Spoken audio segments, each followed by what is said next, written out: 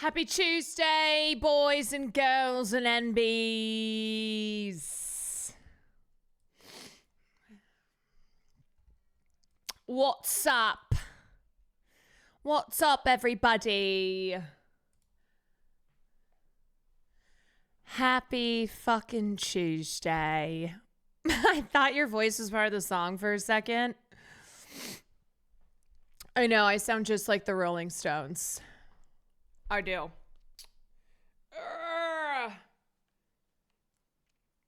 It's Tuesday, boys.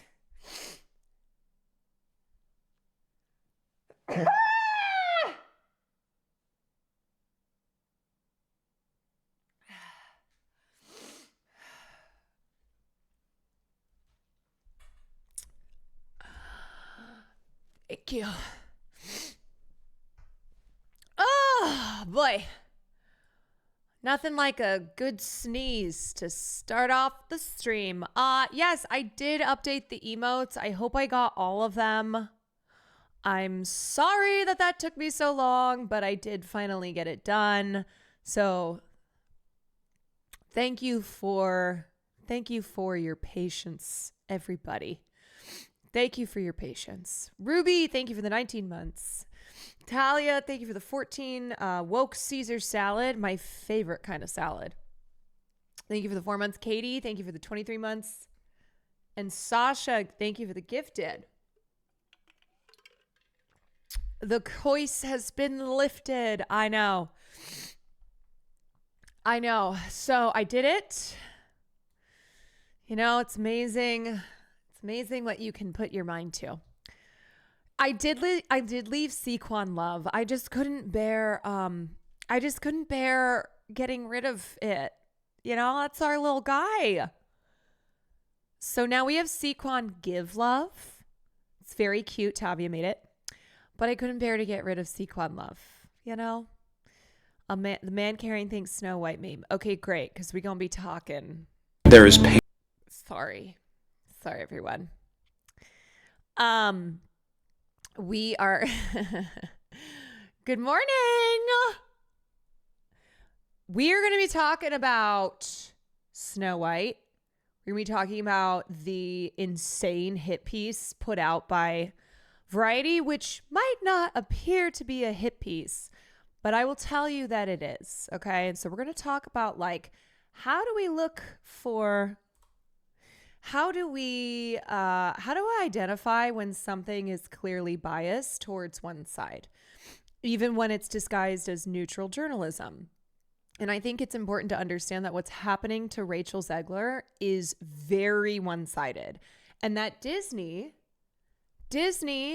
is absolutely throwing her under the bus to save their own ass. So the executives and the producers who made terrible, terrible decisions have been making terrible decisions regarding these live action films, which I got a lot of thoughts on them. This is like a get out of jail free card for them. And it's not the first time that they have absolutely left their young lead of color and just thrown them to the wolves.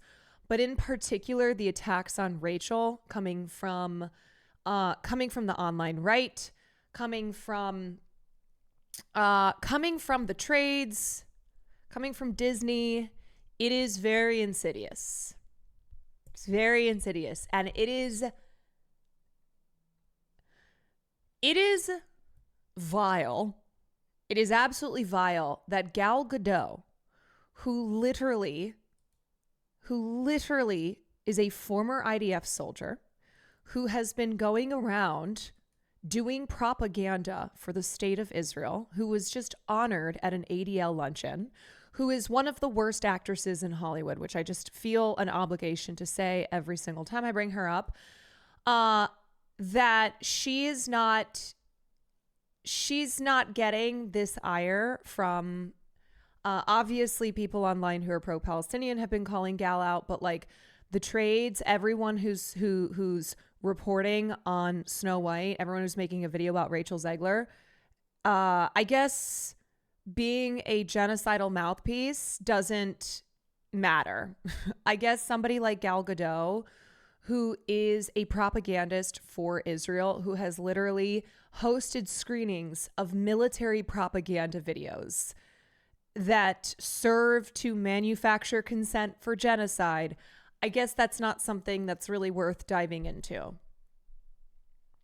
And I know I have showed you guys repeatedly, like if you go on YouTube and you type in Rachel Zegler, you type in Snow White, every single video is so reactionary. It's posited as Rachel Zegler is this massive problem, that she's this horrible person, that she's so controversial. And if you don't know what's going on, and you've kind of just seen you've had like a peripheral look at this film in this situation, then you would think that she had like killed somebody. Yeah. So we're going to get into talking about that today. We're also going to talk about what happened to Hamdan Bilal, one of the Palestinian co-directors of the Oscar-winning documentary No Other Land, that won at the Oscars less than a month ago. And I think it's important to look at how there's really not been enough response from Hollywood over a fellow filmmaker being lynched, being beaten, kidnapped by Israeli settlers. Now he was freed after being detained and beaten, so that's good. But let's be real, the only reason that probably happened is because of his notoriety, having just won an Oscar for this documentary, and that a lot of people were there was a lot of outcry online. You know, you did have people like Mark Ruffalo, who's I will say Mark Ruffalo, he's consistent. He's consistent. And I do believe that man cares a lot. I do believe that like he's got a good heart and is one of the few A-listers who's consistently using his voice to condemn Israel. And he was one of the few major A-listers who I saw talking about the lynching of Hamdan Bilal. So he's been speaking up for years. Yeah. We're going to take a look at that. And yeah, those are kind of the main stories. HBO Queen Carrie Coon, you know, we love Carrie Coon in this community, okay? Carrie Coon is amazing because not only is she an incredible actress, love her so much, she's got this real kind of quirked up energy. She kind of, they're very different people, but kind of reminds me of Rebecca Ferguson.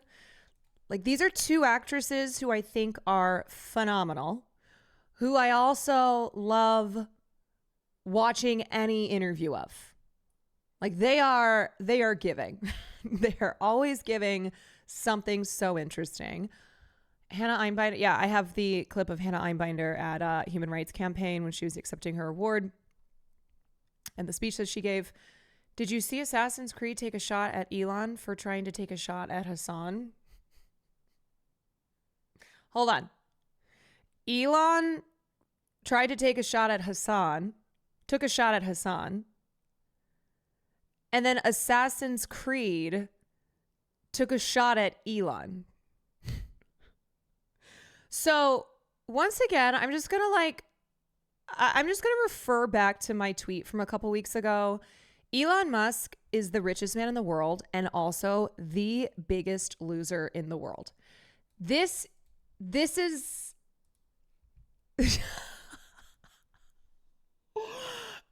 Hassan. What is he even tweeting about? Hassan's a fraud. Sellout would be more accurate. Oh, I guess he's got some time when he's in between slashing federal jobs and federal programs and lining his own already incredibly deep pockets, he's got time here to tweet about a Twitch streamer. Objectively, he's promoting a terrible game just for the money. And then Assassin's Creed came in. Is that what the guy playing your Path of Exile 2 account told you? You know, here's the thing, okay? Elon is such a fucking loser, and he is a loser on main, that he will always get owned. He just got owned by whoever's running the Assassin's Creed Twitter account.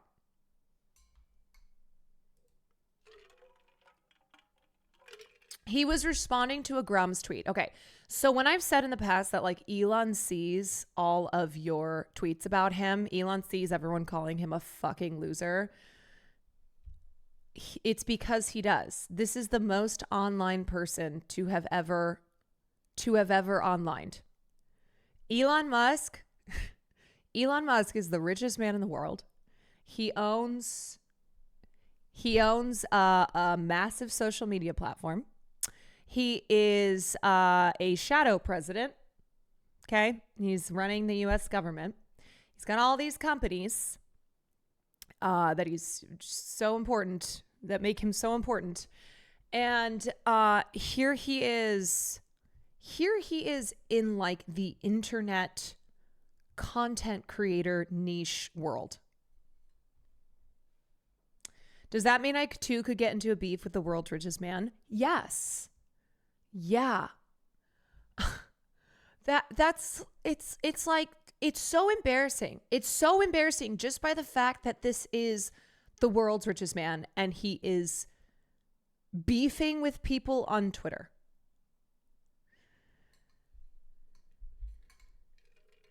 We got to keep bullying him. Yes, we do. We do. We can never stop. Jacked Up Bubbles, thank you for the 14 months. Excess, thank you for the 13. Ruby, thank you for the 19 months. It's embarrassing how easy it is to beef with him. Yeah, it is. He's a fucking loser. I can't say this enough. I cannot say enough how much of a loser you are, that somebody like me who doesn't even have a massive following on the platform can tweet that you're a loser and get like 150, 200,000 likes. Okay. That is how much of a loser Elon Musk is. He is such a baby. He's such a baby. All the money in the world can't wipe the stench of loser off of him. It can't. He just continues to be such a fucking loser. I don't even know what else to say. He's such a whiny bitch. I know.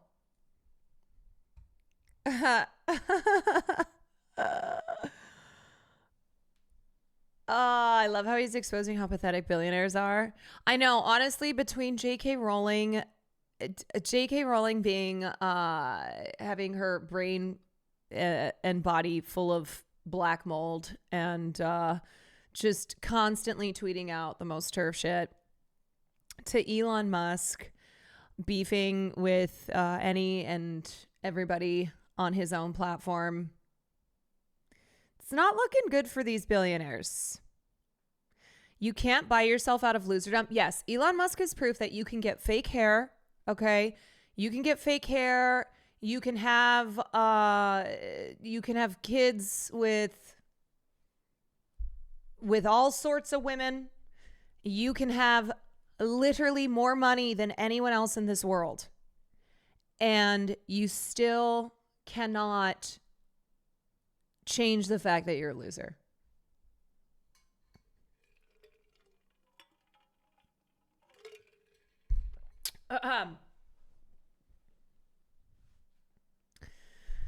Yeah, I don't know. Maybe he has a humiliation kink. Maybe. Maybe he just has a fetish for being absolutely humiliated online. Except the thing is, no, I know he doesn't. Not like I personally know. But we know he doesn't because like just recently he was on, what was it, CNN or some outlet where he was practically crying about how the Democrats are being mean to him, how like people don't understand him type of thing. He wants people to like him, especially like gamers. Yeah. He wants like bro culture. He wants to be a part of bro culture. Yeah. Of course, he's an extreme narcissist. Yes.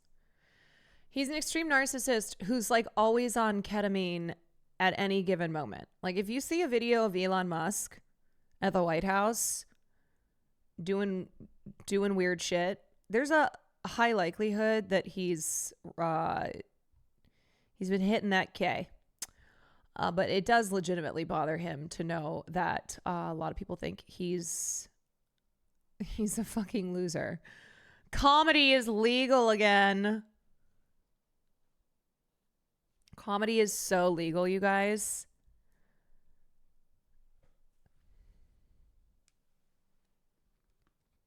I feel like all of Hassan's detractors all have a humiliation kink. Well, I think there's enough people online who are losers like them who will, like Grums. I think Grums is a perfect example of an Elon Musk type of loser where there are enough losers online that it will make these losers feel as if they are righteous because these other losers are supporting them. It's like the loser brigade. Losers attract other losers. How many times can I say the word loser tonight?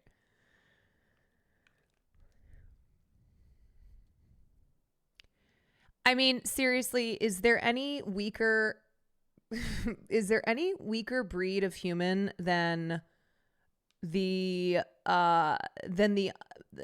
male gamer who goes online to complain about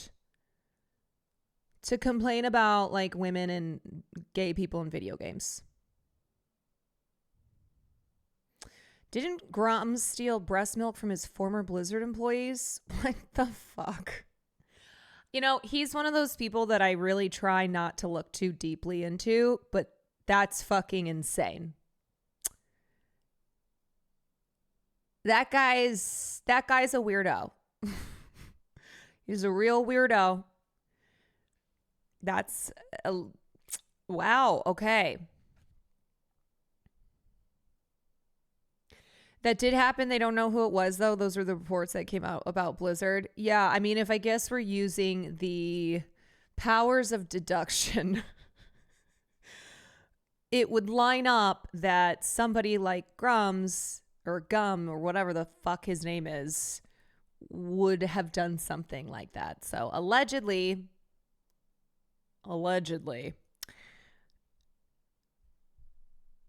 there's been enough evidence to it being the case that almost all of Hassan's most dedicated haters are all sex pests. So I hope all of his haters come out. It'll help us identify them easier. Yeah, it's a real judge me by my enemies. And my enemies are all sex criminals and sex pests. So, you know what's also real? Okay, we got to bring back weird. We got to start just calling these people weird again. Middle-aged dudes online named like Jeremy or Chad who are nonstop tweeting about Snow White and how and how they walked out or like they're not going to go see it. So remember how Disney princesses are considered to be this thing for girls, you know, especially little girls. It's like a woman, it's a woman and a girl thing. And yet you have all of these middle-aged men, okay, whose profile picture is them sitting in their car wearing like those Oakley sunglasses. Their names are all Jeremy. And they are nonstop tweeting about Snow White, about a Disney princess. And they just have so many thoughts and feelings about this movie, about this Disney princess. They are so upset.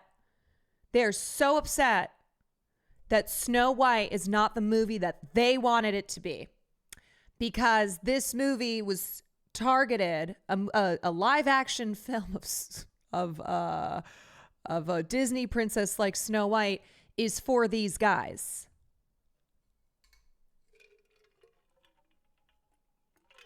I've seen too many adult men saying Disney films should be made with them in mind. But it's like, what is it? Which one is it? Which one is it? Is it that Disney princesses, that it's a girl thing? Or is it that Disney princesses are really for 55-year-old men named Jeremy? To be fair, Matt Walsh is obsessed with anyone who's 16 years old. Just happens to be. That's true. Matt Walsh is like, listen, I want to have a say over my teenage girls, whether I'm creeping on them online or watching a movie. I know some Disney adults are harmless, but they're increasingly becoming a problem culturally. Yes, they are. They have become a problem in culture because you have all, but like, here's the real thing. Okay. Like the specific type of guy that I'm talking about online. Okay. And we can all picture in our brain, this guy is not necessarily a Disney adult. This type of guy has made his entire existence around this glorious culture war that they are soldiers in. And that means that he's going to tweet 50 times about Snow White in one day. These dudes aren't even fans of the OG Disney movies. They're racist. I know, but it's like, I hate to use this weirdo. I'm so sorry. I am so sorry, but Ian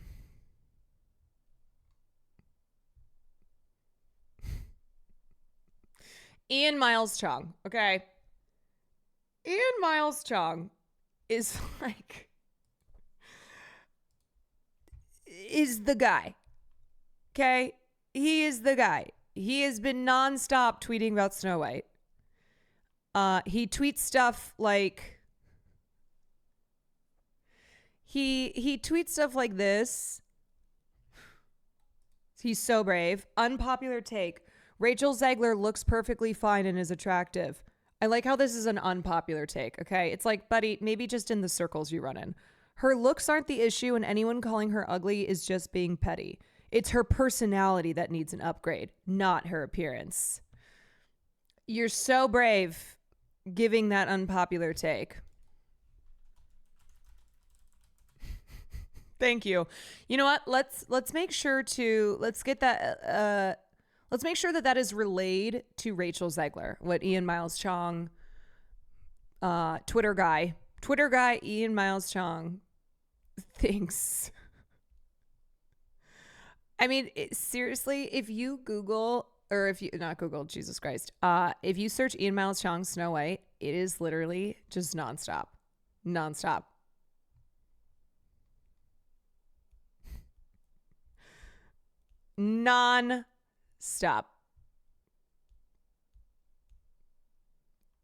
Why does this man care so much about Snow White? He is so weird. Anyway, just keeps going on. Keeps going on. Okay, hold on one second. I have a thing on my eyeball and it's keeping me from seeing. Hold on.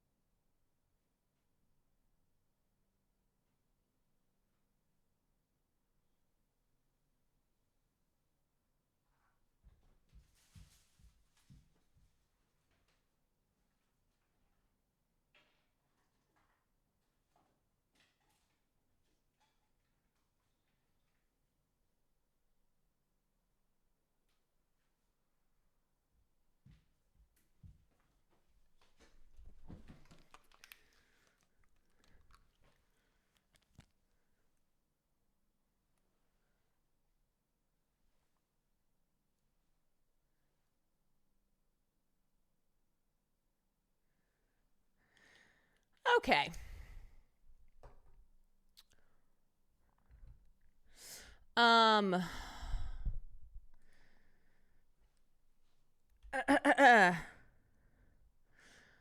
Kara, I'm sorry I haven't been following the story. Why are all the chuds so upset over Snow White and Rachel Zegler? Because they're fucking weirdos. That's the short of it. That's the short of it. We'll get into the long of it all, but the short of it is they are weirdos, and they have come to believe that what they are doing is incredibly valuable, that they are soldiers in the culture war. And they're racist as fuck. Yes. So we'll get into like all the specifics of it, but yeah, long story short, they're just real weirdos. No, it's not. It wasn't allergies. It was like this white. I think it was probably something from my jacket. I think that flew off and landed on my eyeball. Maria, thank you for the 13 months. Ian Miles glazing Elon's tweet about how GTA is bad because it lets you kill cops. How horrible. I'm glad shooting cops in Cyberpunk 27. Seriously, I don't think this man has ever tweeted something that is just not that is just not completely stupid. I know. I have to limit, honestly, I feel like I have to limit my exposure to people like that because I don't want to catch any of their I don't want to catch a loser, and I just worry if I spend too much time if I pay too much attention to them, like maybe it's a contagious thing. I'm not going to risk it. Loser cooties. Yeah, I really don't want to get loser cooties. Okay, so what else do I have to tell you guys? We have a new podcast episode coming out on Thursday, and for the Patreon, we had a great conversation with D-Tune, aka Jordan. We did our ghost hunting stream with him, and technically, he's our first guest. He is on the Patreon, but yeah, we were kind of like testing out the space and just seeing if it is, if it will work. If Sam's shed, which I will say I'm a little concerned for when we get to summer and it's going to be super duper hot because we were filming the episode last night and within 10 minutes it was already hot in the shed and then the cameras stopped. The cameras died. I think there's like an overheating issue. There's no AC in the shed. No. And the AC that we have, it's just too loud. So we have to try to find something. We have to try to find like really quiet fans. But yeah, I'm like, oh God, how is this gonna work when summer comes around? Sam has a portable AC unit in there. It's just too loud. So we're gonna have to figure that out. Friday, I am going to be interviewing Taylor Lorenz, having a conversation with Taylor Lorenz Friday morning. So I'll be doing a morning stream, and then probably we'll stream Friday night as well and do fun stuff. Not that like this isn't fun, but. Might do film night. Might do film Friday night because Saturday I'm flying to Chicago for the Ambies. So I'm going to be in Chicago this weekend. And I also connected with, actually, let me pull up her. Let me pull up her announcement video. So this is Kat Abu Ghazala, aka Kat Abu, who a lot of you may know from her TikToks. She worked with Media Matters and ZTO News, and now she's running for Congress, and she's running for Congress in Illinois 9, which is, if you know the Chicago suburbs, that's like Evanston. So it's North Chicago burbs. I am from the Chicago burbs, so I reached out to Kat and I was like, hey, I'm coming into town this weekend. Would love to try and connect with you. She has an event, but I'm not going to be able to make that. So I'm going to have to figure out some other way that I can, so I can try and be of assistance to her campaign. But anywho, so Kat is 26 years old. She's never run for office before. This is her first time. She is working to, she is running to unseat a longtime Democrat. She's on Jan Schakowsky. So Jan Schakowsky has been in office for decades and has not had any competition. It's been one of those congressional seats that has been owned and operated by the same person for a long, long time, and there's been no opposition to it. And Schakowsky is 80 years old. So let me tell you, I was talking to my mom about this, and without me even being like, I think Kat's really great, I think she does a lot of good work, my mom was like, you know what? Good for her. Good for her. And my mom is a Democrat. You guys remember that. My mom is a Democrat. New York Times comment section. Because she was like, these people are too old and I'm sick and tired of it. And they need to make way for the youth. Schakowsky is 80 years old. And, as far as Democrats go, she's one of the better ones. Her voting record is better than the average Dem, but she's still 80 years old. And she's still establishment. She is 3 times as old as Kat. Yeah, so we'll watch her.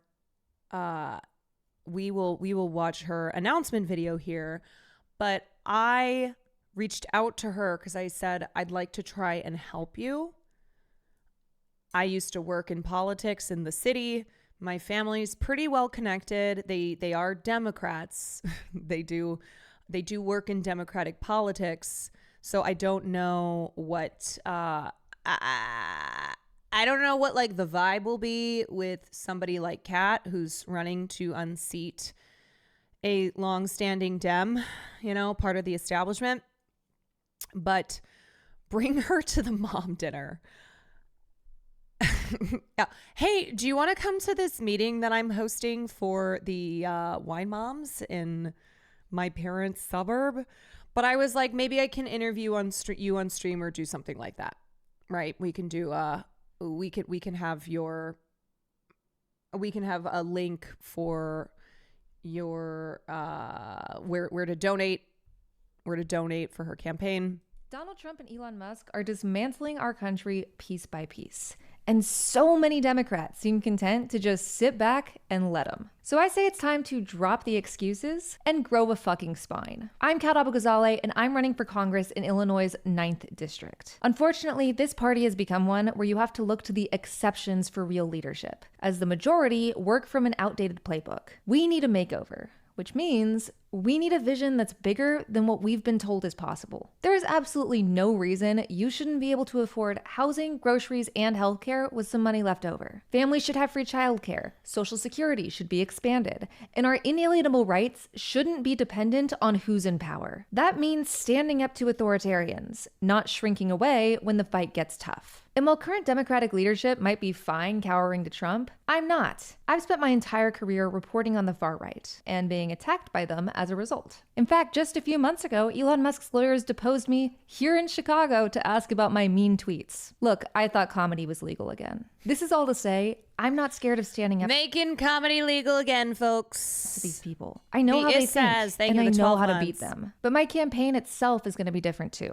because I don't want to wait a year to help people. We're focused on meeting constituent needs with one simple rule. What if we didn't suck? My campaign and I would rather spend our money. What if we didn't suck? I mean, the one, one major thing that Kat has going for her is that she knows how to communicate. She knows how to take big ideas and communicate them simply. She knows what resonates. She knows what gets views. She knows what keeps people's attention.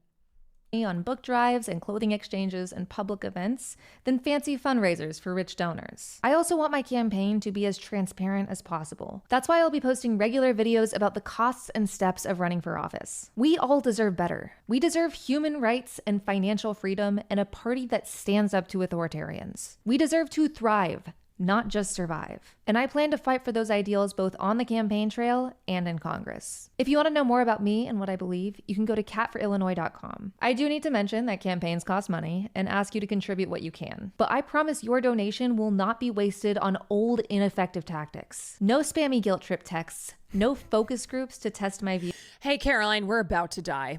Hey, if you don't give us money right now, I'm going to kill your whole family. And no grifty consultants who care more about their paycheck than actually winning. It's time to challenge the status Hogan, quo. thank you and for if the our gifted. leaders won't do it, we will. I'm Kat Abou-Ghazaleh, and I'm running for Congress because it's time for Democrats to do more. Yep. So, like I said, I reached out to Kat, and she is, she's very excited to have me help her in any way that I can, whether that is bringing her on the stream to talk about her campaign. I hope she's prepared for oh, yes. Yeah, that's the thing. It's like she knows all this. She's in this world. She's been making political content for years. She was at the DNC. I think I had pulled up her TikTok live stream during the when the protests were happening outside the DNC when she was covering it. All right, so Illinois 9th District has been represented by two people since 1965. That's not good.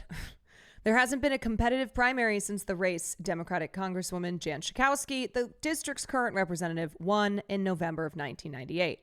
I wouldn't be born for another 4 months, deadpans Kat, the TikTok famous political commentator, now running to represent the district. That is wild. And here's the thing. It doesn't matter really if you're on the right or if you're on the left or if you're in the middle.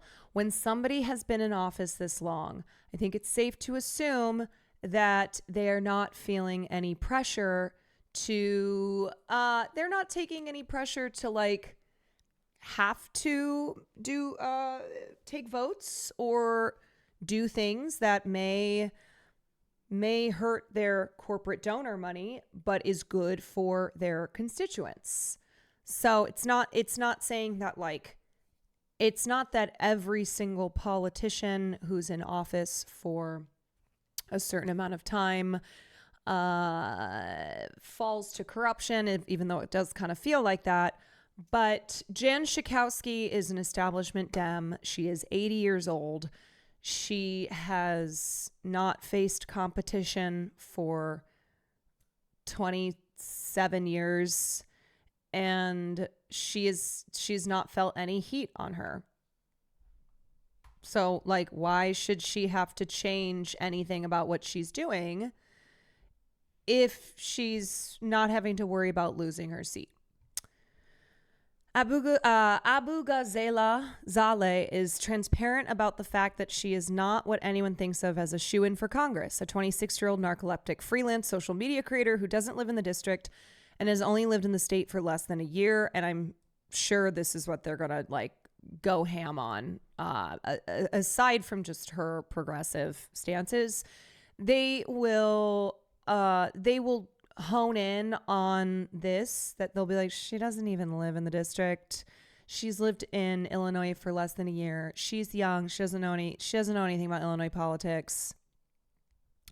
But that's kind of the point. She's a normal person with a rental lease that she can't break before it's up, financial pressure bearing down on her, and the prescription medication that she needs to function properly, and that has been challenging to obtain since Elon Musk went after her employer and she and many of her colleagues were laid off. When she looks to Congress, not only does she not see enough people who are concerned with the practical day-to-day challenges she and so many of the people she knows are struggling with, the cost of housing, healthcare, groceries, transportation, she also doesn't see anyone confronting with any level of seriousness the peril of our current moment, 2 months into Donald Trump's second term. We are in an emergency. Right now, the answer to authoritarianism isn't to be quiet. It's not matching pink outfits at a state address. It's not throwing trans people under the bus. It's not refusing to look at the party at all and see where it could be better. The answer is to very publicly, very loudly, very boldly stand up. The only way to fight fascism, and this has been proven over and over and over again, is loudly, proudly, and every single day. And I was reading that Run for Something. So Run for Something is a nonprofit group that helps provide resources, tools for people who want to run for office, that they have reported a spike in the number of like first-time candidates for office. So there is certainly energy here, whether or not Kat wins this race, and she absolutely has an uphill battle, but it's the fact that people are going, you know what? No, I'm done with this. I'm done with this class of politicians. We deserve better, and all of them should be challenged.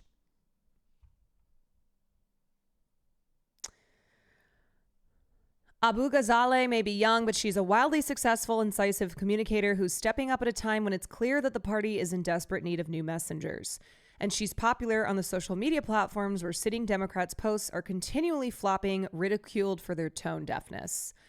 The day after the 2024 presidential election, Abu Ghazaleh thought she would wake up with an irrepressible urge to flee the country. Instead, she says it was the opposite. I woke up and I thought, you're going to have to drag me out by my dead body. I just got really angry and I thought about running at that moment, but I was like, no, I'm sure Democrats will do something. And then they haven't. And it's just been not only disappointing, but scary to watch. Schakowsky, currently representing the district, quote, has had a pretty great track record on her voting, but she is also 80 years old and hasn't had a competitive primary in decades. She's been a good congresswoman, but I want to be better. Schakowsky, for her part, embraced the news. What makes our community and our country so great is that we welcome all voices and ideas. I have always encouraged more participation in the democratic process, and I'm glad to see new faces getting involved as we stand up against the Trump administration. Right now, that's what I'm focused on, fighting back against this extreme MAGA regime. I will tell you that recently Schakowsky and Dick Durbin, who's one of the senators from Illinois, and he is 80 years old as well, that they were in a meeting, and let's just say their mental faculties were not firing on all cylinders because they're 80 years old. Yeah. Durbin, who's also Senate whip. Yeah. So this is what we're talking about. This is what we're talking about when we say that these politicians, whether they be Republicans or Democrats, that they're too comfortable. They've had power for too long. They are not going to go anywhere unless they literally die in office or they lose, because why would they? And I know it's hard to understand. It's like you look at Dianne Feinstein. You look at, you look at Mitch McConnell. You look at Ruth Bader Ginsburg. You look at all of these really, really old ass people in our political system. And you're like, why don't you just retire? Why don't you retire and go spend time with your family? Okay, you're a million years old.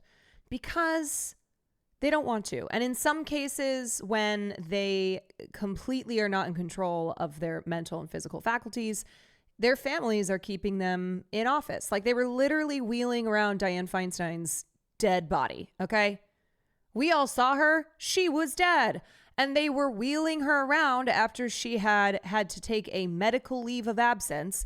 Recently, there was a congressperson, I think in Texas, who was missing for 2 months. And it turns out that they were at a nursing home.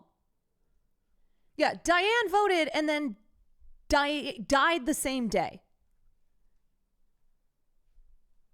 Yeah, these literal dinosaurs who will not leave until they've died in office. And it's because power is a drug, okay? They're all in this big club. And by that, I mean, it's not a big club, but it's all of them are in this club, okay? It's why you see Joe Biden shaking hands with Mitch McConnell. It's why you have Democrats saying glowing things about war criminal Henry Kissinger when he dies.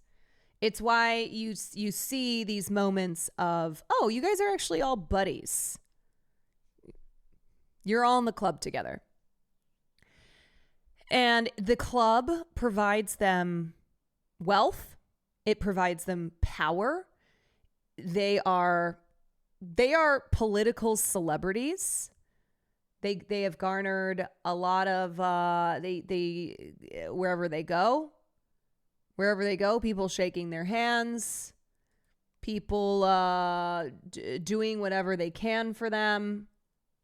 It's intoxicating, and it's what they've known for a long time.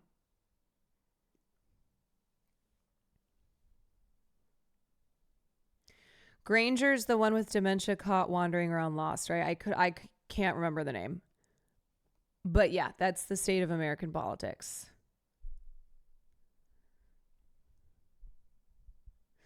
Sheila Jackson Lee was replaced by Sylvester Turner after she died, and then he died too. Yep. We have walking corpses in our American government. Maddie Hero, thank you for the 24 months.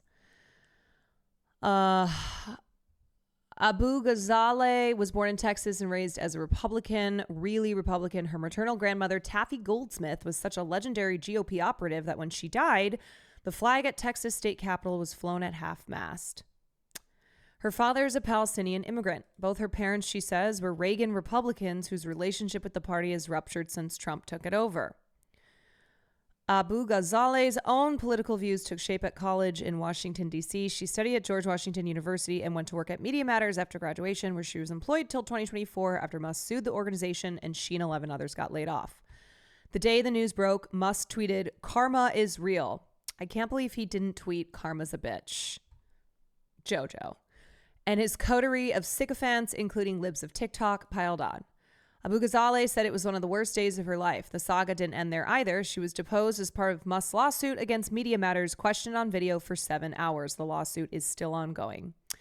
After she was laid off from Media Matters, she did freelance video production with Mother Jones and ZTO, but she is stepping away from work with both outlets during her campaign. It's terrifying. I don't have health insurance. I have no income coming in, and I'm using GoodRx like my life depends on it, because it kind of does. She's on medication for narcolepsy, which she was diagnosed with after she fell asleep behind the wheel of a car when she was in high school. I take medication every single morning to keep myself awake, and 40% of America has a chronic illness. That's another part of the campaign. I want to be really open about that. Foregoing her income and insurance to run for office, she says, is scary, but are we just going to leave our government to the people who continually fail us? As for her campaign, she says she wants to do things differently. As idealistic as it might sound, I want to try to not do all the things I hate. That means no catering to corporations or bowing and scraping for donations from the ultra wealthy. And I do think it's really important that someone like Kat absolutely stick to this, because right now we're at a time where people are their politics are in flux. Okay, Donald Trump's approval rating is the lowest at this point in his presidency than any other president of all time, aside from, want to guess, Donald Trump's first presidency. So we are seeing these rallies of working class people tens of thousands of them coalesce to get out and hear AOC and Bernie. Okay. We're seeing these town halls, these GOP town halls where people are, they're like shaking their fists and screaming at their Republican Congress people. Republicans were advised to stop doing these town halls because they were getting so out of control. Like there's just so many clips of Republican voters, people who absolutely just voted for Donald Trump, who are screaming, who are so angry at their politicians, and rightfully so. And they're getting dismissed. And then you have Mike Johnson going on all the outlets being like, actually, these are Democratic, these are actors. Democrats, they're actually Democrats who are showing up to these town halls and pretending that they're Republicans. It's like, no, these are your angry constituents. These are people who are feeling the crush, the economic crush. And they're pissed off. And they see what you guys are doing. It's Antifa. It's Antifa. Yeah, Mike Penis just going on the news and blaming the Democrats. So I think that for people like Kat who have chosen this moment to run for office, even though it's a very challenging thing, it is a major challenge to run against an establishment politician, one who has deeper pockets than you do, who has no problem taking corporate money, who in an area like Evanston there's a lot of wealth there. But I think it's important in these moments to really stick to your guns. Really stick to your guns. No money from corporations. Don't scrape for donations from the ultra wealthy.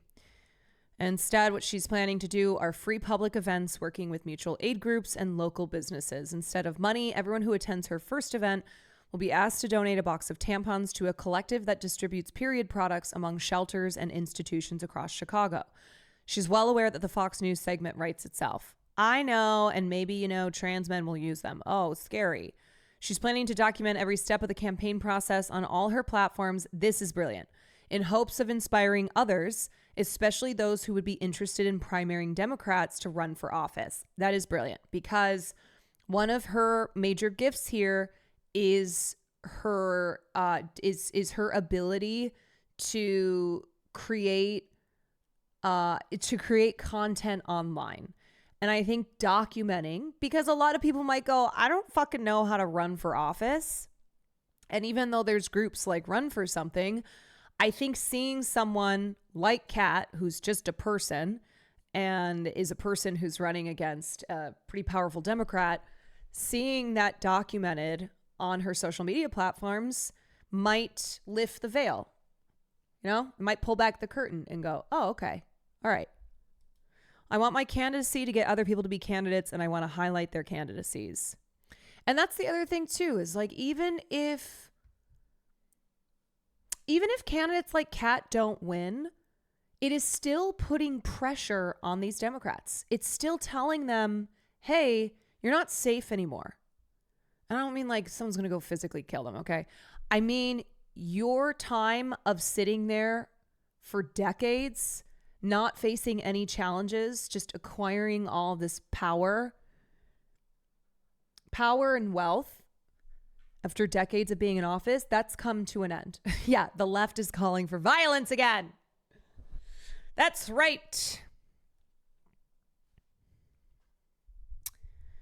The Dems need to be uprooted. Yes, they need to face this challenge. The message needs to be loud and clear. It needs to be loud and clear that the easy sailing, the not having to do anything because you're sitting pretty, it's over. Even if she loses, it will have forced Jan to state positions and probably push her further left than she would normally run. I mean, look at what happened when Bernie Sanders was a primary candidate. not only was healthcare on the table, unlike in this recent election where it was barely a footnote, we were talking nationally about Medicare for all. So you had these centrist corporate Democratic candidates who were having to like, bloop, bloop, bloop, fumbling to try and compete with Bernie Sanders' very popular Medicare for all plan. We could have had a bad bitch.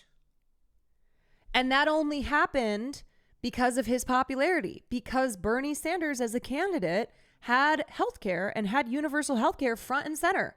And what happened afterwards in 2020 and and onward, healthcare was off the table. There was no pressure for the Democrats to be seriously addressing this massive issue, this issue that causes, that collectively causes Americans to be in billions of debt. That is responsible for over 70,000 Americans dying every year because of their lack of healthcare. Hot take, every single incumbent should be regularly primaried. Elected positions should be earned every election. No one should expect an immensely powerful elected position. Yeah, I mean, I do think that you should always be kept on your toes. I do. It's like the second you start getting complacent, then you are not fighting as you should for your constituents.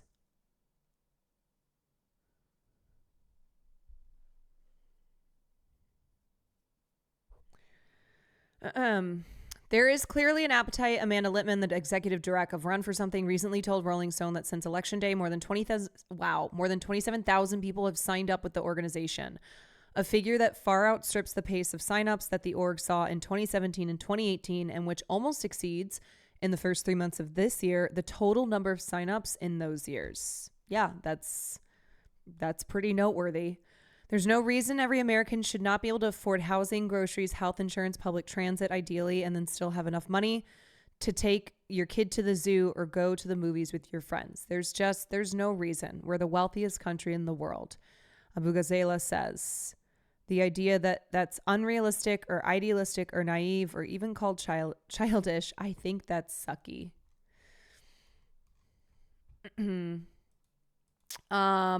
Cool. Okay. And Donald Trump and Elon Musk. What else was I going to tell you guys? Yeah. So you know what it is? I'm in my era of just messaging people.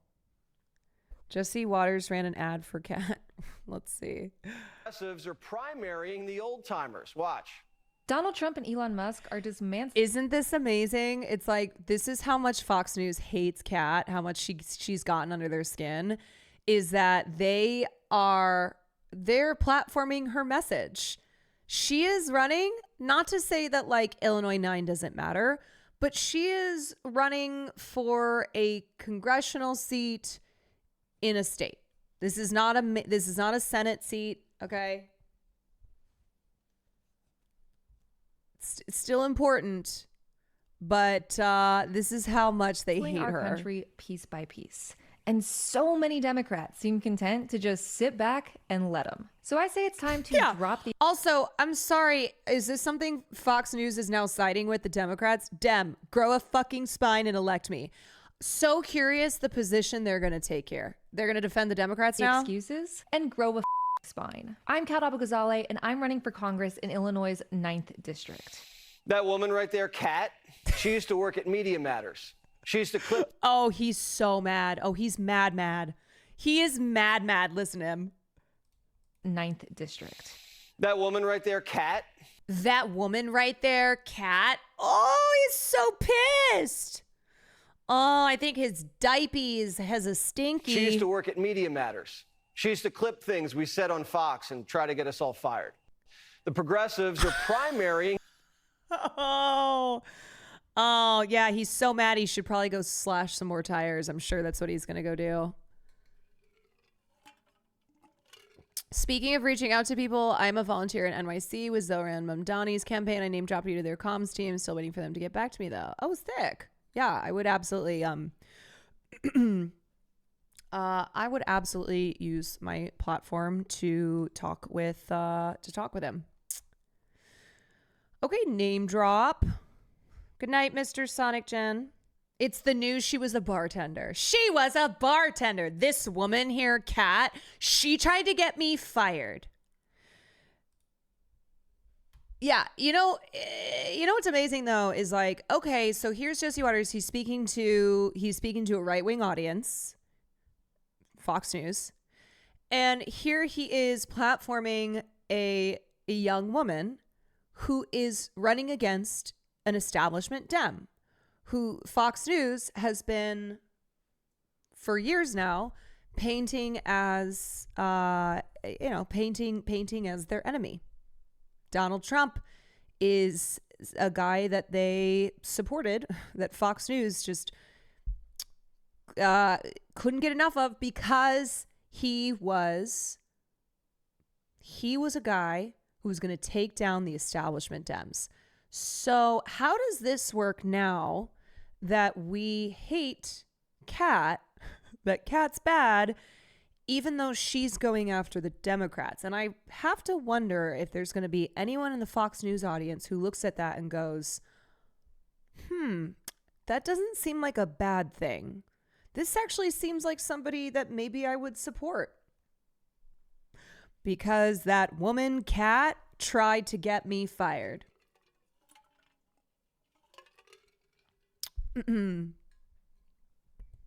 Saying she's terrible for formerly working for an org that keeps media in check should be telling to the public. But yeah, I know. Yeah, and this is Jesse Waters. This isn't just like Fox News, just regular Fox News. This is one of the biggest shit stains to be in media, and so obviously he has an audience that can't get enough. Can't get enough. So it's not saying that that's necessarily an audience who's gonna see through his isn't this ridiculous act and go, wait, that actually seems like a good thing. But it is funny how when you're not a principled person, how you get yourself so twisted up, and the result is that you come off to some people looking like a clown.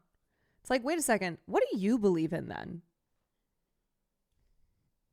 What are your principles? What do you believe in?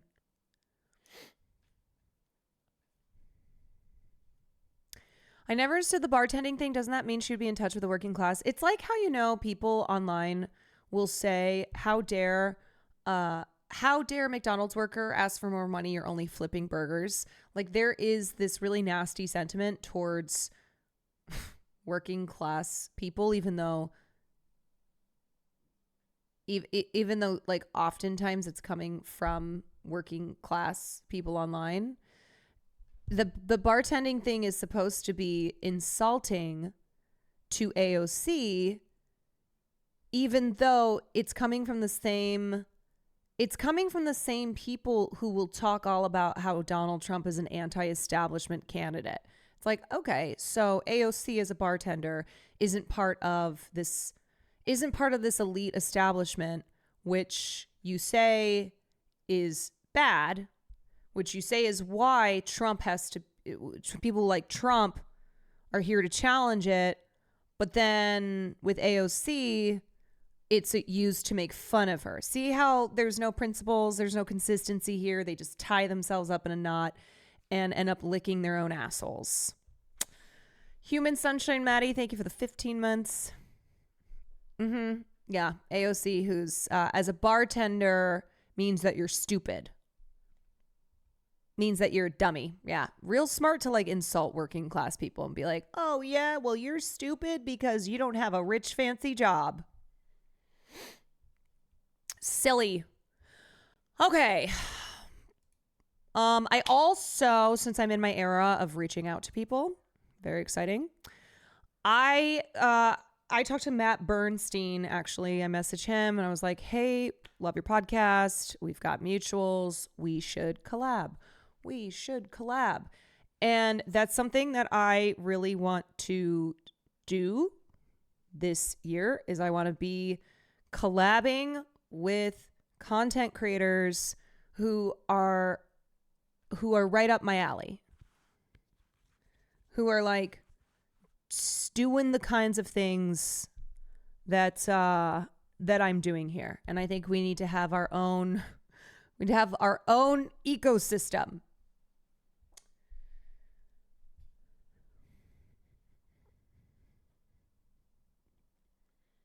Yeah. Yeah. So that's what we're doing here. That's the plan. Did you do the Farley? Oh, sorry. That was to not me. You have to know how to talk to people from all different walks of life. As a bartender, you listen to and witness a lot of folks' triumphs and struggles. I bet you her bartending helped get her elected and serving her in her role as a congresswoman. Yeah, they're insulting her because she's a bartender has always been stupid. It's never been an argument. It's never been a point of attack that has any validity to it. We are so mobilizing this year. If you haven't had to work a working class or minimum wage job, I envy you. It should be a requirement of life. Yeah, and it's also just like I think that people who are I think these elites in media, in politics, they cannot help but to express their disdain, even when they try and pretend that even when they try to pretend that they care about working class people, they cannot help but to express their disdain for those same working class people. They have so much disgust. They have so much disgust for people who work minimum wage jobs, for people who work as bartenders, who work as who flip burgers. And it is this really nasty falsehood that if you work a minimum wage job, if you're not rich, it's because you're stupid. It's this idea that if you are wealthy, if you are white collar, it's because you're better. It's because of merit. It's because you're just a cut above all these other people. And we know that that's not the truth. And we know that so many people who are working minimum wage jobs, who are working in positions like bartenders, it's no fault of their own that they are being economically crushed. That they have to work 2, 3 of these types of jobs. Yeah, people who are working to survive. Yeah, especially it's crazy that it's like just in a city like LA, there's a lot of people who work service jobs because that is something you do when you are pursuing a career in the arts and you're not a nepo baby or you don't come from wealth. So it's like, yeah, you're working in the service industry.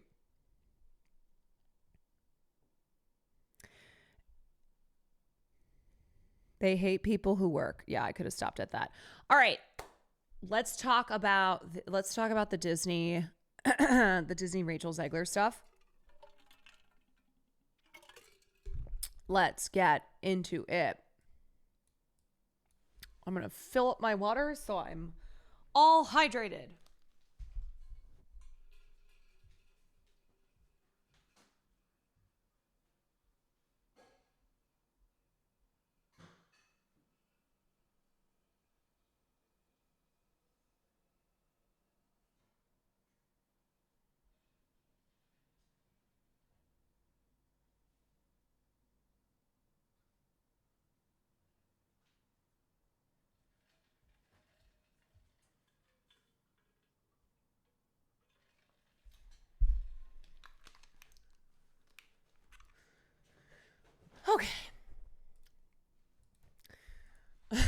Okay, let's start off with this man carrying thing.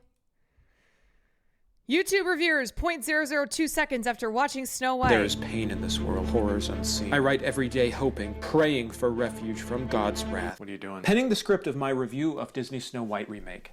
Oh, right, I heard that movie's pretty bad. Rachel Zegler is responsible for the 2008 financial crash. What? Cinema will never recover from this Titanic disaster. It's over, there's no more movies. Remember your reviews for The Lion King, The Little Mermaid, Mufasa, Aladdin? No, also, what is your point? Well, Disney making a shitty remake isn't news anymore, it's just normal. When no movie is good, every movie is good. Well, my mind is trapped in a hell of eternal suffering. I cannot let Disney keep doing this. $43 million domestic opening on a $250 million budget. I don't think Disney can afford to keep doing that. It is the worst thing I've seen in my entire life. Do you mean that? Because you can't say that when the Minecraft movie comes out.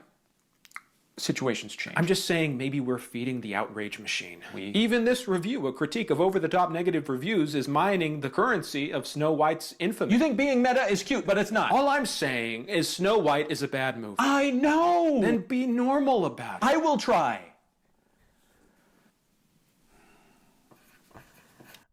Be normal about it. Difficulty, absolutely impossible. All right, so let me start off by saying that, spoiler alert, the problem here is Disney. I'm just going to spoiler alert right now. The problem is Disney. The problem is not Rachel Zegler.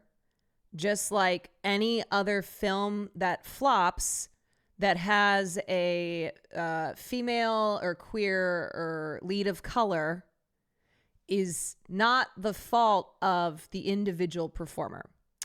And of course, in our culture, when a film fails because it's a bad movie, but it stars a white dude or it's directed by a white man, we don't hear the same outrage. We don't hear the fault being laid at the blame of white men and how white men should never be in films again, because look at this endless list of films that have been box office flops, that starred white men, that were written by white men, that were produced by white men, that were directed by white men. That's how that goes. I mean, remember the Joker 2? Okay, the Joker 2 versus the Marvels. So Joker 2 is, so both those movies were considered box office bombs.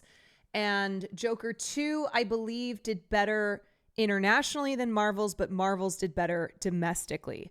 And yet, if you look at the way that people talked about the Marvels and Joker 2, of course, a lot of the commentary about the Marvels flopping was extremely misogynistic. Nia DaCosta, who was the director of that film, received so much racial abuse, and Disney was nowhere to be found in defending the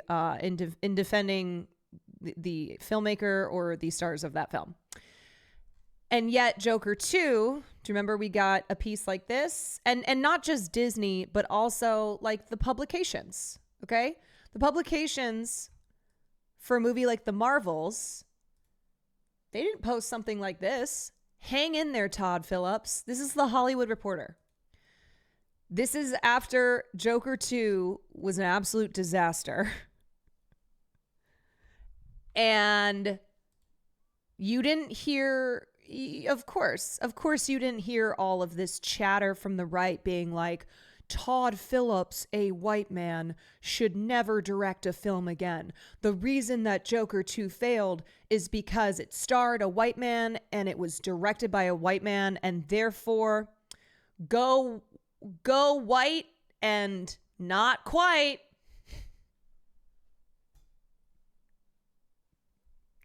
I don't fucking know. Anyway,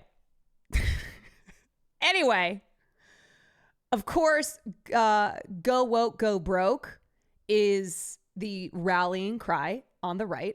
That's what we're landing on. You know what? It was top of my head. Okay. I got to workshop it. Go white. Gotta. Les Blankstoon. I think we're going with that one. Go white, good night. Go white, good night. That's a good one too.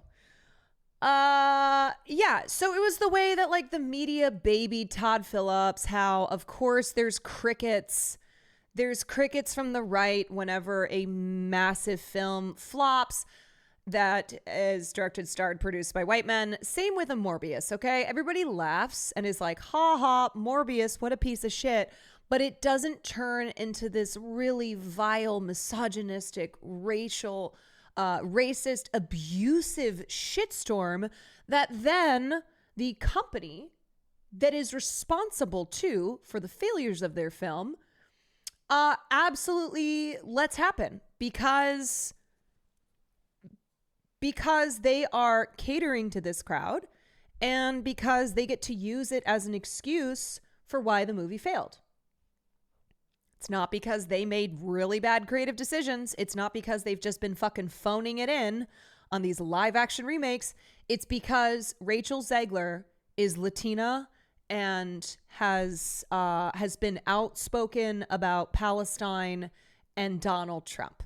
So just a reminder that there are double standards here.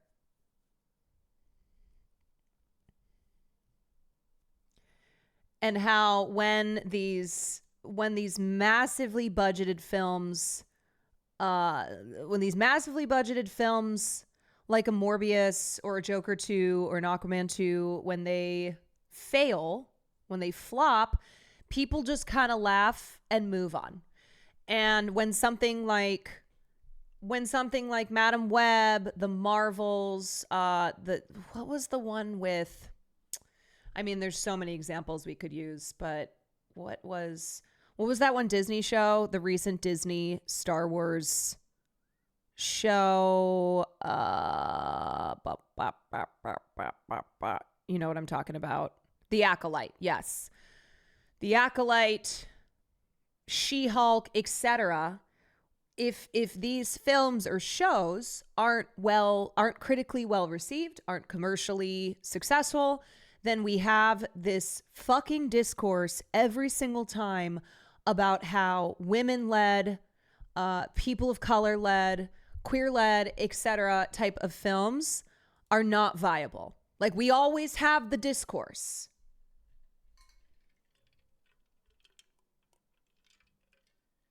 Always. Roro Helio, thank you for the 26 months. Gianna, thank you for the 6 months. Cutie after watching the first 3 seconds of the trailer. We're starting with Snow White. Yeah, it's bad. Like, it just looks bad. Going into this, I've heard this Snow White is woke and we're mad. We are. I heard she did not want to sing the song that someday my prince will come. Yo, why did they not cast Cutie Cinderella in this role? I mean, that's my Snow White. She sings like 10 octaves high. So we're mad that it's woke because she is like, I'm an independent woman. I don't need no man. But Rachel, last thing I heard, Snow White isn't. Okay. You heard it here, folks. Can I just say, like, what's the most egregious thing that I see on the screen here is this bob, okay? And apparently the wig that they gave her was so bad, they had to digitally enhance it. They had to digitize the fuck-ass bob. And they set her up. They did. It looks bad. And that's the thing, okay? Look, one of the most important aspects of marketing is word of mouth and is reviews from the critics. So when a film is being lambasted by the critics or by people who have seen it, then guess what? It's not going to encourage people to go see the film. And on top of that, Snow White was just never going to be that exciting because it's fucking Snow White, man. All right. And we can talk all we want about the importance of the 1937 Snow White animation as far as like the history of animation, but we have to be so for real when we're talking about the fact that Snow White was really never going to be $100 million movie. My grandma, who's obsessed with Snow White, like her bedroom is OG Snow White themed, just got home from seeing it and she loved it. She was surprised. And that's the thing, okay? That is the thing. Little girls who have seen Snow White and who are singing the songs and who will buy the Halloween costumes, and Beach's grandma who just fucking loves Snow White. That is a film. This is a film that's for them, okay? Not Ian Miles Chung. All right, that's target audience. But what we're talking about here is Snow White struggling at the box office is not a result of go woke, go broke. It's bullshit. And we've already seen Disney and these other massive corporations roll back their DEI initiatives, cater to Donald Trump's executive orders, and they are paying attention to what reactionary pundits and commentators online are saying about Snow White. Okay, they are like paying attention to 50-year-old guys named Jeremy making videos titled "Why I Walked Out of Snow White." And this is where like this, okay, there's a lot of problems here, but this is a problem. This is a problem because if you Google Rachel Zegler and look at commentary videos of her on YouTube, if you see the people who are usually talking about Snow White on a platform like Twitter, it's all reactionaries. It's all the go woke, go broke crowd.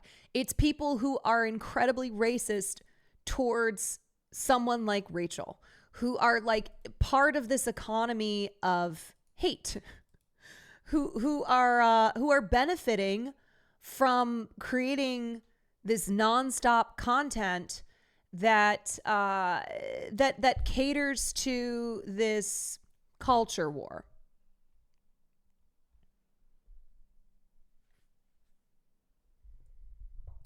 Whereas a much more interesting video would be why I walked into Snow White. Yeah, Jeremy, why did you go see Snow White? Why? So right now, Snow White has a 43% critics score. Has a 43% critics score on Rotten Tomatoes. It does have a higher audience score at 74%. Most of the film criticism that I have read says overall the movie is very bad. It's creatively lackluster. The CGI is a joke. Gal Gadot cannot sing or act or dance to save her life. However, Rachel Zegler is like the only good part of that film because Rachel Zegler is legitimately talented. And so the reviews that I have read take the time to recognize that Rachel is talented, that she has that Disney princess energy, that she is one of the only good things about the film, even though the songs aren't that great, even though the story is bad, even though the film just looks bad, that Rachel is good in it. One of the most scathing reviews that I read, I have to read this to you guys. Because this is the problem. The problem is that these films are bad. The problem is that for the last decade, these live action remakes have lost their luster. That audiences just really aren't that excited by them anymore. And of course, Disney keeps making them because they are completely risk averse, because they are prioritizing sequels, they are prioritizing reboots, franchises. And on the one hand, like last year, Disney had the 3 biggest movies of 2024, which were sequels. But on the other hand, a lot of their seemingly hit films, because they are based on existing IP, actually end up as total duds. But they keep churning them out. And if you look at the last decade, here, this is Screen Rant tracking tracking all of the Disney live action films. If you look at the last decade, the films have gone down and down and down in how they're being reviewed, with like few exceptions.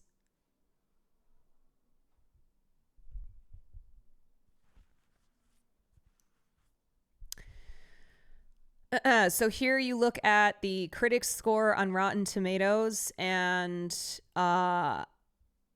the scores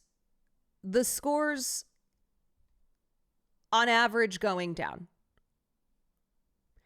And it's because these films not only have lost their appeal, especially when it's IP that's just not that exciting. Snow White was never going to be that exciting. It's not to say that there aren't little girls, and again, Beach's grandma, who aren't excited by this film, but just as far as the IP of Snow White, no, this was never going to be a $1 billion film, let alone like $100 million film. And if you were to go back in time and change the casting of Rachel Zegler, of course the outcome would just be a hypothetical, but it would most likely, it would have been the same fucking mess. Because the problem is that these films suck, that they have lost any kind of originality, that they are failing to compare to the original versions, that they are just like copying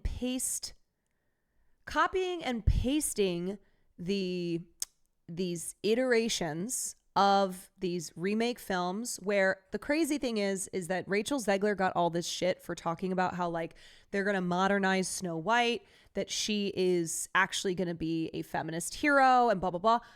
Do you think Rachel's the first person who has talked about the film that she's starring in as updating the female character to be this way? And do you think this is the first time that Disney has gone that route, where they're like, okay, so we have this IP, but it's a little old fashioned. We gotta update some things. We gotta modernize these leads. This is what they've been doing. So this is not something new. This is not Rachel said this and is the only actress to have talked about the lead character this way. Also, she didn't write the fucking movie.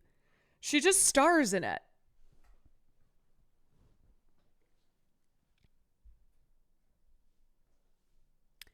Yeah, and then remember when people got their first look at the dwarves and went, holy shit, this looks terrible. These live action movies don't have the same charm and energy as the animated version. Look at The Lion King. Real lions can't portray the same emotions as animated lions can. Yeah, and it's not to say that when these live action films aren't really that great that they also don't make money.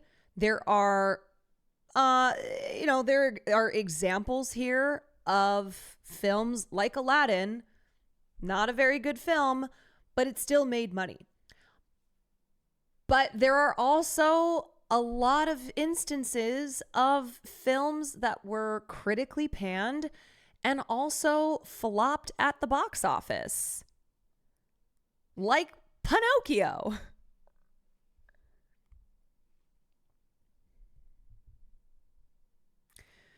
Some Disney remakes are bogged down by poor CGI, casting controversies, plot changes that just don't bode well with viewers. Disney has the impossible task of maintaining the magic that made their movies successful in the first place, while also making enough changes to validate the project's creation. Yeah, and there's just really not a freshness to these films anymore. And honestly, they feel like AI generated slop. They do.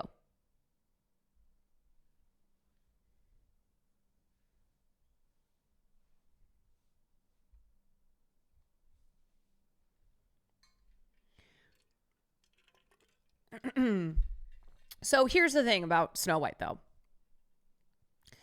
And the reason that Disney keeps doing keeps doing these sequels and remakes is because the box office is just one income stream for them. Theatrical release is just one income stream.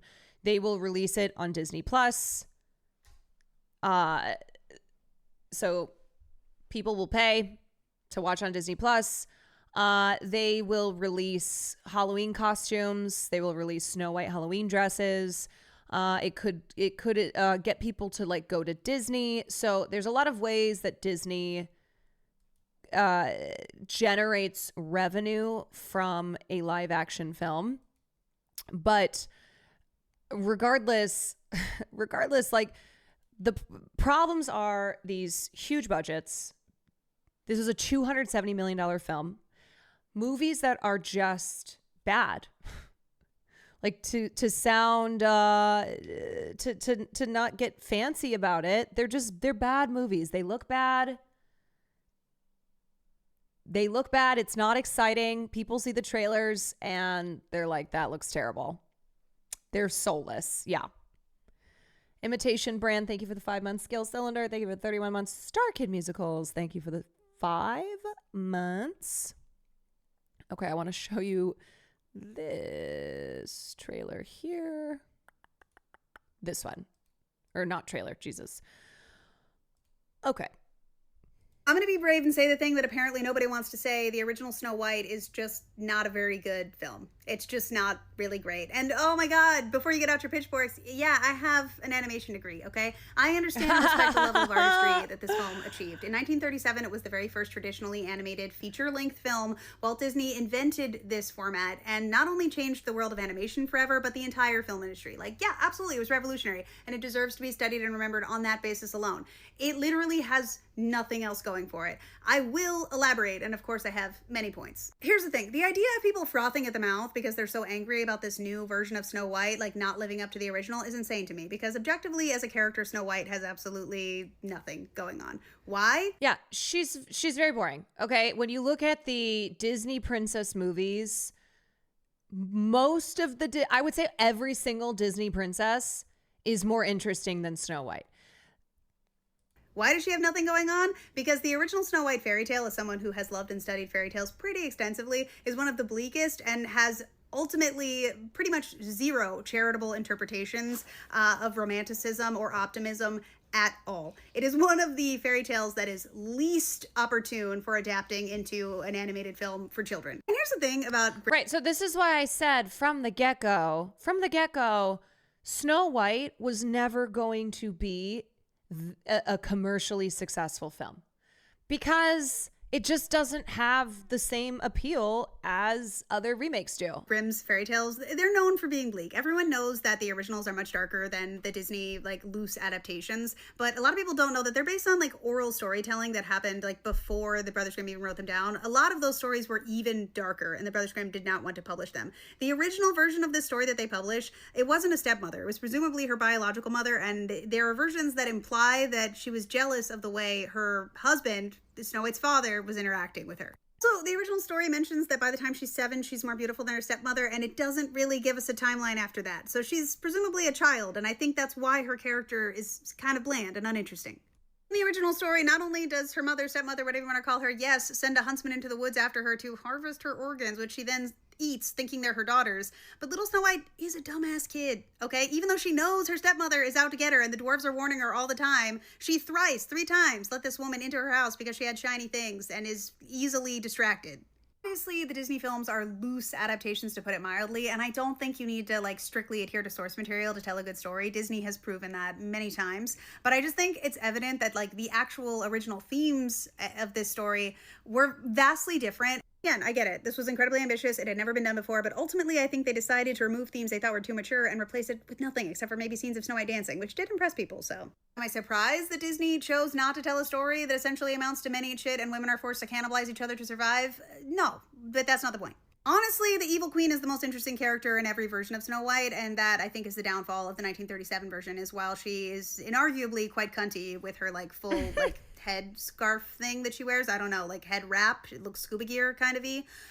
But I think that that's why a fantastic adaptation of the themes of the source material is like the substance. And when I was watching the original Snow White, I was like, oh, this seems familiar, because it's literally about an aging, beautiful woman that is struggling so much with living under patriarchy and the idea of being replaced that she voluntarily turns herself into an old crone and destroys herself. It's devastating and tragic for her as a character. Snow White is basically a character that's there to serve the plot. Again, in the 1937 version, in every version of this story, Snow White is an uninteresting plot device, essentially. Now you might be thinking to yourself, but what if I don't give a shit about fairy tales, okay? You can't judge a 1937 film by modern narrative and character standards, and I'm not. I'm judging it by the standards of the time.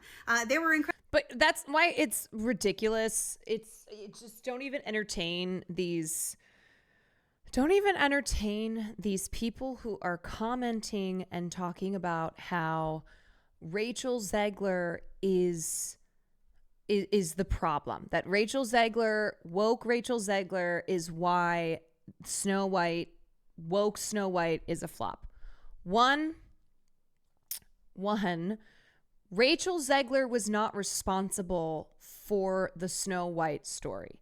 2, Disney has been doing this with a lot of their remakes where they modernize the story for today's what a moron unfollowed me. Okay, great. Thanks for stopping by.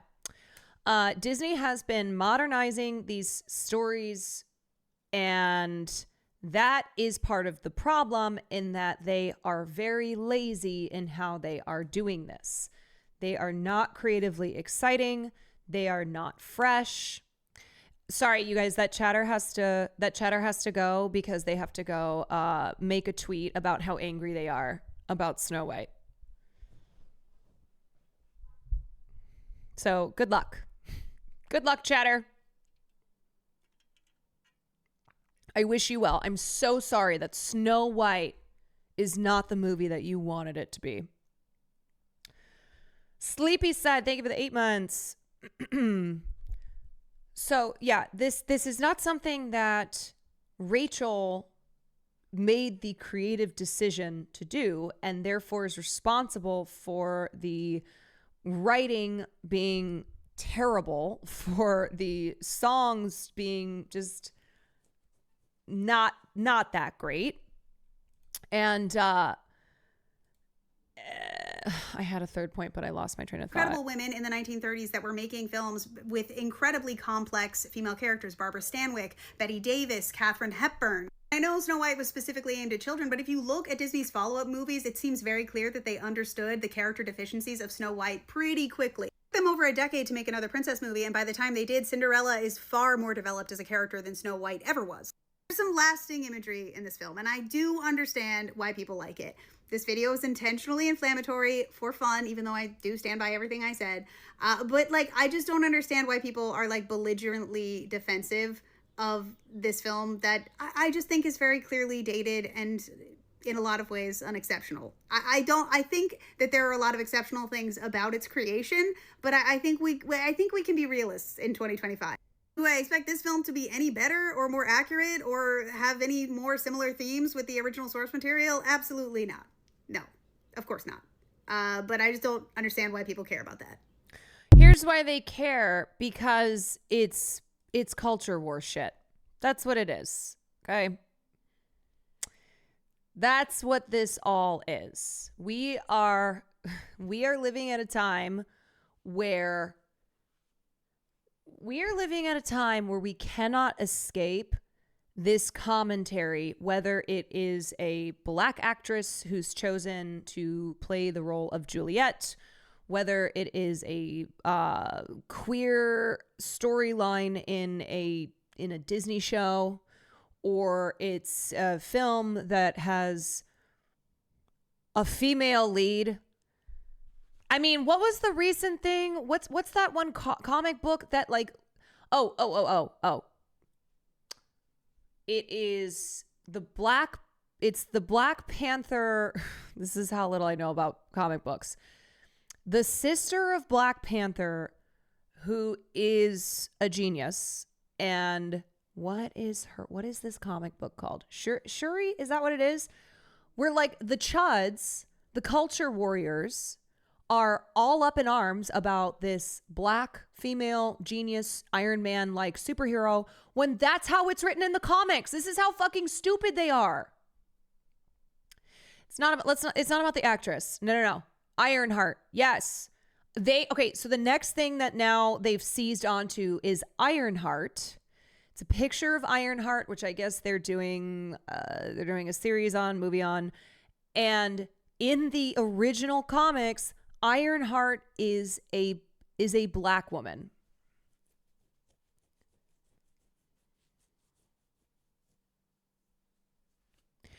And yet the response to it has been go woke, go broke. The response to it is DEI, even though that is the original source material. But this is what's happening. This is how dumb this moment is. It's a very long moment, but how this culture war has extended to being angry about any casting of any person who's a person of color, who is queer, who is a woman. What sucks is the show is probably going to be bad because it's been delayed for years, but they're going to blame it on woke. Exactly. And like I said at the beginning of this, when a film or a series fails that stars a white guy, we don't start saying go white, good night. We don't start saying go white. Not quite. I'm really stuck on that one still. Okay. That was my original one. But we don't blame white people. We don't blame white men when something has failed. If it's critically and commercially not successful, then it's not, we don't hear the cries to stop putting white people in stuff. Go straight, get hate. Going white, that ain't right. Yeah, we're workshopping it. Okay. All right. So, okay. So this is what we're going to look at. We're going to look at, I was going to read you guys this. I forgot to read this line from this review, which I just think is so spot on. It's not so much the clumsy attempts to diffuse the political insensitivity of the original cartoon that sinks the movie.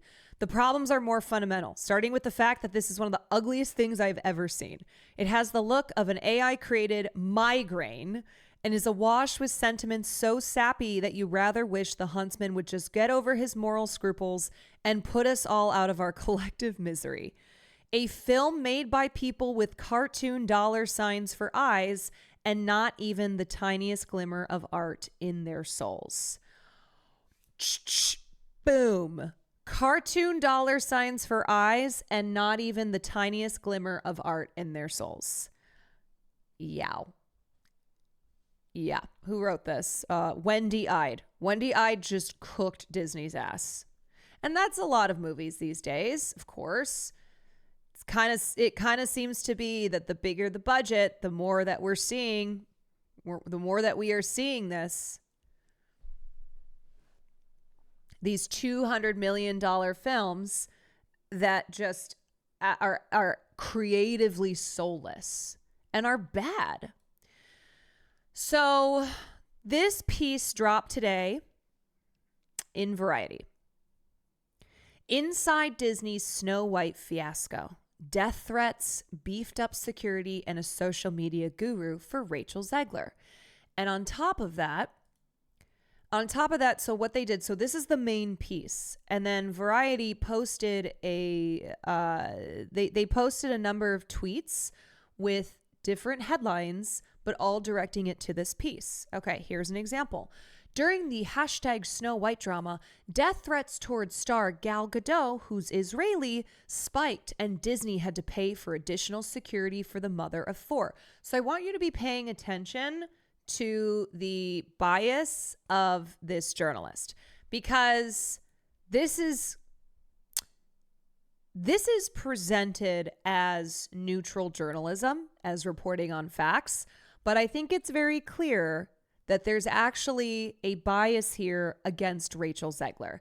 And this piece, this journalistic piece, is to the benefit of Disney, it's to the benefit of Gal Gadot, and is basically a crafty smear piece against Rachel Zegler. The role of a piece like this is to tell you who the enemy is, and the enemy here is Rachel Zegler. Yeah. Did you see this journalist history? Yes. So what I want to talk about is when we see something that looks like neutral journalism, how we have to understand when there is bias at play.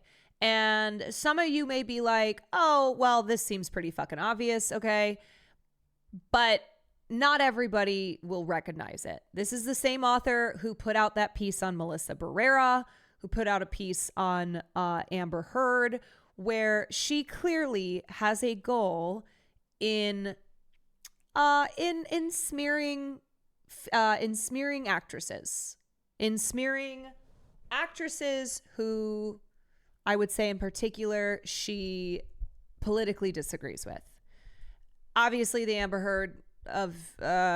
Heard is just, everybody was writing a hit piece. Everybody was part of the smear campaign against Amber Heard. But Melissa and Rachel, two things about the thing about them that is the same is that they are both pro-Palestine. And in Hollywood, unfortunately, there is still not a lot of open support from major talent for Palestine. There is absolutely blacklisting happening in the industry. It's just happening more so behind closed doors than out in the open. When Melissa Barrera was fired by Scream 7, and then there was backlash to that firing, what resulted from that was the power players in Hollywood being like, we gotta be a little bit more secretive of the consequences we are enacting on people who speak out against Israel's genocidal campaign. They are also both Latina women. Yes, that is true. That is true. So what you need to do when you see a piece like this is you have to look and see what else the journalist has done. And you can start to form a picture of what their angle is, what their bias is. She's also written pro-Justin and anti-Blake pieces. Yeah. So what I'm getting from Tatiana Siegel is that she participates in smear campaigns against women who have accused men of sexual abuse and against female actresses of color who are pro-Palestinian. So I'm seeing a trend here. And we're going to get to talking about Variety and all these trade publications and how they are owned by the same media corporation. Okay, so I was looking and seeing all this, all of these various tweets from Variety, and then so I want you to compare this one, okay? And this is all about the same piece. So this one, which clearly is the intent here, is to paint Gal Gadot as a victim. Oh my gosh, poor Gal Gadot. All these death threats. Disney had to pay for additional security for the mother of 4? Gal Gadot, a mother of 4, was facing death threats. And then here, after Rachel Zegler hit the stage at Disney's D23 fan event to introduce the first official trailer for Snow White, she thanks supporters effusively in an X post. 1 minute later, she added an afterthought in the same thread. And always remember, free Palestine. Many inside the studio expressed shock that the Snow White star would commingle the promotion of its $270 million tentpole with any kind of political statement. A Disney executive raised the studio's concerns with Zegler's team, while the film's producer Mark Platt flew to New York to speak directly with her. But Zegler stood her ground and the post remained. I just want to say, for starters, sorry, but this makes her seem super rad.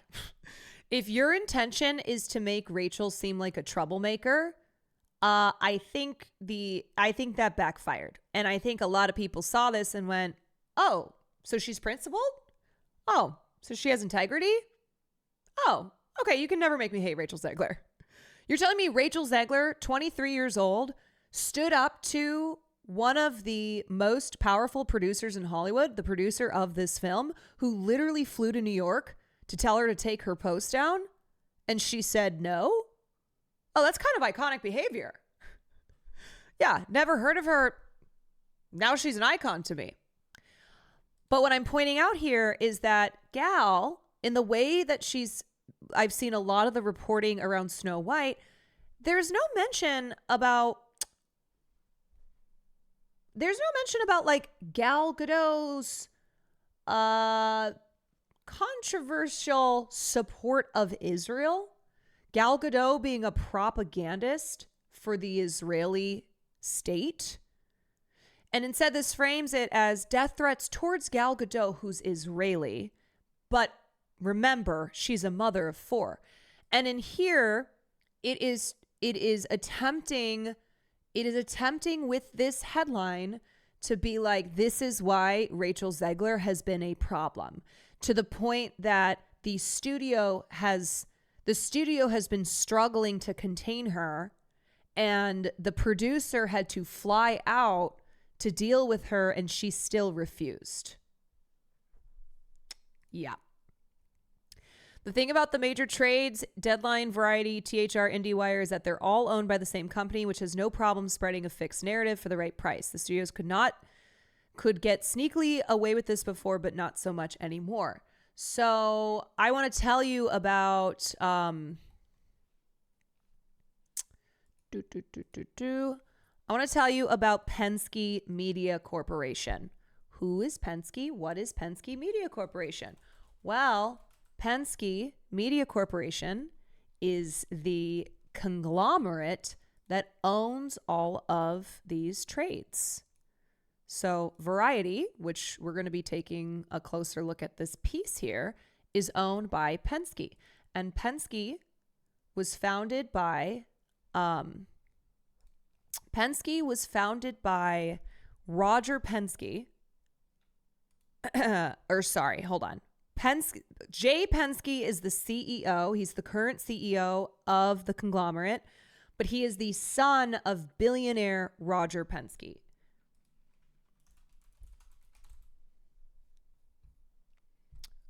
I thought he was dead. No, he's still alive.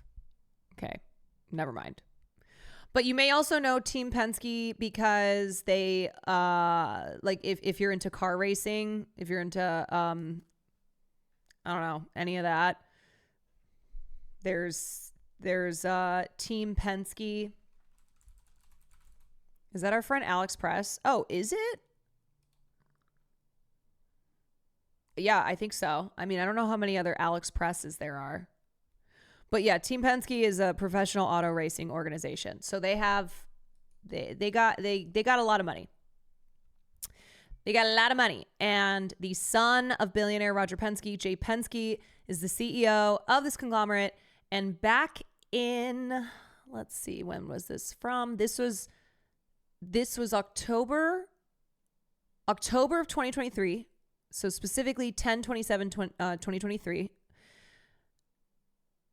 Jay Penske fired David Velasco, who was the editor-in-chief of one of his new properties, Art Forum. And the reason that he did that was because David Velasco, who had worked at Art Forum for 18 years, published a letter signed by thousands of artists calling for a ceasefire in the face of Israel's onslaught against the Gaza Strip. Apparently publishing artists' concerns about violence against civilians, what one might describe as an airing of those concerns in some sort of forum, was not actually Velasco's job. So he was fired for publishing this letter where artists were calling for a ceasefire. He was fired by Jay Penske, who is the CEO of Penske Media Corporation, who owns many publications, including Variety. So this is the type of stuff you have to be looking at to understand what bias you can identify in media. So you look to see, okay, who owns this publication? What's the What is the main media company that owns all of these? Who is the journalist? What else have they written? And so how is this piece being framed? Rich fails sun squashing anti-genocide sentiment, a loser on every level. Yeah, I mean, he is very successful, though, as the CEO of Penske, and they have essentially all of Hollywood media under their control. And it's why, like, a lot of, during the strikes, there was a lot of coverage coming from the trades that was pretty that was pretty friendly to these studios. I covered a lot of pieces in Deadline, in Variety, in these major trade publications that are owned by Penske, and looking at how they were painting the unions in not so in a way that was unfair, and that was pretty negative. Okay.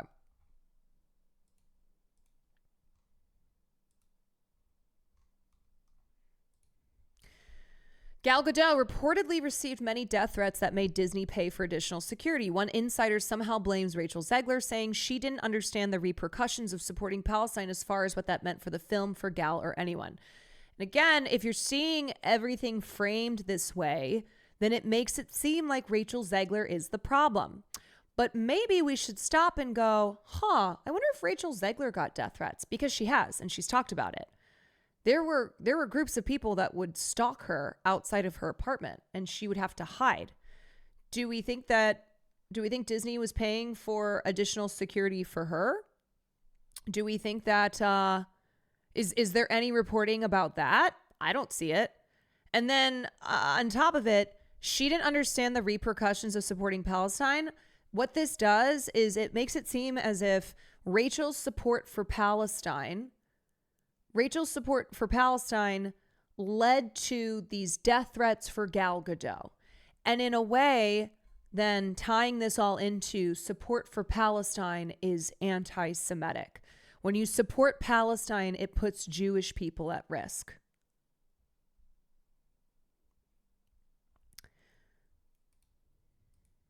Mark Platt did this strategy to the cast of Wicked. Oh, by the way, yeah, Jonah Platt. Okay, so Mark Platt is the father of Nepo baby Ben Platt. Nepo baby Ben Platt, who you're not allowed to call him a Nepo baby. Mark Platt, the producer of Wicked, is also married to Julie Platt, who is a Jewish lobbyist who got on the board of trustees at UPenn after the student protests were happening, and they were trying to get them under control. So Jonah Platt is one of Jonah Platt is one of Mark Platt's sons. He is the brother of Ben Platt. And he has made many he has made statements that are clearly demonstrating his support of Israel, support of Zionism, et cetera, et cetera. Here's both Jonah and Mark talking on the former's podcast about trying to convince members of the Wicked cast to not be a part of Artists for Ceasefire. Several members of the Wicked cast have been active, at least online, in their opposition to Israel. Artists for Yes, his podcast is called Being Jewish with Jonah Platt. Ceasefire. As someone who cares so much about your professional relationships and the product you're making on set, how do you navigate that? I talk to people, and I think people are told that something is about something in a very reductive way, and it feels like, who doesn't care about innocent tragedy? Innocent civilians, no decent human being wants any suffering. You know, it's so funny because people will, like, Zionists will say that. They'll be like, well, we care about innocent Palestinians. But then they'll conclude with, like, yeah, but these people who've been killed are affiliated with Hamas. So it's like, oh, okay, we care about emphasis on innocent civilians.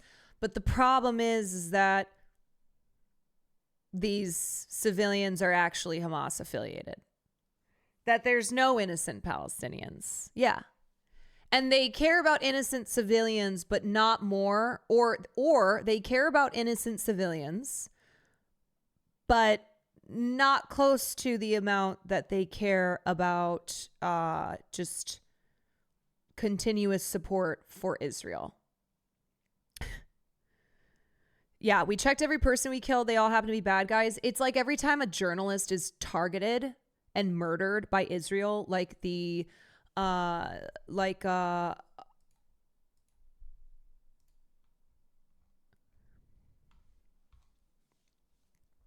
Hossam Shabbat, who was just recently murdered.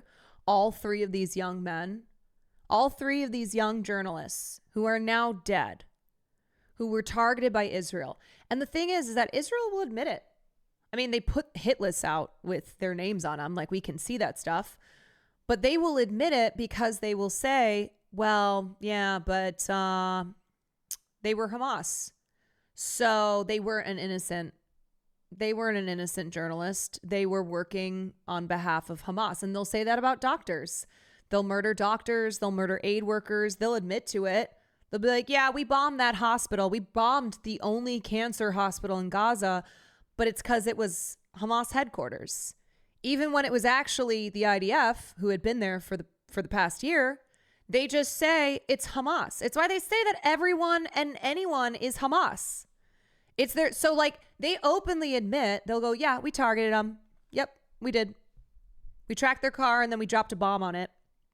But we were allowed to do so because they were Hamas, and we investigated it. We have no proof of, but we don't need it because we said so. Bro, trust me. Yeah.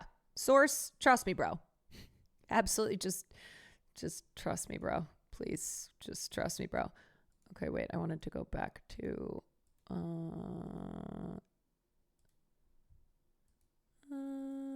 where was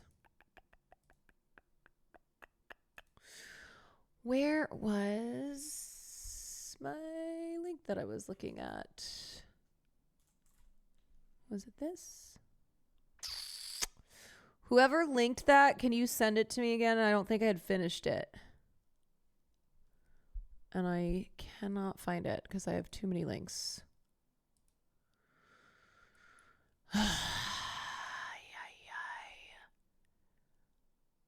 Ay, caramba.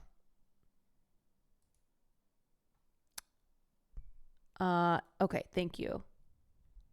Several members ascribe their names to something where they're not being completely informed, and the messaging to them is they're suffering here. Right. We have to speak out for suffering. The message doesn't include there's also suffering over here, or there's suffering that was prompted or instigated by an act of terror. Yes, it does. Yes, it does. What do you mean the message doesn't include there's suffering over here? That's all.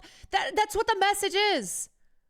The message has always been, okay, like, first we have to prioritize the Israelis who were killed on October 7th, which, by the way, Israel was also responsible for. We know now that they employed the Hannibal Directive, all right? So Israelis and non-Israelis, like the Thai workers who were killed, October 7th is always what is led with. And I'm so sick and fucking tired of people like Platt acting as if that's never talked about. They're like, well, the suffering of those on October 7th is never mentioned. Hostages are never mentioned. It's like, you know who doesn't mention it? Your own fucking government, who doesn't give a shit about the hostages, who doesn't like when hostages are taken because they understand that is that is a way for a group like Hamas to have leverage. It's why they have historically employed something like the Hannibal Directive with the goal of not a hostage being taken alive, not a soldier or civilian being taken alive, because that way there is no leverage for negotiation. And that way they don't have to worry about the public getting upset at their government, who very clearly doesn't value their lives.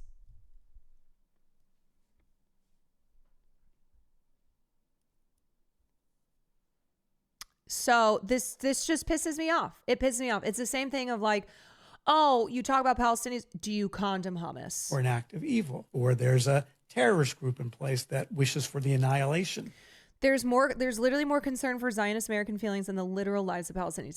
Palestinians, there'll be a news report that like hundreds of Palestinians have yet again been killed in the latest airstrike. And the priority will always be, yeah, but how do Jewish kids feel on campus? But think about Zionist Americans' feelings. Okay, when like you're talking about these Palestinians who have been murdered. Of a whole group of people. That gets left out of the conversation. And so my way of dealing is, when the moment is right, is to have that conversation where it can be heard. Okay, he's also saying a lot, but also saying nothing. Right. And where what I'm saying can be heard, not in the midst of anger, where it can be heard and processed and therefore understood. And I feel good about those conversations that have been had. Like truly? Completely informed. And the messaging to them is they're suffering here. Right. We have to speak out for suffering. The message doesn't include there's also suffering over here. Or okay, so he's talking about ceasefire. Trying to convince members of the Wicked Cast not be a part of Artists or Ceasefire. So the whole ceasefire, Artists or Ceasefire, is to have a ceasefire, which means both sides cease fire, which means in Mark Platt's brain that we only care about the suffering of Palestinians, because it actually helps Israelis to continue firing, that like a ceasefire is not good for Israelis. there's suffering that was prompted or instigated by an act of terror or an act of evil, or there's a terrorist group in place that wishes for the annihilation of a whole group of people. That gets left out of the conversation. And so my way of dealing is, when the moment is right, is to have that conversation where it can be heard. Okay. All right. Anyway. God, Jesus. Launch failure. Thank you for the 3. So he wants to cease the ceasefire. Well,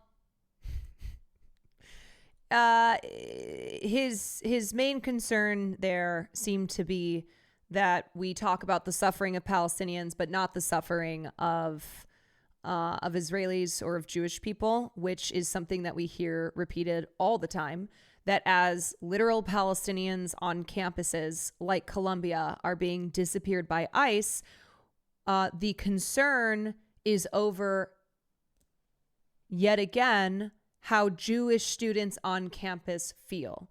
So disregard the actions that are literally happening, the very violent, cruel, inhumane actions that are being committed against Palestinians.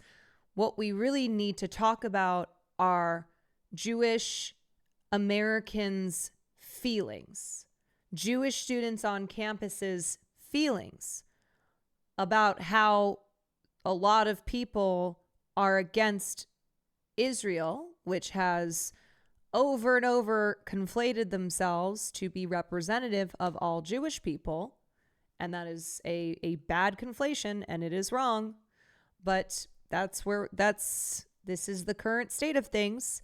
And in simply stating what it is that Israel has been doing is bad for Jewish students' feelings.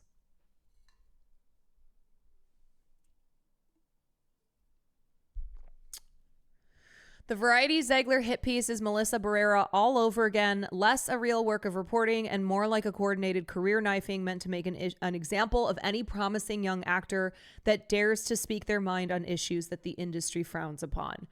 Yeah.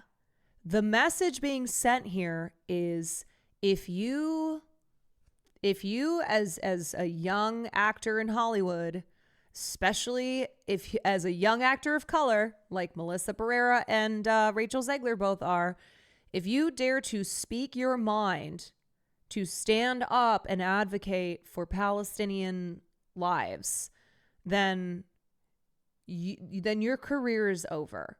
It is part of the culture. Is part of the culture of silence that a lot of people still aren't speaking up about Palestine because they are terrified. Because they know what will happen if they do, because they're seeing it happen.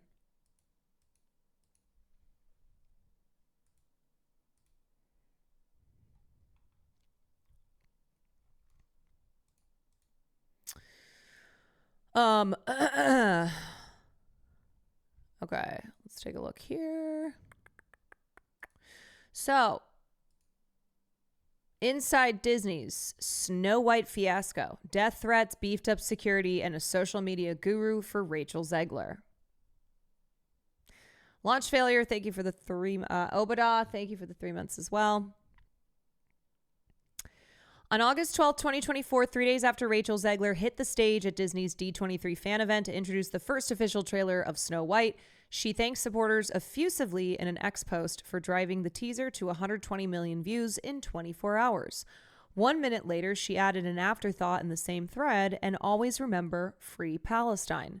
That addendum, which amassed 8.8 million views, nearly 4 times the number for the initial post, quickly made the rounds, with many inside the studio expressing shock that the Snow White star would commingle the promotion of its $270 million tentpole with any kind of political statement.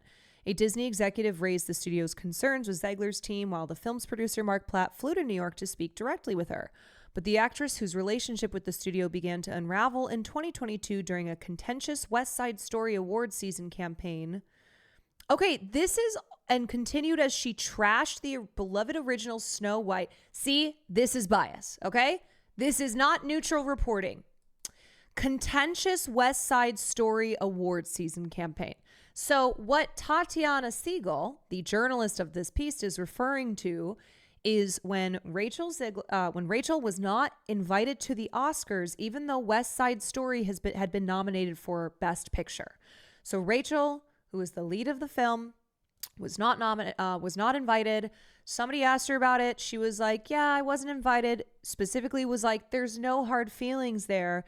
And then I can't remember who it was, but somebody reached out to the Academy and was basically like, "You should invite Rachel." She was invited. She was like, "Oh my gosh, that's so nice. Thank you so much." And she also made sure to mention how kind it was of Disney and of the Snow White team to let her take the time to go to the Oscars. So this framing here during a contentious West Side Story Awards season campaign, this is not accurate. And this just further is, making it seem like Rachel Zegler is this super difficult, narcissistic diva, that every problem is because of her. Yeah, that she's a troublemaker, that she's no good. And then here, trashed the beloved original Snow White. She said what she was talking about was when she was like, "Yeah, you know, I loved Snow White when I was a little girl." She had posted a photo of herself as Snow White, but was talking about how like Snow White doesn't really do anything, which is true. Snow White doesn't do anything. She runs away. She eats a poison apple. She falls asleep. And then a prince kisses her and they ride off into the sunset.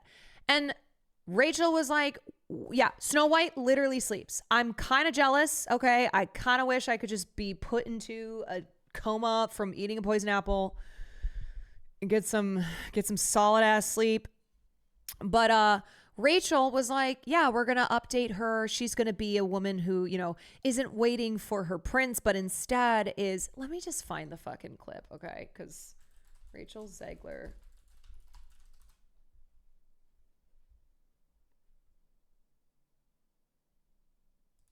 And the other thing too is there are so many clips of Rachel talking about Snow White, but there's one in particular. Crying on that stage. When am I not? This is the one that all these bad faith weirdos, these right-wing chuds that they keep pointing to. In public. It's so upsetting. Why were you crying? Oh my gosh, I saw the well, we didn't even see, but I saw the logo and I went, that's my name, Snow White's up there, and I cried my eyes out. What was it like seeing yourself for the first time in full Snow White drag? I love that description. It's perfect. Oh my God. Well, when you get to wear Sandy Powell, first of all, insane. And then you get to be lit by Mandy Walker, and Nadia Stacey designed her hair and I just realized Tatiana's the one that wrote the Glaze piece on Greg Gutfeld. Say less. makeup. It's like the most incredible thing in the world. And then all of a sudden you open your eyes and you watch the playback, which I never do. And I saw myself on screen and I just wanted to throw up. I was so happy about it. And it was the most incredible experience. And the fan reaction was insane. We didn't even see what they were clapping for. I think it was good. I don't know. Sizzle. We didn't see anything. We're still waiting. You see yourself as the evil queen. You are not evil. You are not evil. You're a queen, but you're not evil. What was it like seeing yourself as the evil queen for the first time? We did not see the clip, so I still Me when I lie. haven't seen anything. But when I was in makeup, just like she said, we got to work with such an amazing crew, and it was just like the best it could ever be. I must say that for me, also the transition for the old hag was incredible because it was all real prosthetics and all of that. You were in the chair for like 4 hours. 4 hours and changing the voice and everything. I feel so lucky that I got to play something that is so far from what I know and what I'm used to, and I super enjoyed every second of it.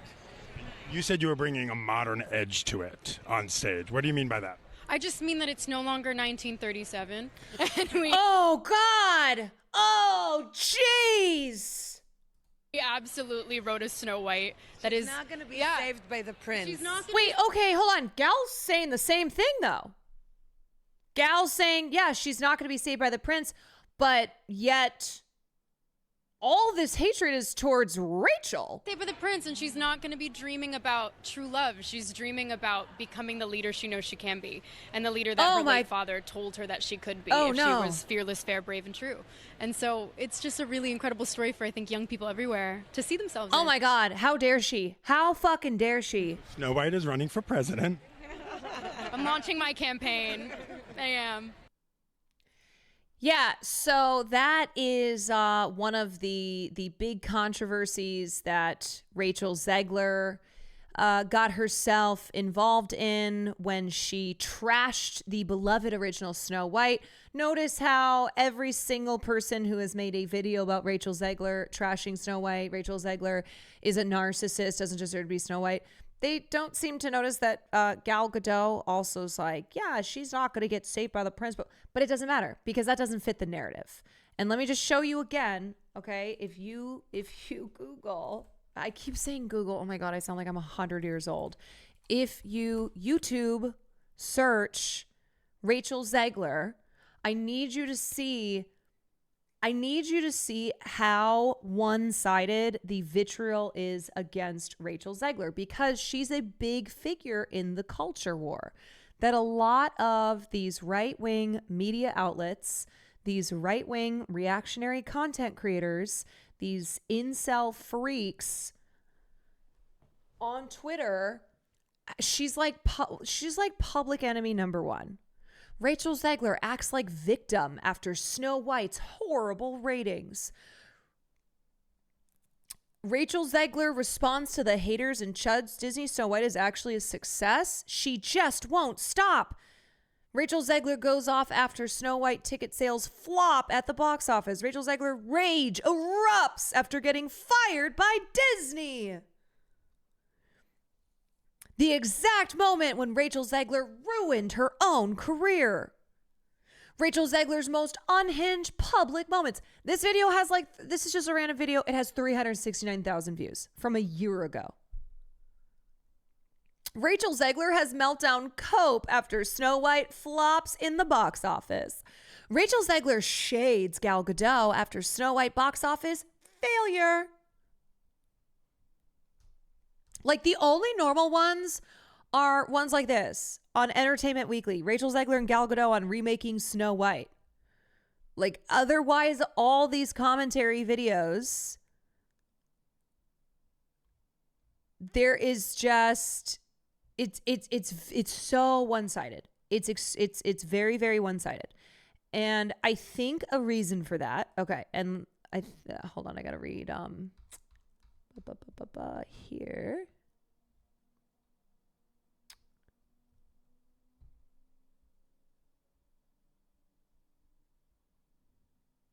Okay. So this is from the New York Times. This is from the New York Times deep dive into the Snow White movie controversies, where again, I keep failing to see in so much of the media coverage around Snow White and around Rachel Zegler an acknowledgement that Gal Gadot is a former IDF soldier and has been has been doing propaganda for Israel throughout the press campaign. That Gal Gadot is hosting screenings for Israeli military propaganda videos. But of course, people who don't, journalists and publications that do not have anti-Israel sentiments, they're not going to report on stuff like that.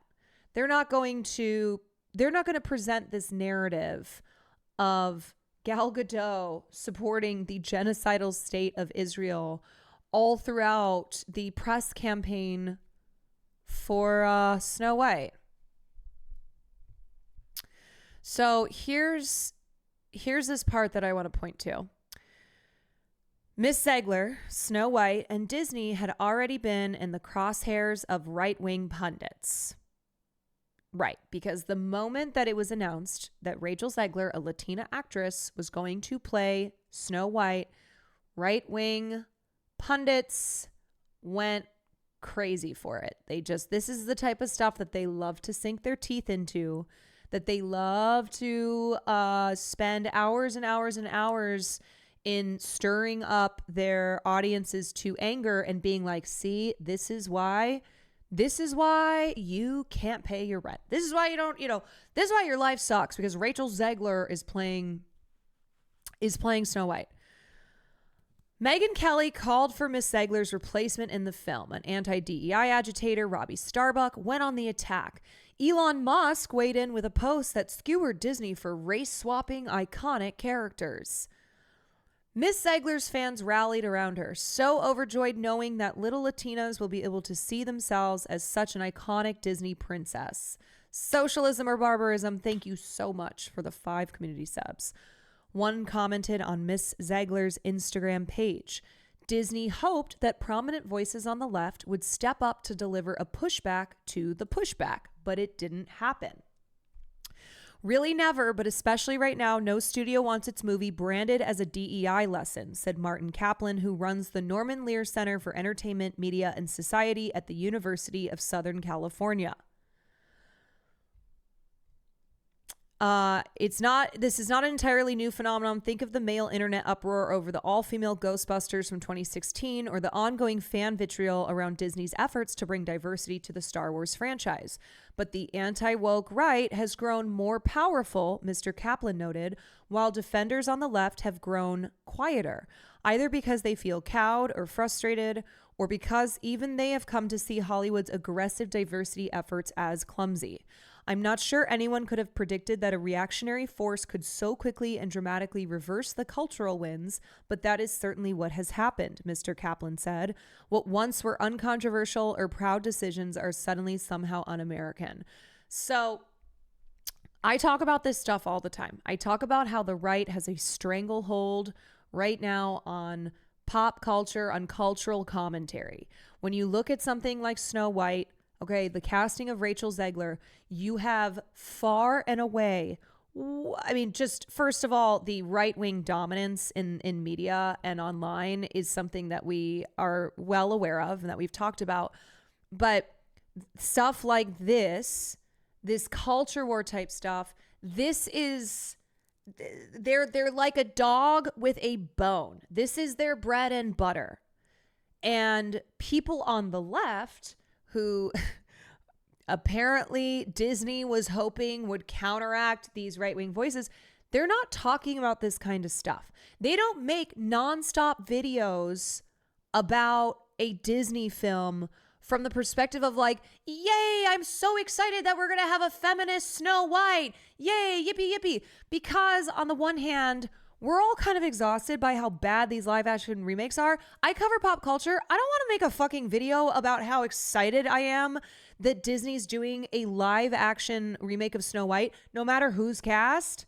I don't want to talk about like yippee skippy, Snow White's going to be a feminist hero. No, because it's bad. It's bad writing. Because feminism's bad. No, because it's bad writing. Because I don't like these movies. I think they're bad. And I think Disney is I think Disney is just putting out slop.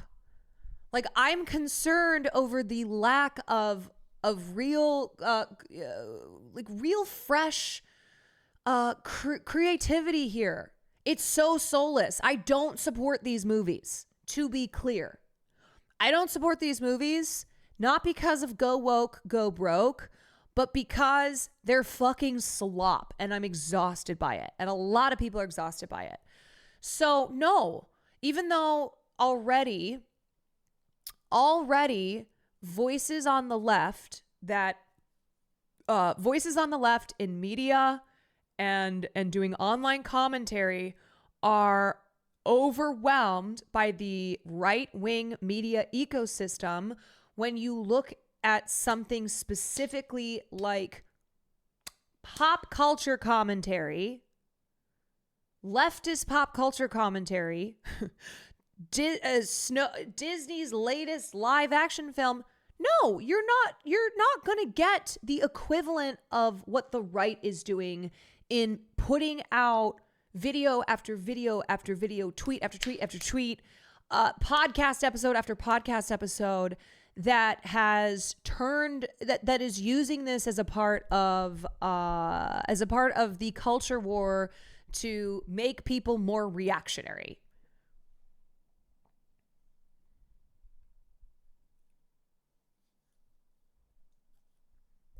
You know?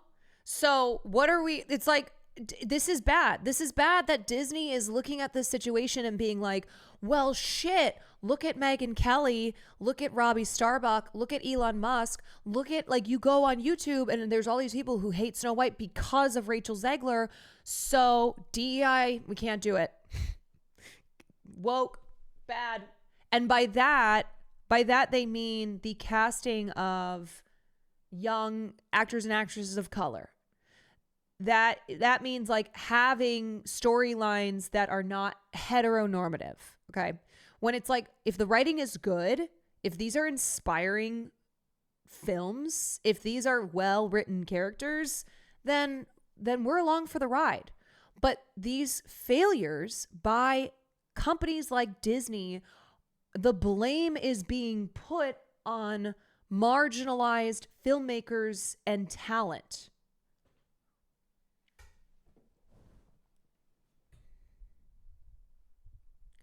And it's not good if Disney is taking into consideration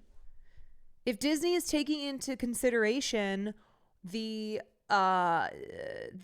online commentary from all of these people on the right who this is all they do. This is their shit. Like, you can pretty much guarantee the types of things they're going to cover and how incessantly they are going to cover them. Because this is what they do. So what do you mean? Disney hoped that prominent voices on the left would step up to deliver a pushback to the right-wing reactionary screaming over Rachel Zegler? It's like, or how about you defend How about you defend your actress? How about that? You cast her. She's super talented. You cast her. Why is this something where it's being fought out in the court of online commentary?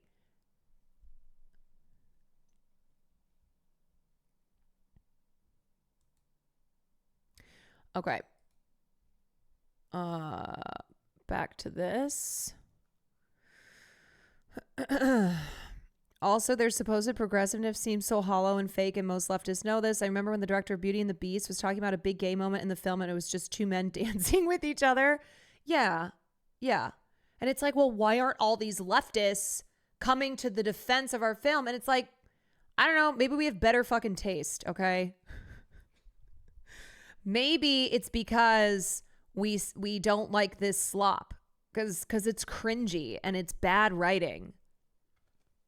And it's performative. Yes, it's performative AF. So like, no, we're not going to make a bunch of videos on YouTube being like, this is awesome. You know, we don't like performative progressiveness. It's and it's just bad writing. Okay, like we're talking about a movie. Better taste couldn't be that. Could not be that. Okay, wait. What was I gonna say?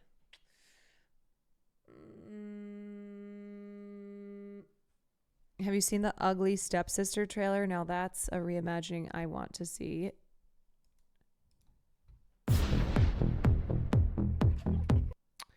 Wait, I really have to pee, but I want to watch this. Hold on.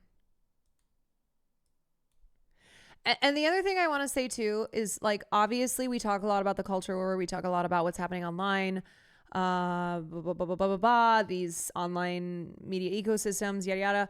But I do think it's important to understand that, like, a lot of people in the real world, they're not, like, not online is not representative of the whole of society.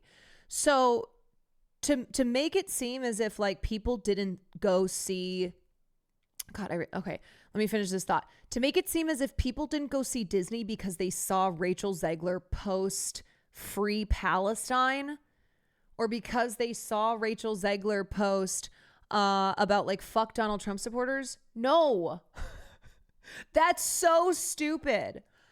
But you know what I'm saying by that? Where it's like, we have to recognize that we're giving too much credit to online warriors. Like, this idea that Disney flopped because millions of viewers who otherwise would have gone to see this film saw Rachel Zegler's Twitter post. Now, obviously, outlets like Fox News, serious media outlets like Fox News, they go crazy over all this stuff. Okay, so you may be like somebody who's not online, but you watch Fox News, and it's like Fox News just spends 5 hours talking about all of it. But we have to push back on this idea that Rachel Zegler's individual social media posts is what kept people from going to see this movie. That's fucking crazy. That's insane. And it's just not true.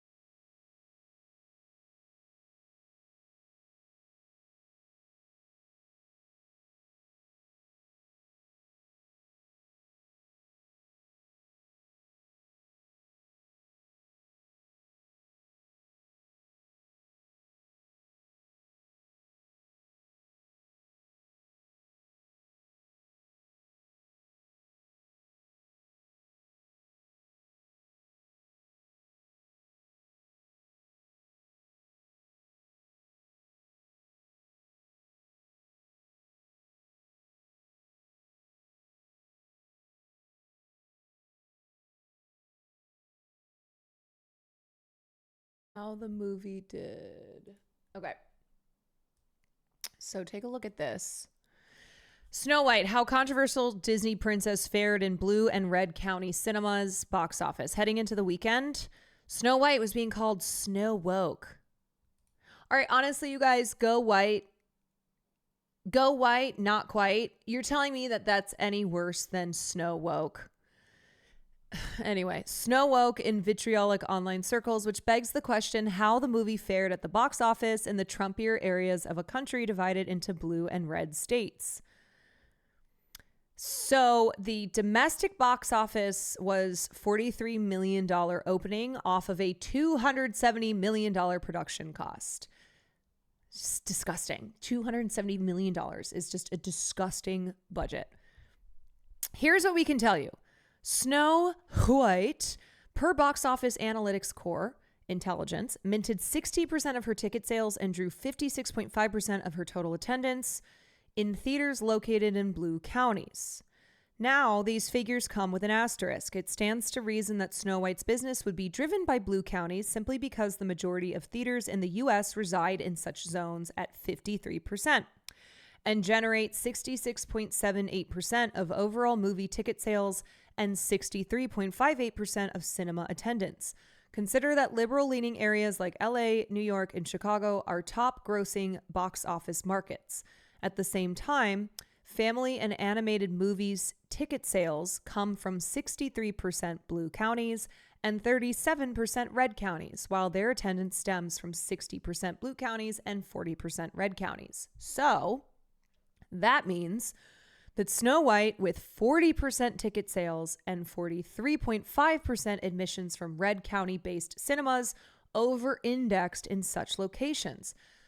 What this means is that the average for family and animated movies ticket sales is it is 37% ticket sales in red counties and 40% attendance in red counties.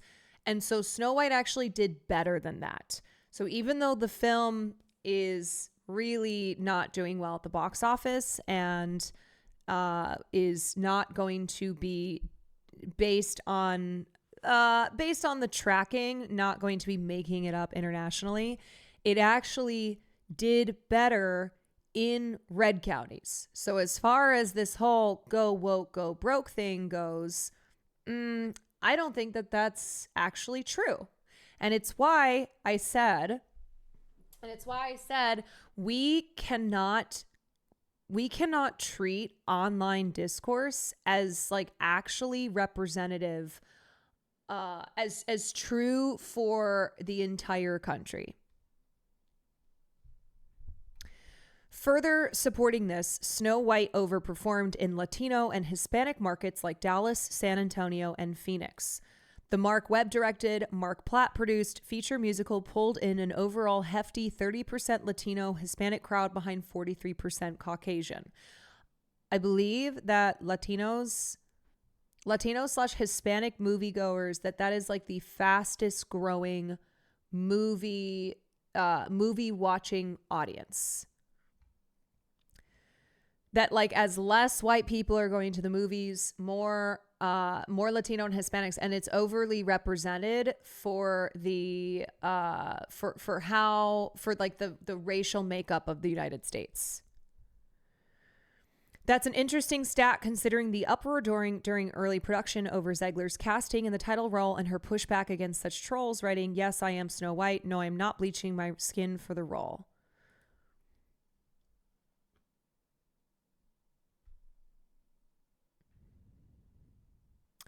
Despite Disney's attempt to put its best foot forward with diversity in the casting of Snow White, the movie's release comes at a time when many corporations, including Disney, are rolling back their DEI initiatives and policies out of fear of the Trump administration.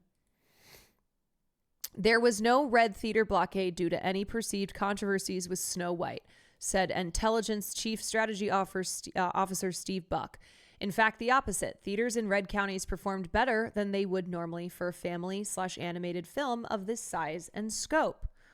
Okay, so seems like the go woke, go broke isn't actually what was at play here. It seems that Rachel Zegler's Instagram or Twitter posts were not what led to this film was not what led to this film just blowing it at the box office.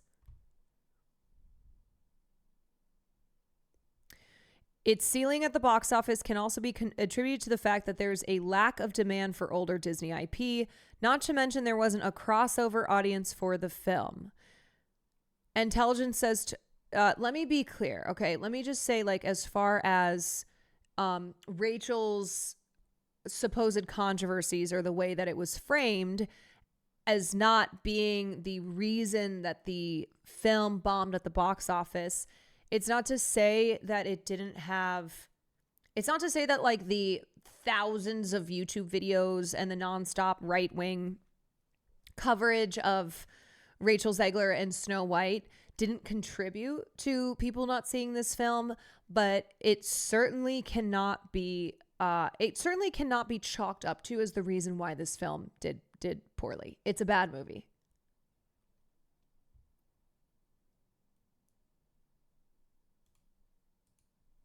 Yeah, it's simply not good.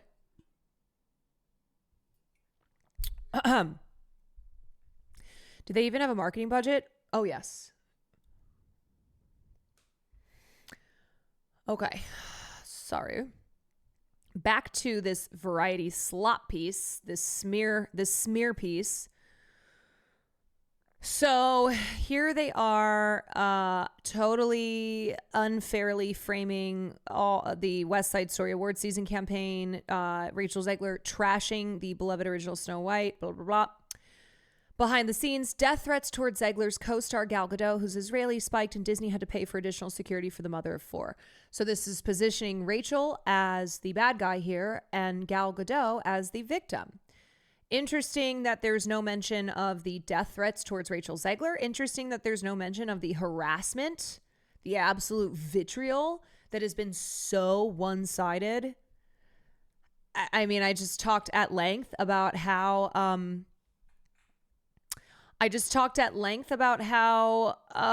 it's incredibly popular in online pop culture commentary to create to do reactionary commentary about somebody like Rachel Zegler starring in a film like Snow White.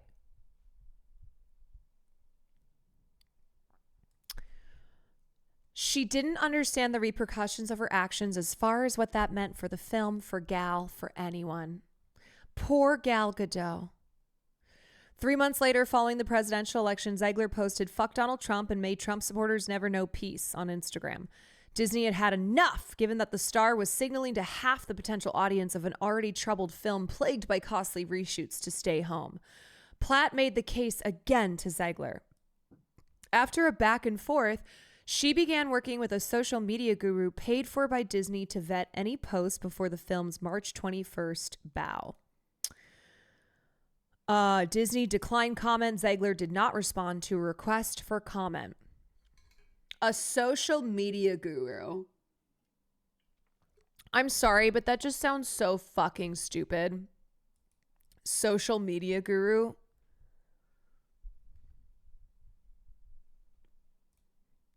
It's so silly.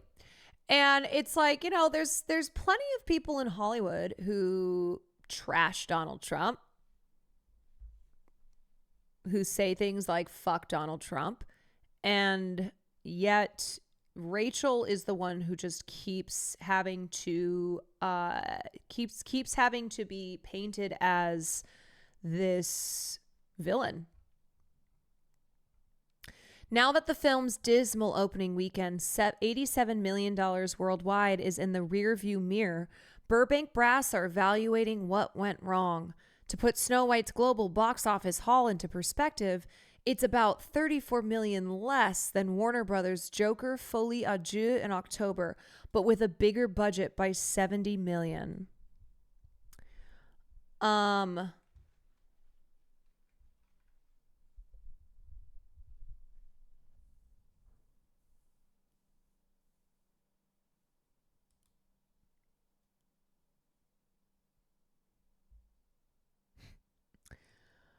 I'm a fairly woke person overall, but even I'm not fully on board with using a Latino actor for Snow White. Don't get me wrong. I know it's not why the film is bad, but being white was an inherent part of Snow White. Okay, so I want to point out a difference between samurais and Snow White. So samurais were real. A samurai is not a fictional Disney princess, whereas Snow White is. So yeah, the name White is in her name, but it's like when people get mad that they cast actors of color to play elves in Middle Earth, acting as if Middle Earth was a real place, that like elves actually were real creatures. And so you're being historically inaccurate to not have elves be white.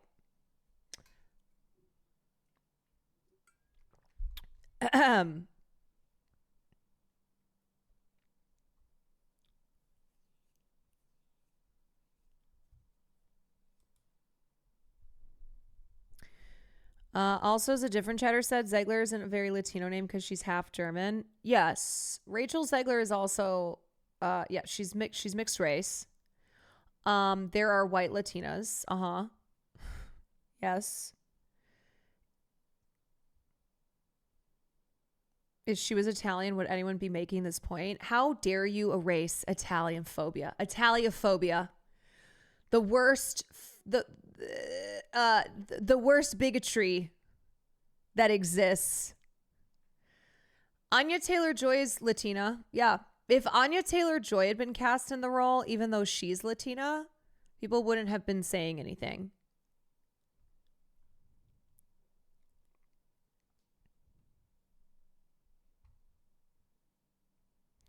So her being a white woman is not important to the storyline. Is how I would, yeah. And meanwhile, she wasn't, she was also criticized for not being Latina enough when she was cast in West Side Story. She says that the producers asked her, they're like, "Are you sure you're Latina?" And she was like, "Yeah, I am." Yeah. So it's either she's not Latina enough, she's too much of a POC.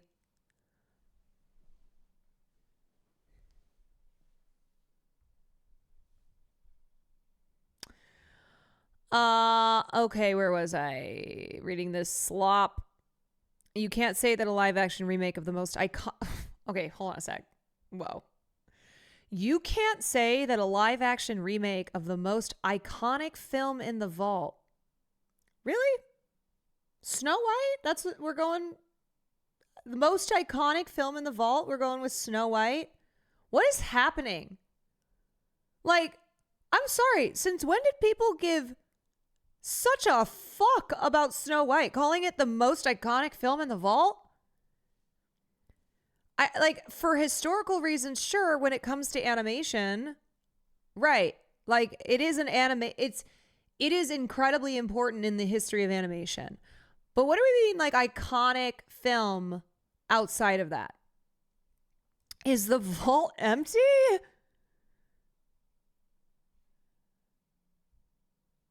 Like, the most? Okay. It cost $270 million and has been reshot multiple times, opening to $50 million. The math does not work. That movie should be $1 billion movie. No, it shouldn't actually, said an executive at a rival studio when the film was tracking for a $45 million to $55 million domestic opening. That Snow White live action should not be $1 billion movie. No. It should not have had a budget of $270 million.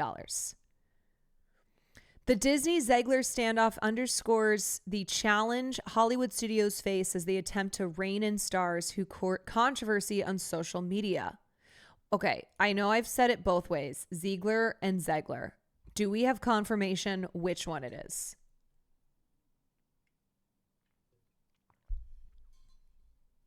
I've said both.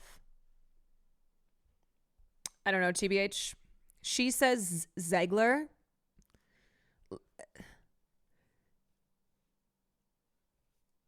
I think it's that. I think it's Zegler. Because I was saying Ziegler. But I think it's Zegler. Zegler. Okay.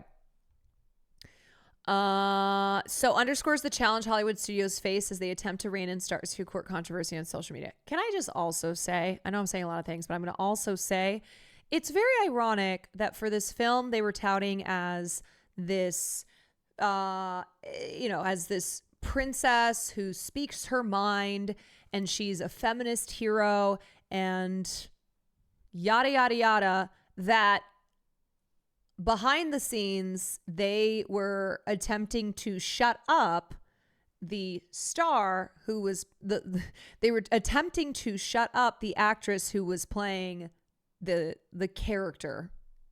They were like, so Snow White's amazing because she stands up for herself and she's her hero. But Rachel, the actress, is a problem. Rachel, you need to shut the fuck up. For her part, Godot kept her comments on geopolitics limited to offering support for the civilian hostages taken. Okay, this is so clearly pro-Israel framing. Gal Gadot kept her comments on geopolitics limited to offering support for the civilian hostages taken during the October 7th Hamas attack and did not mix that message with the promotion of the film. Gal has, throughout the promotion of Snow White, been doing stuff on behalf of Israel. She is a former IDF soldier. That is a political message. What are you talking about? She is a propagandist, a mascot for the genocidal state of Israel. Okay? She was just honored at a luncheon by the ADL. This is ridiculous. This framing here, oh, Gal, she kept things, she kept her comments under wraps and really just was expressing support for the civilian hostages. Yet you know who she hasn't expressed support for? Palestinian people. Isn't that interesting? Because she's a fucking former IDF soldier who is a Zionist mouthpiece for Israel. And Rachel Zegler, God forbid. Wow, she said free Palestine. And as always, free Palestine. Man.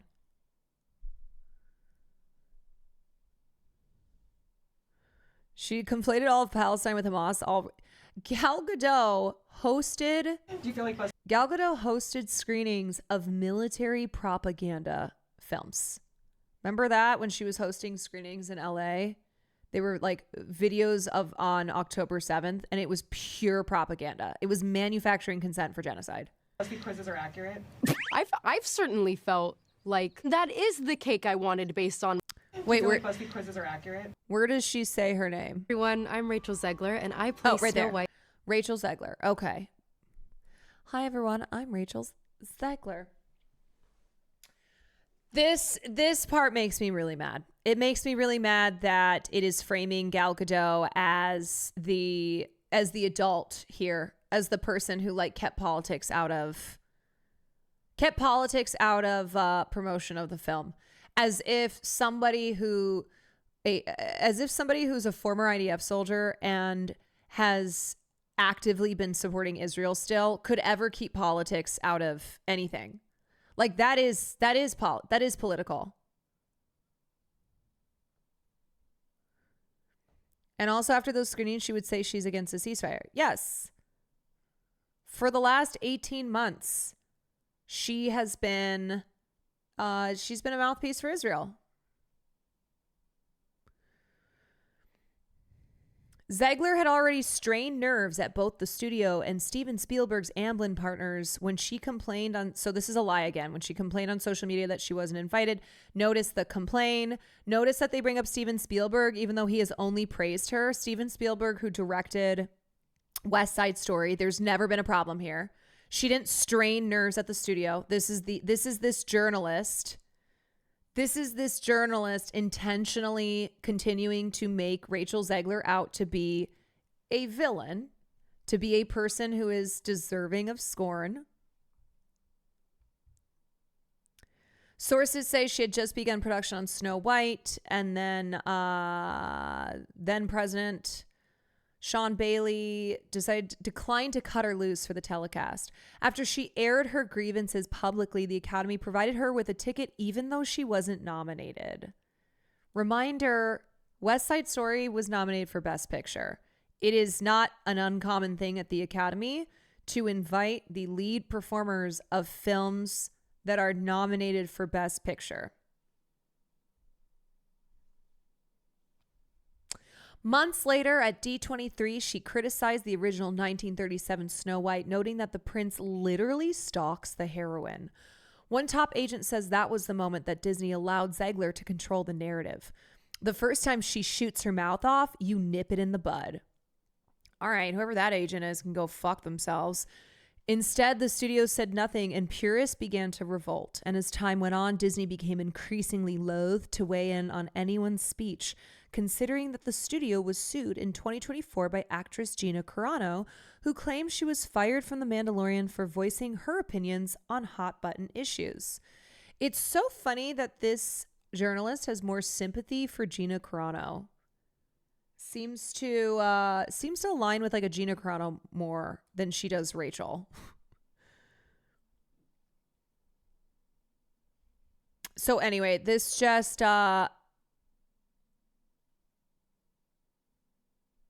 keeps going. And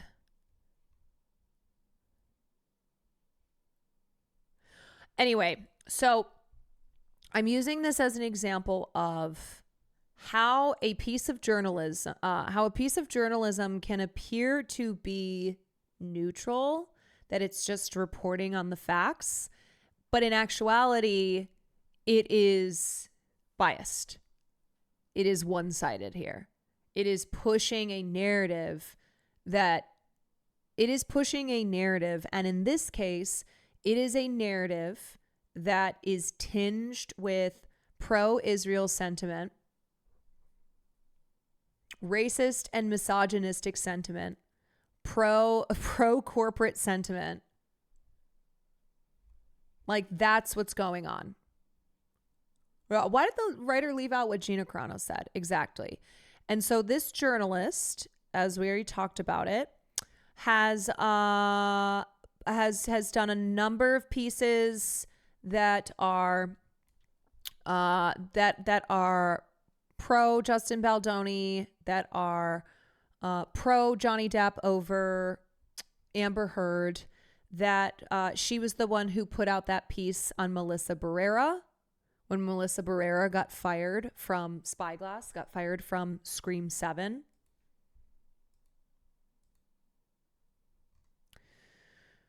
Yeah, so the Variety Zegler hit piece is Melissa Barrera all over again, less a real work of reporting and more like a coordinated career knifing meant to make an example of any promising young actor that dares to speak their mind on issues that the industry frowns upon. Yes.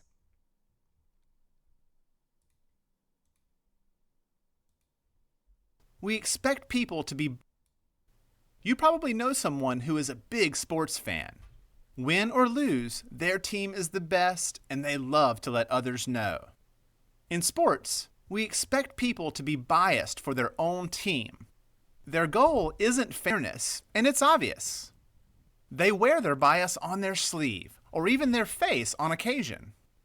And just like people root for sports teams, they also root for ideas, Will Neff.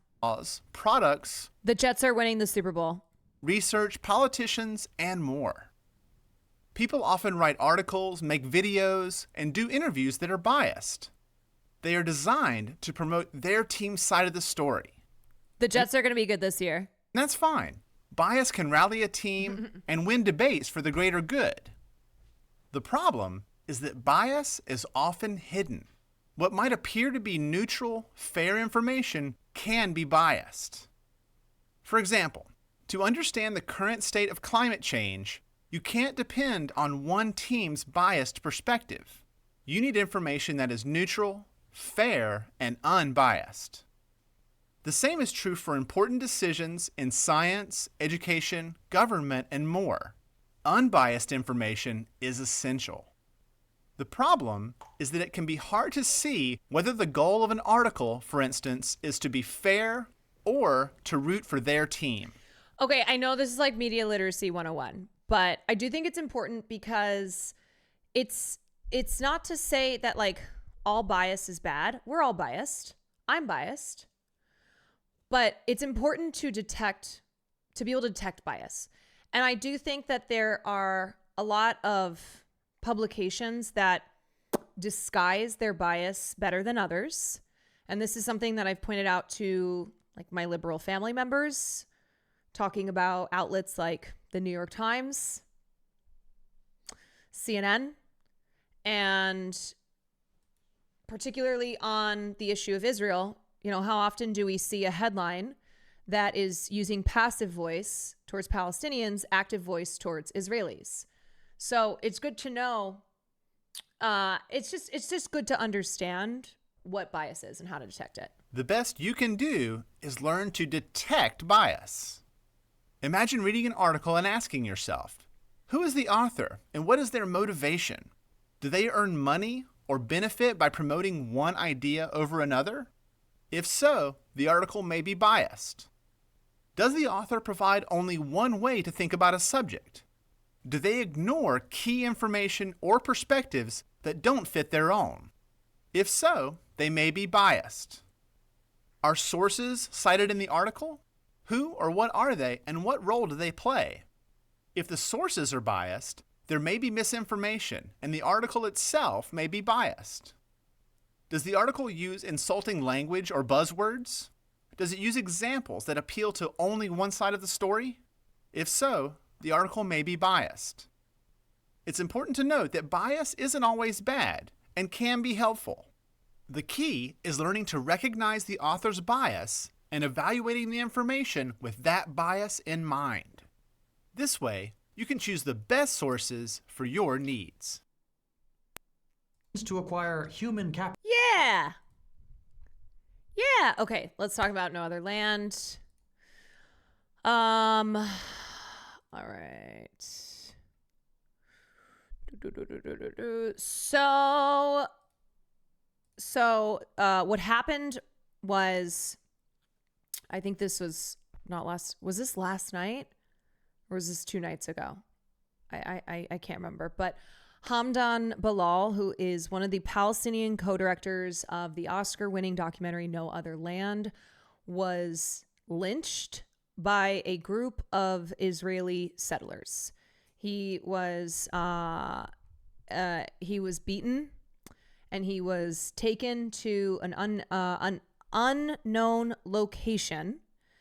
And the only reason I believe that he ended up being freed is because enough people said something, because he now has name recognition due to his winning an Oscar less than a month ago. Won an Oscar for No Other Land. And here's him reacting to being released by Israel. It was about violence that Palestinians face in the West Bank. Well, now he is a part of his own story. Oscar-winning Palestinian filmmaker Hamdan Bilal has now been released by Israeli police after he was among 3 people arrested for an altercation with Israeli settlers last night. The IDF claiming that the group threw rocks at Israelis and later at police who tried to break it all up. Bilal was actually hospitalized, but he's on his way home now. Our Matt Rivers joins us from Tel Aviv. He had a chance to speak to him from his hospital bed. Matt, what did he tell you about everything and how it went down? Yeah, Kira, we got a call from one of his friends who was actually with Hamdan Bilal in his hospital room. We got him on the phone and we asked him what happened. What he says happened is very different than what you hear from authorities. What he says happened is that there was a group of Jewish settlers that had come into... Yeah, describing it as being arrested. Yep, he was arrested. No, he wasn't. No, he was kidnapped. His village, that had been happening more frequently, he says, since he won the Oscar a few weeks ago. They were attacking residents. They were being violent, including to his neighbor. At some point, Bilal came outside, was filming them. They turned their attention to Bilal. He ran back to his house. He tried to stand in front of his door because his family was inside. and he told us that's when he was attacked. So we were actually about to do a live shot with you, Kira, last hour when we spoke to Bilal. So you'll see as we play this soundbite here, I'm actually standing in the same position just an hour ago. Here's what he said. So he was beaten in his home by Israeli settlers, people who are on his land illegally. Just remember that.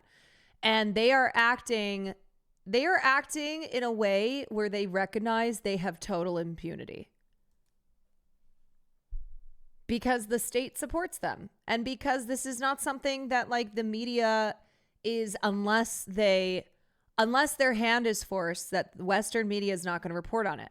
This happens all the time. You have to think about how many Palestinians, and there's thousands, who have been beaten, who have been kidnapped, who have been killed, and it doesn't get any media attention. The only reason this happened is because you had people like Mark Ruffalo tweeting or posting on Instagram, every filmmaker and Academy member should be acting together in protest.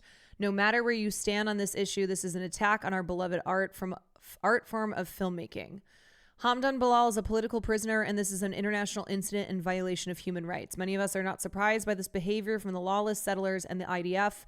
Killed journalists and abducting filmmakers is not an accident, but a design for the eradication of a people and their culture. Free Bilal. It's like Mahmoud Khalil being disappeared for his activism. It is Hamdan Bilal being beaten and kidnapped because of his documentary.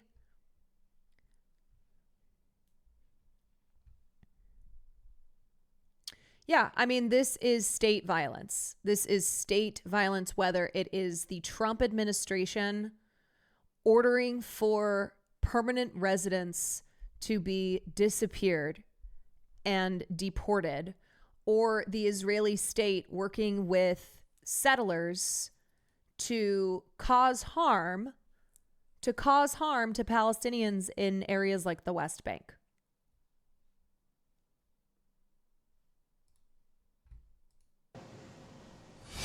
Beat me like hard attack. He's focused just on my head. He's kicked my head like around 10 times. I was bleeding from everywhere from my head. And also there's another soldier, he was kicked me and beat me with a gun. And so worth noting there, he mentions a soldier. He said he's not sure who the soldiers were, whether they were authorities. It's impossible for us to know who those people were. He said there was also a plainclothes settler there. Both the IDF and Israeli police denying that they were involved in any way in this beating. But regardless, he was then taken into custody, held overnight at an IDF facility and an Israeli police facility. Ultimately, he was questioned and released this morning. Still unclear, Kira, exactly if he is charged with something, if he's still being investigated. He was released by the authorities.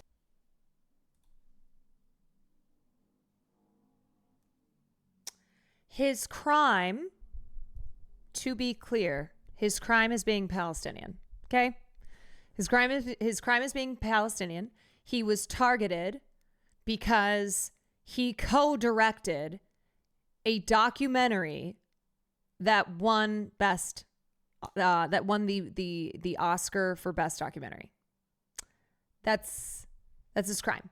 And so by saying things like, well, we don't really know yet if he's been charged with something, blah, blah, blah, blah, what you're actually doing is you're planting this seed that he did something to be deserving of that violent attack.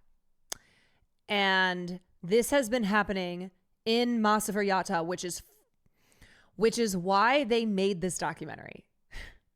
They made this documentary, and all of it was filmed before October 7th because this has been happening for decades. And they made this documentary to shine a light on the violence that is committed by these settlers in conjunction with the state towards Palestinians on their own land. So to even be like, well, we're not quite sure yet if he's been charged. No, that's not at all what the problem is here. That's not the case. There was one NBC clip where it was almost an accident that they reported accurately, actually calling the settlers a mob that was deputized by the IDF. I can link it if you want. Sure, because it's so rare. It's so rare that we actually see the media call this for what it is. But we're not exactly sure his status at this point. But he tells me that right now he's afraid for his life because he thinks there's every chance that settlers will come back to his house and try and do this again. But I asked him, why are you speaking out if you're afraid of his life? And he said, by speaking to you, I hope something will eventually change. Wow. Great get. Our Matt Rivers there in country. Thank you, Matt.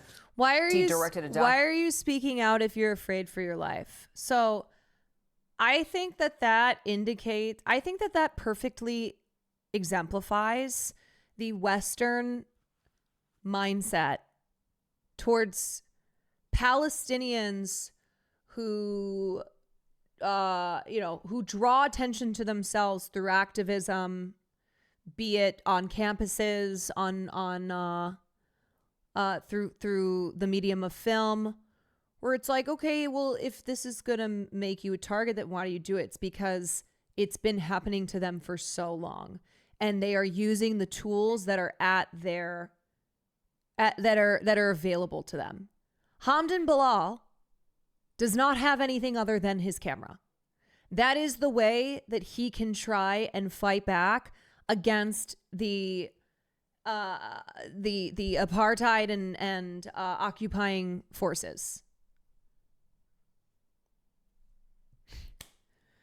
Yeah, like he's already at risk. He's already faced risks for simply being Palestinian. It was before he was returned, but it's here. To some developing news now out of the Middle East, where the Israeli co-director of the Academy Award-winning documentary No Other Land says one of his Palestinian co-directors has been, in his words, lynched. In a post in just the last hour, Yuval Abraham says his co-director, Hamdan Bilal, was beaten and was hurt in his head and his stomach. He also says soldiers got onto the ambulance he called, and there's been no sign of Bilal since. Our team is out to the Israeli Defense Forces for comment on those allegations. I want to show you Bilal here at the Oscars. There he is holding it. He's got the all-black suit on. We've talked a lot about this documentary on the show, No Other Land. It's this co-production between Israeli and Palestinian filmmakers looking at illegal Israeli settlements in the West Bank. But even with this huge Oscar win, it's struggling to get any distributor to pick it up in the United States. I want to get to Matt Bradley, who is following these late-breaking developments for us in Tel Aviv. Matt, what do we know? Yeah, I mean, this is a situation that has really happened in just the past couple of hours. And what we're seeing now is kind of a typical situation from what we've been seeing in the past from Mustafa Yatta. By the way, they've already been targeted. Bassel Adra, after his win at Berlinale, and also Yuval Abraham, they both faced death threats. They had risks. There were threats to their lives. And of course, it's all the more serious for Bassel because he is Palestinian. Because as he said, an Oscar win is nice, but I return back to my reality. And my reality is that my people are facing, my people are oppressed. My people face violence on a daily basis, that they are, that they crush our homes and they take our lands and they maim and murder us. And so, and it's not surprising, but it is disgusting to see the silence from these international film festivals like Berlinale, where these guys won the best documentary at that film festival. It's disgusting to see the silence from the Academy.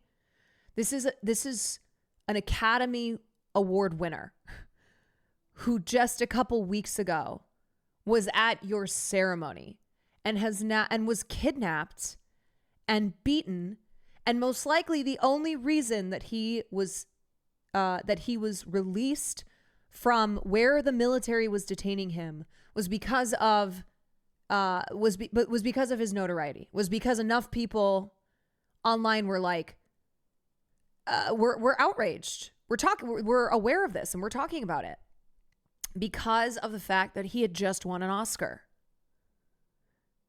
Which is the scene of that documentary that won that Oscar, and as you mentioned, wasn't getting any pickup in the United States. And this was, a scene that could have been cut from the documentary itself. We saw, according to the people who were there and according to other filmmakers who were there, and according to Jewish American activists who witnessed the scene itself, it turns out that Hamdan Balal, who was one of the co-directors, the Palestinian co-director, who is a resident of Masafer Yatta, he was saying that he was attacked by settlers who were in the vicinity. They were masked. They were attacking not just him, but also the activists who were with him. These activists were from the Center for Jewish Nonviolence. Again, they were about. Also, if you watch the documentary, this happens repeatedly in the documentary. And this all was before October 7th. Reminder. This is the West Bank. Hamas is not the ruling body in the West Bank. This all happened before October 7th. And what you see repeatedly in the documentary is settler violence, is violence that is perpetrated, but also, the violence of settlers is protected by the state, by the military and the police. They all work together. They all collaborate on this. And they have been pushing Palestinians out of areas like Masafer Yatta. They've been forcing them. They've been forcing them like back into caves. Half a dozen Jewish American activists who were recording this. They said, and Yuval Abraham, who is the co-director along with Hamdan Balal, said that he had injuries to his head and his stomach. He was bleeding, and that he was put in an ambulance, and that Israeli soldiers, and we don't know if they were actually Israeli soldiers, there were people who were dressed as Israeli soldiers. And one of the things, Hallie, about that situation in that particular part of the West Bank, and actually in a lot of the West Bank, is that Israeli soldiers, or that settlers are deputized by Israeli soldiers, and they wear Israeli. I'm gonna be charitable here and say maybe he's saying we don't know if they were even actual soldiers, although there's no difference. There's no difference. It's like when we say find the difference between these cops and the KKK. There's no difference. Okay, you pull the mask off a KKK hood wearing freak, and you might find a police officer under there. So the settlers will sometimes dress up as soldiers, even though it's not like the soldiers themselves.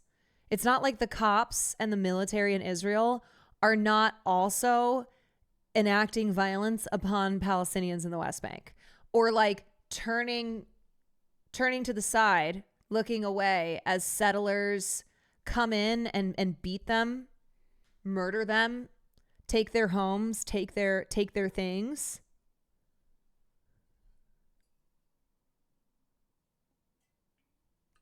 I hate how they're avoiding saying that the soldiers are actively a part of this. Right, because that is the truth. So it doesn't matter if these if these soldiers were really settlers in disguise. The soldiers do this as well. And it was the military that detained him. Now, again, this is before he was freed and more information came out. Soldier uniforms, even though they are settlers. And I've been out there. They don't have markings. They don't have rankings on their epaulets, so you can't tell who they are. You can't tell what their ranks are. You can't tell what their names are or their numbers. But like this is still refreshing from most of mainstream media, where they're talking about how settlers are deputized, where like settlers are a part of really a part of the military. Are so in a way they're able to do these deeds with impunity. Mm-hmm. They went into the ambulance where Hamdan Balal was being held, where he was injured, and they came and they arrested him. And now these filmmakers and these activists don't really know exactly where he is. And so they're tweeting and they're trying to report what's going on. But this is a scene that could be cut from the movie itself. So this is sort of, this documentary coming to life. Thanks for watching. Oh, I did not mean to click on Daryl Hannah's main attraction. What the fuck? Yeah. So that is something that you just don't hear a lot from mainstream media, is any type of connection between settler violence and the state. where you will have outlets condemn Israeli settlers, but they won't connect it to, they won't emphasize how it is the state of Israel that encourages and enables these settlers, protects them. I mean, Itamar Ben-Gvir,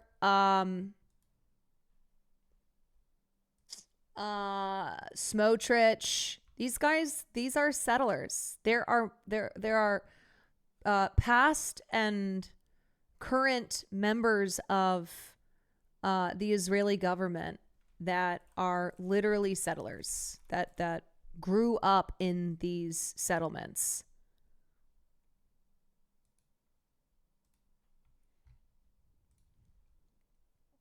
In a separate account, the Israeli military said 3 Palestinians had been detained on suspicion of hurling rocks. Oh, I wonder why they hurl rocks. That's the other thing about it, is I love how Zionists will go, well, actually, the real crime that was committed here, the real violence that was committed here were Palestinians throwing rocks. Why are they throwing rocks? Also, do you think that rocks are more serious than guns? Do you think that these settlers who show up with their guns, the military and the police who show up with just full military gear, do you think that these scary rocks, they're just no match for these very, very scary rocks? It's so bitch-made behavior. It is.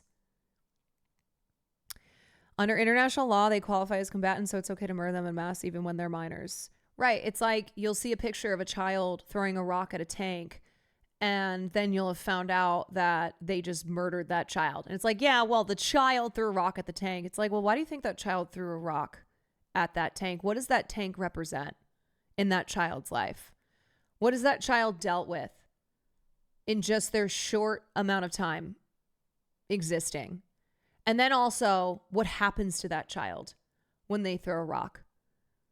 That they're ripped away from their parents, that they are detained, they're administratively detained for however long, that in some cases they're shot and killed. But oh, the scary rocks. One Israeli civilian was involved in a violent confrontation between Israelis and Palestinians. And it just this just maddens me so much. It maddens me that meanwhile we have, there was all that stupid drama in Miami with the attempts to remove funding for the independent cinema that was showcasing that was going to be that was showing No Other Land. Now, this is a silver lining here. This is a silver lining because enough people got pissed off. Enough people in the Miami Beach community got so angry over the mayor trying to cancel this independent cinema's lease and to take funding from them that he had to give up. He had to capitulate. Right. So it's like, okay, yeah, the real fear and problem here is that a documentary like No Other Land is anti-Semitic, that it makes Jewish people feel unsafe. Because what I'm seeing is, what I watched was a documentary that shows the nonstop attacks on Palestinians in a village, in Masafer Yatta, a village in the West Bank, and how this has been going on for decades. And then I see the filmmaker, one of the filmmakers who's Palestinian, who returned to his village after the biggest film award show in the world, the Oscars, and after he had won an Oscar there, who was then targeted, who was beaten and kidnapped by the settlers working in conjunction with the military. So I actually think the problem here is not that a documentary is going to make Jewish people feel badly. The tensions in the war spilling over to South Florida as a Miami Beach indie theater faces potential eviction over its decision to show an Oscar-winning documentary that highlights the Palestinians forced out of their homes in the West Bank. CBS News Miami's Joan Murray is live with the debate over free speech. Joan. Well, a lot at stake here. We're at City Hall, and up on the third floor tomorrow morning, they're going to be talking about this movie and deciding the fate of that theater. And it's all because the city owns the building the theater is located in. I thought it was devastatingly sad. I mean, first of all, that's a takeaway. It's a really difficult movie to watch. Miami Beach resident Mickey Bloom is talking about the documentary No Other Land she saw at O Cinema. Made by a Palestinian-Israeli team, the Academy Award-winning film shows demolition of Palestinian homes in the occupied West Bank and the alliance developing between an activist and a journalist. This is what's happening in my village now. But not everyone's a fan. Miami Beach Mayor Steve Miner calls it one-sided propaganda, attacking the Jewish people. He's asking the commission to terminate O Cinema's lease. Yeah, just these false cries about how it's attacking the Jewish people when the people who are literally being attacked are Palestinian. It is so frustrating. It is so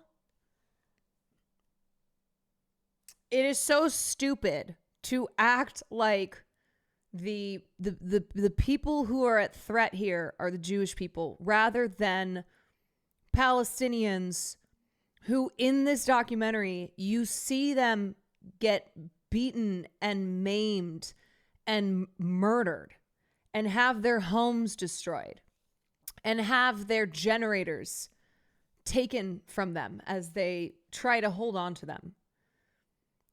And then one of the filmmakers being beaten for making this documentary. And cut funding. First Amendment guarantees that ideas, no matter how challenging or controversial, can be shared without fear of government retribution. Artists, civil rights activists, and community leaders supporting O Cinema spoke out Tuesday. What are your choices if that vote doesn't go your way tomorrow? You know, we haven't ruled out anything. We're going to pursue our right to show films without any government interference, and we're going to just follow that to whatever natural course. What impression were you left leaving the theater? I left the theater hoping that everybody that I know, that everybody in my community, that everybody on the Miami Beach Commission sees this film, what it is that they've been taught, stories that they've been told, and to reconsider those things from the perspective of the Palestinian people who this is happening to. Yeah. And if you want to hear more what the mayor has to say. So, as I said, I always try to search for good news amongst so much bad. And this community came together. They protested the mayor. They went to town halls. They were so they were so collective in their outrage, in correctly identifying this as a violation of free speech, as an attack on the arts, that the mayor was forced to drop the eviction threat. Now at 6, controlling narratives, local tragedy, act of cultural repression. These were the comments hurled at Miami Beach's mayor during a tense commission meeting today. At the center of it all, the fate of O Cinema on South Beach. The mayor proposed terminating the theater's lease after it showed screenings of the controversial award-winning documentary No Other Land. Now the decision I hate how many moments like this controversial. It's not controversial. It's not. It's only controversial if you think that Palestinians that the truth of what has been happening to Palestinians being shown is controversial. A swift backlash, and today the mayor of Miami Beach moved to withdraw his resolution. But as CBS News Miami's Nakar Carrera reports, the fight is far from over. People stood in line here at Miami Beach Commission chambers to let leaders know what they want when it comes to the future of O Cinema. This as the mayor decides whether or not to evict the independent film theater. It doesn't. I genuinely don't understand if all this is happening. Why does the media hide it or not report on it honestly and twist it? Like, why are they on more than one? Okay, so a couple reasons. One, it's people in the media who themselves support Israel. You can usually tell the ones who are like rabid Zionists. Two, it is pressure that's being put on them. Pressure that's being put on them from the executives at their media company, right? Whatever decisions are being made from the top, and that affecting how stories need to be framed around Israel and Palestine. Three, this has just been going on for a long time. This is part of the pro-Israel playbook that the media overwhelmingly presents the Israeli narrative and the Israeli side. So, there are people who are afraid that they don't want to lose their jobs. They don't want to get in trouble. I live in Canada. I know nothing, only what I see in mainstream media, but I watch you and Hassan, so it seems pretty clear who's in the wrong, so I don't get it. Yeah, I mean, I think what's important to recognize is that Western media is very important to the American empire and the American empire's allies. And it has been used as a tool for a very long time to protect America's interests and to put forth coverage, narratives, framing that is going to continue protecting those interests. So the media, mainstream media, has been complicit for a long time in maintaining support for Israel, and you have to look at like who is running these media conglomerates, because one of these local journalists, they're not making it's not necessarily them who's making the decision on like how a story is framed. As Biden said, if Israel didn't exist, they would create an Israel. The other thing is don't be fooled into thinking that every person in media has a nuanced grasp on Israel and Palestine. They do not.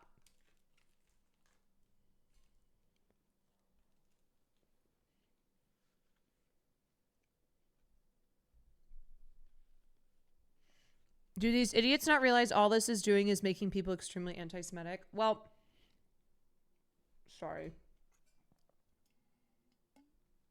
I have said this a lot, where the reason that Zionism is anti-Semitic is because it monoliths all Jewish people. No group of people are a monolith. And by saying that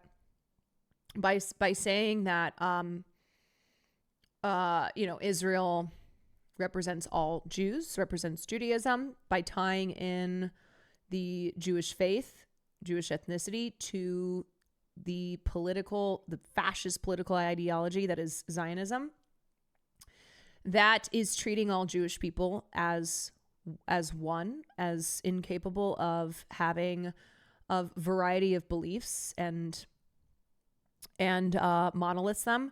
Also, it's anti-Semitic because when you are an apartheid genocidal state and you are committing crimes and oppressing a population of people in the name of Judaism, then that will create backlash for Jewish people, because there are people who look at this situation and they don't understand that conflation that's being done in order to protect Israel, so that if you criticize Israel, you get accused of being an anti-Semite. But then people who are seeing Israel's mass murder of Palestinians and going, so Israel represents the Jewish people. This is the Jewish state in the name of Jewish faith and the entirety of the Jewish population in this world. They are genociding a people. Then no, Jewish people, that's bad. Like, that's a bad thing. And you will have actual anti-Semites who jump in to be anti-Israel because it helps them push their narrative that is anti-Semitic.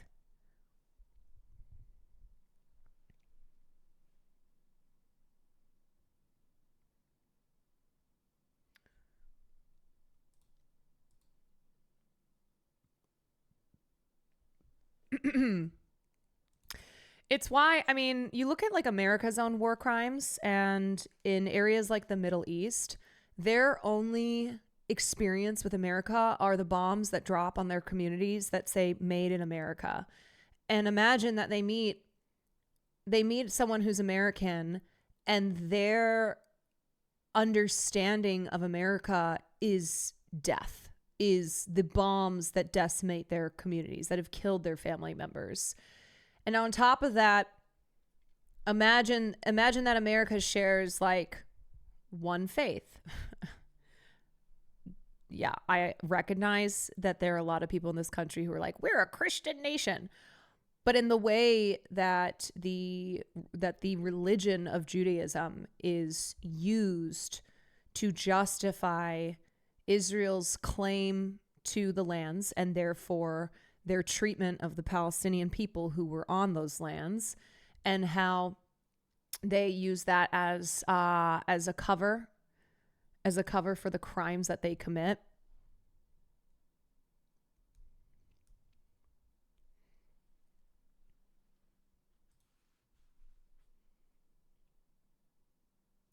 It's already happening with Gen Z and later generations. They're even inventing new anti-Semitic dog whistles.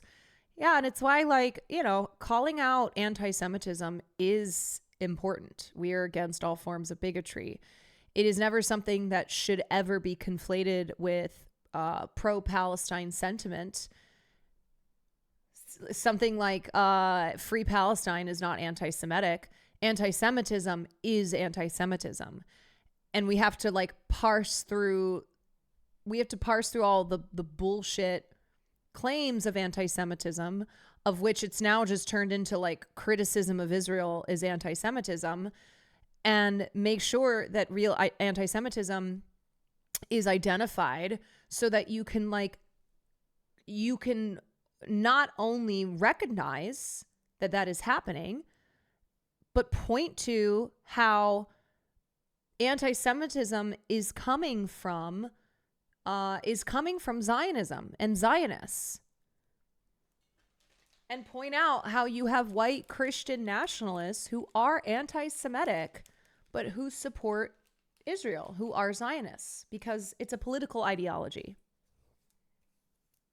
So it's how you can have people who say very hateful things about the Jewish people, who engage in anti-Semitic conspiracies, but then also support Zionism. And if you're like, wait, but I was told that Zionism is the right for Jewish people to have a state, that Zionism is Israel, which is all Jewish people, then I don't understand how you can be anti-Semitic but also support Zionism and also support Israel. It's because it has nothing to do with Judaism. Matter which side of this issue you're on, right? Because there's only one side when it comes to First Amendment. There's only one side when it comes to free speech. Local actor Fawad Siddiqui is one of many people who showed up to see what the city of Miami Beach was going to do when it came to the debate over O Cinema. He says theaters like O Cinema are safe havens for everyone. Malteser, I actually think I covered this story when the BBC, yeah, I did. The BBC pulled the documentary Gaza, How to Survive a War Zone, which focuses on a child in Gaza, and it's basically looking at his life under constant siege, surviving genocide, and how the BBC engaged in engaged in very transparent censorship, that they didn't want this documentary to be public, and they used the excuse of like this child's father was Hamas. To shut this stuff down, it doesn't solve anything. In the end, people still feel, like we saw in the chamber today, people are still going to feel these feelings. So have that conversation, have that discussion. Don't suppress these discussions, you know? The co-founder of O Cinema is celebrating a victory after Miami Beach Mayor. Yeah, this is a big W. We got to take our W's. It's no surprise that it's not a coincidence that so many anti-Semites are blowing up in popularity the past couple of years. Yeah, and I will say over and over again that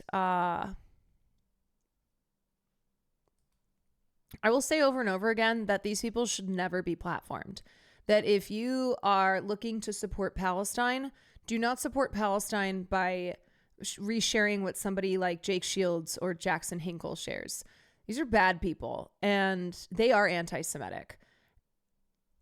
This is not like, there are so many people, Palestinians for example, who you can be learning from, who you can be sharing on social media platforms. And the problem is that these accounts, because ideologically they are otherwise not progressive. It's almost like because they are supportive of Palestine, a lot of people are like, the enemy of my enemy is my friend type of thing, where they might hate Jake Shields for being super MAGA and really transphobic and misogynistic, etc. But then they see him posting against Israel in support of Palestine, and it's like they give him like extra props for that. You know what I mean by that, where there's like this weird tendency when we disagree with someone on everything else, but then they post something that seems to be aligned with what we believe in, and it's like, ooh, there's something extra special about that this total piece of shit is not acting like a total piece of shit on this issue that is so divisive, that has caused a lot of people who are pro-Palestinian to face so much harassment and vitriol. So it's like, I guess I think it's also we want as many people signed up for the cause as we can get. And so maybe these people who are MAGA will be able to reach out to MAGA and make, like, imagine if MAGA becomes pro-Palestine. It's the terrible worst person you know just made a great point name.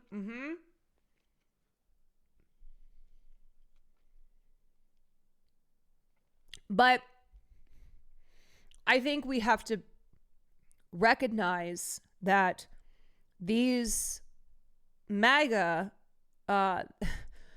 these big MAGA accounts that have for the last 18 months seemingly been posting in support of Palestine, that they do hold anti-Semitic beliefs. If you look deeper in their posts and you look at the kind of stuff that they're retweeting, their comment section, it is anti-Semitic. So I think, like, I just think that, I don't know. And some people will disagree with me. Some people will be like, why are you prioritizing anti-Semitism? It's like, I'm not prioritizing anti-Semitism, but I am pointing out that this cause, the Palestinian cause, does not have room, can never have room for anti-Semites. A lot of them hate Palestinians and Muslims too, but just hate Jewish people more. Exactly. That these are not our allies. These are not our allies. So even though they have 2 million followers on Twitter and are very critical of Israel, these are not our allies.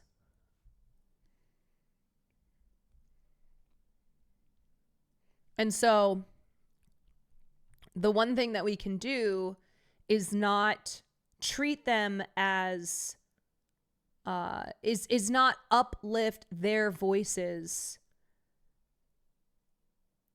as the ones we should be seeking, as the ones that we should be listening to when it comes to Palestine. But I also feel this about anti-Zionist Jewish people as well, where it's like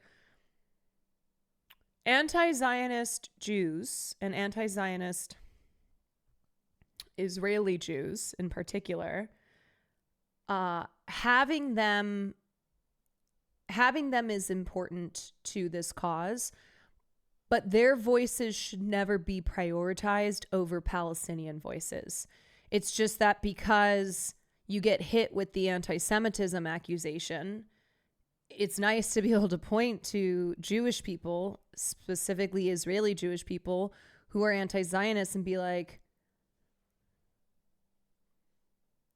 here's a group of Jewish activists who are protesting this genocide, as an example of to how ridiculous it is to say that it's anti-Semitism. But Palestinian voices have been suppressed for so long, have not been prioritized, have not been able to like be the leaders of their own movement, of their own cause.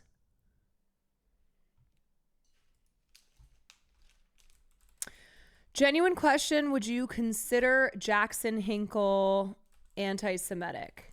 Yes. Yeah, he frequently shares far-right neo-Nazi propaganda. I've heard his name in the past, inter-community discussion, not attempting to dilute the foremost necessity for a free Palestine. No worries. Yeah, Jackson Hinkle is a white supremacist. He's also a fucking grifter. He's a Fed. But just in regards to your question, yes.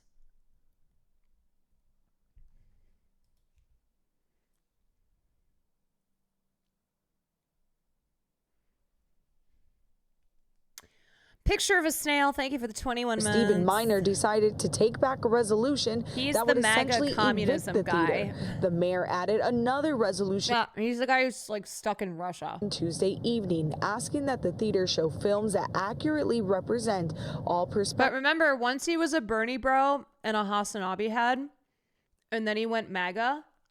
He's a grifter.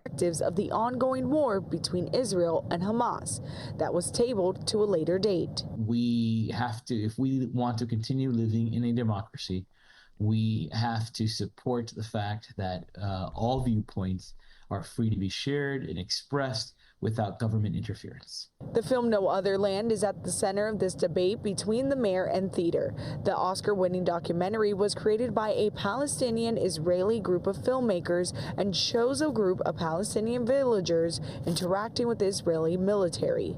The mayor was upset with the screening, saying it depicts anti-Semitism. Free speech is sacrosanct, and I'm a staunch believer. No, you're not. But we've seen a level of anti-Semitism, anti-Israelism that's reached. Anti-Israelism.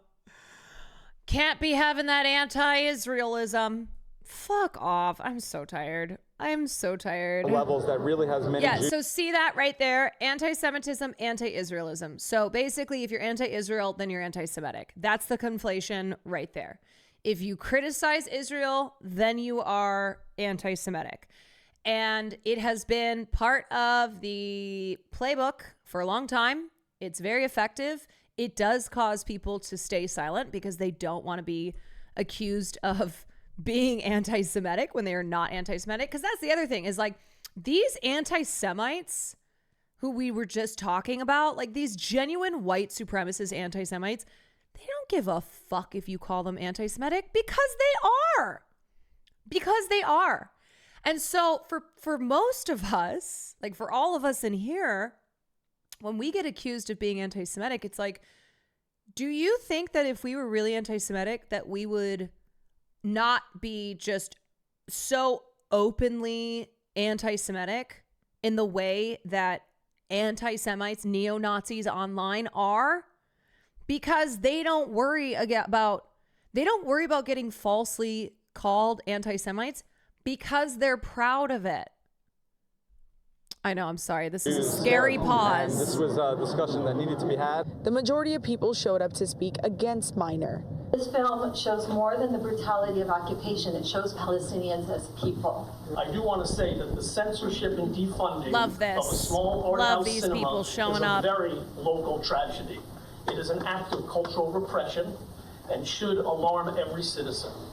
The mayor says he's open to having dialogue and tough conversations about the topic. As for O Cinema, the mayor's like, listen, I'll talk. Okay. You know, because he didn't expect the response to be this. About Tree Fitty, thank you for the 9 months. This is what you need to be doing in your own communities. So when we talk about what can you do? What can you do? You can't stop. You as an individual cannot stop Trump. Cannot stop Netanyahu. Like, you as an individual do not have the power to stop the American empire and the Israeli state from doing what they're doing. But what you can do is make changes in your community at a local level. Whether it's a film that is being actively suppressed, that your mayor is trying to evict the theater that is showing this film, and so you show up to be like, go fuck yourself. Yeah, don't let it only be weirdos. And the thing is, too, is that they will try and make it seem as if you can't go to that meeting.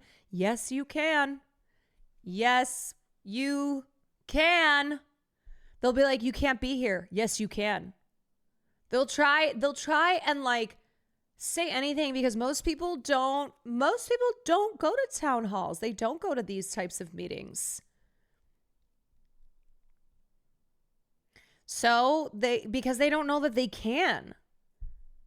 But like all of this stuff, it is to be made available for anybody who lives in that community. They can't keep it from us.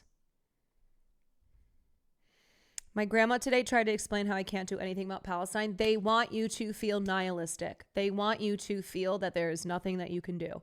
There's nothing you can do about Trump. There's nothing you can do about Palestine. There's nothing you can do about any of this. Really, because, yeah, things are shitty right now, but our histories we have a long history of really shitty things in this country. Like, we had slavery for hundreds of years, and we have the vestiges of slavery still alive and well. Women couldn't divorce their husbands unless their husbands like murdered them. They couldn't have a credit card. They couldn't vote. There's just so many examples of times that it seemed impossible that rights would be won, that oppression would be overcome.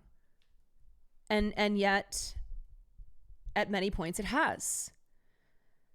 At many points, progress has succeeded. And so it is to give up. To give up is very easy. To be a nihilist it's easy. It's easy to get consumed by your anger, your feelings of hopelessness, that you're just a helpless little baby and you can't do anything. I mean, y'all, real talk. I've had that feeling before with my own Twitch stream. I don't have 40,000 viewers. I don't have 100,000 viewers. I don't have millions of followers. There have been moments where I'm like, what am I even doing? Moments when it also feels like not that there's anything wrong with an echo chamber, in that it's people who are like-minded and we're all, we're similar in our morals and our beliefs. But yeah, there have been plenty of times that I'm like, what is even my purpose? What am I even doing here? Is this making a difference? And I'm always reminded that yes. Like every single person, whether you're a Twitch streamer or whether you are a whatever, have a platform or not, we can all make a difference. Even if it's just one person in your life. So never think that there is nothing you can't, never think that there is nothing you can do. And just remember to go small. Don't try to save the world. Don't think too big. I'm getting a split fiction call. Okay. What's up? Oh, hi, Caroline. Oh, hi. I was just giving a little speech. Oh, I wanted to be. Wow, you're so prompt. Wait, I'm Alvin messaged I'm you, like Will? actually shocked how prompt you are. Hold on. Wait 1 second, Caroline. Is Alvin in chat right now? Okay, hold on a second. Hi, Fan. What's up, sweetheart? Go small or go home. Yes. Go small or go home. But That's crazy. I very sincerely mean that you do have an impact. No matter if you have a platform or if you're just if you're just a person in chat who is sharing in this community and has an impact on the people in each of your lives. Yeah, Will is sick, so that's why his voice is doing that. Will? Where the fuck did he go? I don't understand. He called me. He was punctual. I didn't expect him to be. Oh, God, Caroline. What? Oh, God. What? Alvin was watching me react to his new food video, which you should absolutely watch, Caroline. Okay. Are you here? Oh, wait, sorry, I was muted. Yeah, and I didn't know he was here, and I would aggressively orgasm every time he did a beauty shot. That's a compliment, though. Yeah, I just didn't know he was here. You know what I mean? That's I don't know. I don't know you to get embarrassed, though. There you go. That's the video, by the way, guys. In case you don't already follow him, please go follow him. You have like smoky ass, sexy porn voice. Hey. Yeah, everybody's Can saying you that say I should hey? just Can you say always hey sound now? like this. Hey now. Hey now. Hey now. Hey. Hey now. Hey now. Cunty Honex. Thank you for the prime. Silent Radical. Thank you for the 6 months. Easy. This is the 6 p.m. nightly news with William Neff. Wow, I'm honestly kind of thrown off that you called me exactly at 10. Why? I'm just doing what I'm supposed to do. Hunt and farm. Okay, Thank no. you. No, because Yes? when are you ever on time? It's always me waiting for at least an hour. Caroline, it's You because the have last like 2 nights, two out I've of had our insane hype yes, trains. because you'll have a hype train that goes on for an hour and a half. That's not my doing. A hype train where the train don't end. The train do not end. I'm doing my best. I know. How are you feeling? Did you take Good. some more medicine? No, I probably need to, but let's play some split fiction. Gosh darn it. Gosh darn it. Time to split the fictions. Yeah, split that fiction. Okay. By the way, Caroline, can I send you a video? Hang on. I do want you to watch this video sometime. Did you get the flu from Hassan? I'm assuming so, because that or Baby No Money. They're both sick. Sick or like sick? What are you talking about? I don't know. Here, click that video link. Okay. That's Alvin's new video. It's the ramen that he warned us about because it's so good that it'll ruin all ramen for you forever. Yeah. Oh, I need to watch this. Mm-hmm. Okay, I got to make sure Alvin's not in chat though when I'm watching it. Because I can't embarrass myself. That was a humbling experience for me. Ooh, for sure. Oh my God, that looks so good. All right, split fiction. They need to stop kissing. That's what I'm saying. You know what? I know. Can we get the helmet on? Haas, you want to put my helmet on? Do you need a snack? Do you need anything? Do you need? I got you. Did you see I got you? A ton of food today. Do you see I got you? Oh, also, do you want to do stream together? Yeah, sure. Do you want to invite me to that? Micah, thank you for the bits. Okay, one sec. Yeah, this is how we start a hype train. I did update my emotes today, y'all. Very exciting. Wow. I updated the emotes. All right, here we go. Thank you for putting the helmet on. I appreciate it. Are you inviting? I'm knocking. Okay, you're Caroline, knocking. Give me 2 seconds. I was just asking if you were inviting.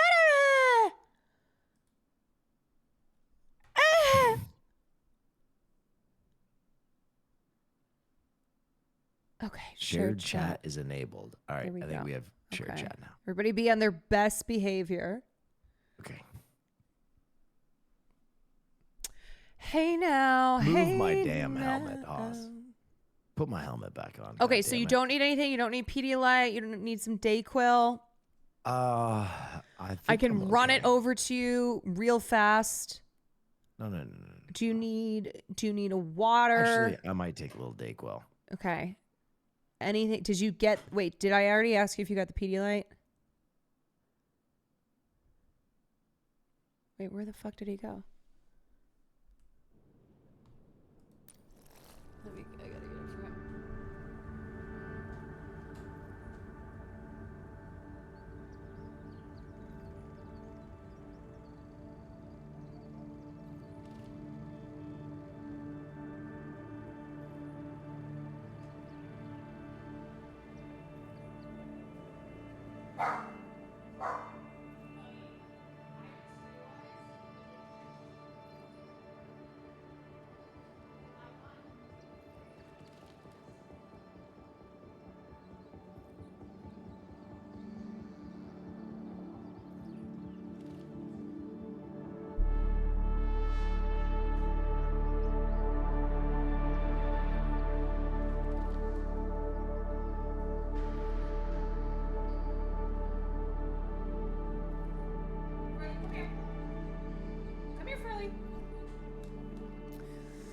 Okay, guys.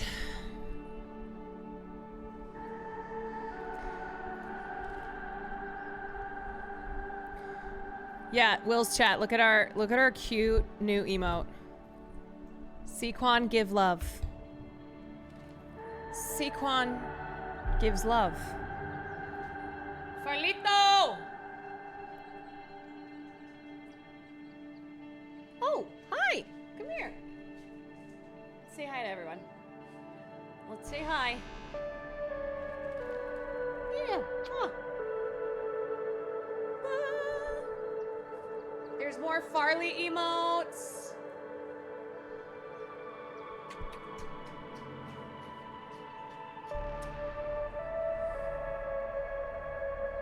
Farley, you see all these emotes of you? Aren't they so cute?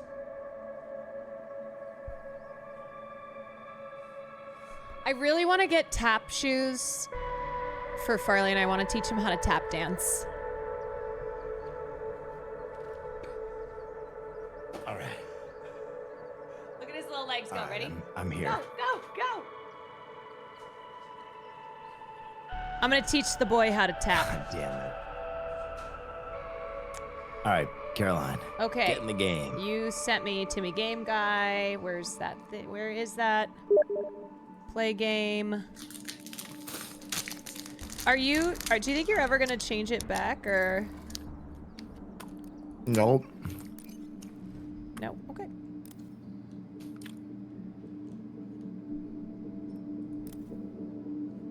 What the hell were you doing? I don't know why I always do this.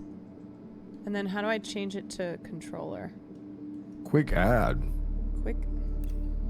For the Spurtle? Yeah, go ahead, run it. Oh shit. Wait, go back. How do I change it to my controller? Just pick up your controller. Oh, okay. Oh, wait. Okay. No. Do you think we finished or no? How much longer do we have? I think we're in one of the last sections, Caroline. You kind of sound like Christian Slater. Jesus Christ. I sound like my brother then. Look at those statues, though. Yeah. And what's the meaning of these tattoos? No idea. But witnessing what we just endured with you... Endured and conquered. Regardless. Feels like I won't be able to hide behind some happily ever after story this time. And I'll be right by your side if you don't. Schmappily ever after. Wow. What is that? Survived. Ooh. Oh, your arm. You know what? That looks like D-Tune was describing that when he was looking at the video footage from David's cameras at the, Thank at you, the Jay house. Dilla. Appreciate you, bud. That there was something on camera that appeared that was like a white. Wait. I don't know. Fish spirit? Fish spirit.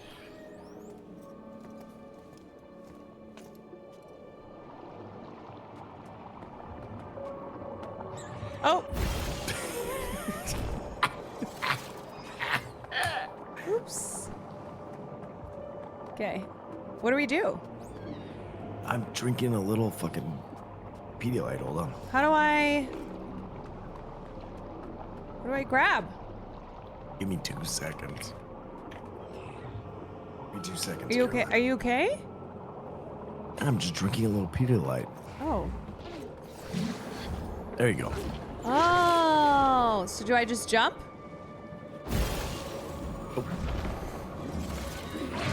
I have a feeling. Wait. What does this do? Do we stand in it? Oh. Oh. Wait. Is that some sort of vortex pull? Whoa. Okay. Oh. How come I don't have the fish spirit? You'll probably get a different, much cooler spirit in a few seconds. You'll probably get one that, like, shoots fucking bullets. Oh, okay.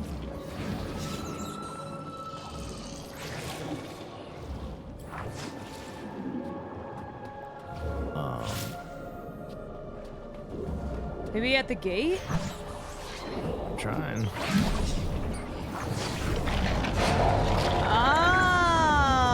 see you Ah. fancy gold, little one. Looks like you found a strong pal. That's right. I got a strong. I got my helmet Is on. this- Oh. Is this mine? Flying. Is this for me? Of course it is. Yes. Whoa.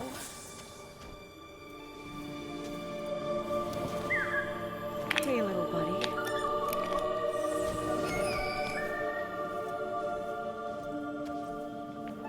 All right, let's see what cool shit you get to do. Illuminate. Oh. Oh. That's Okay, fantastic. it's not flying, but it's pretty sick. It's pretty neat. I like it a lot. Illuminate us. Oops. Okay, ready?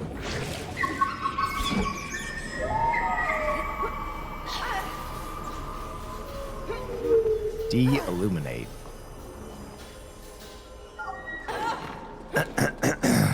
Okay, this is pretty cool.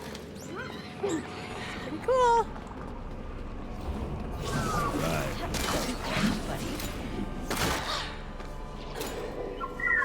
Alright. Throw this shit somewhere. Yeah, that'll do. Oh, shit. Am I supposed to do something here now? I think, I think I'm gonna give us a big old swing-a-roni here. Yeah, there we go, there we go, there we go. There you go. Oh. Oh, I didn't go. Come on. Jump. If you believe in life what after our friendly love. spirits represent? What does your heart tell you? Whoa! Nothing. Caroline's I can't ability pretend kind to of have around. sucks. Then maybe that's exactly No, what we need your right ability's now. cool. It's sick.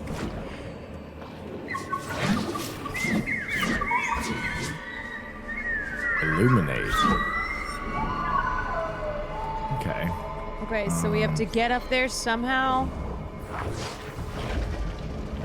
Oh, look at us working together. It's sicker than Will's. Yes, thank you. Always.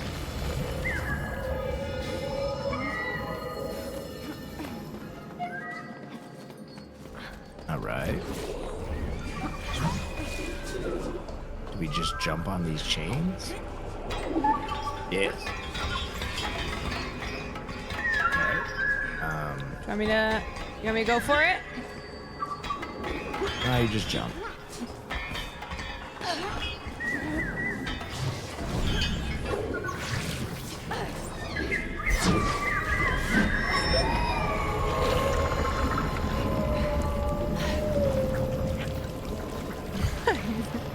Rooting for you both. Thank you. Here we go. Whoa!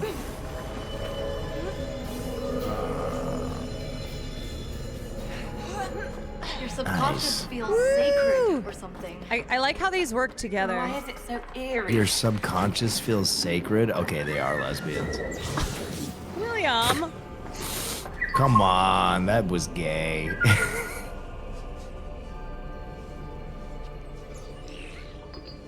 Cheering on Will's downfall. Thank you, Hunt and Farm. What? Wait, why? Well, we just mean in terms of deaths.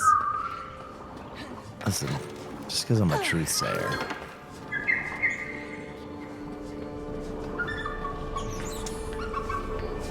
Only because you've caused so many of my deaths. I have not caused any of your deaths. You're gonna want to jump on that chain. Like, okay, like that. See? How am I getting blamed for Carol? See? And now I'm at 700 deaths. That one was really wild.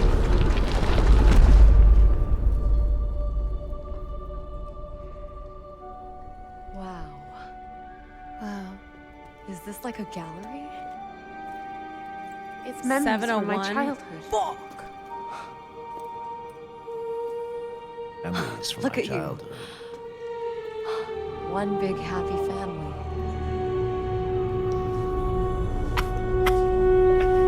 Something so funny about her doing pharaoh arms in her family photo. I got to do pharaoh arms in more of my photos. Do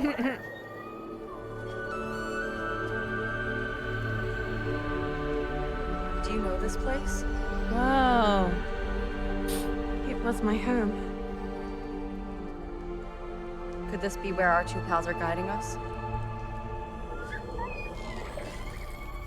Okay then. I guess now we know where we're heading. 800 by tonight? Stop. Zoe? Road to 1,000? Quit it. Yeah. Yeah, I heard you. We're going back home. Splendid. She doesn't want to go home. I like your helmet. My gaming helmet protects me. That's why I've died so few times. Damn. This is really beautiful, Zoe. So, Want to talk about your house? I love how this fantasy world was my old childhood looks like home. all the other fantasy worlds. But we moved out a long, she's long giving this time one ago. the most cred. Any clues to why we're heading back there? Nope. Not really.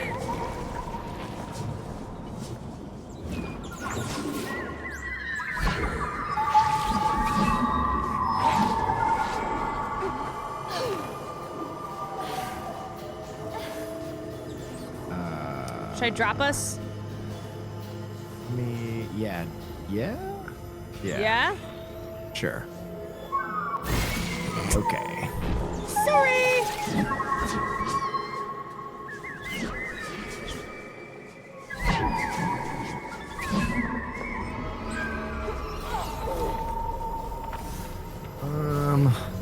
Oh, up above. Up above.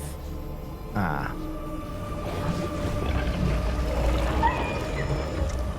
One does not simply drop into Mordor. No! Sorry! Sorry! I didn't realize that I was doing that, you know? What does that mean? What do you mean by that, Queen? Speak on that. I didn't know it was me. I didn't know. So...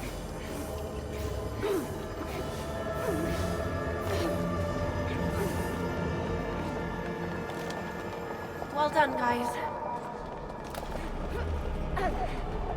Take me Where back is to the everyone? farting pigs. You know what? The farting pigs were What happened OP. down here?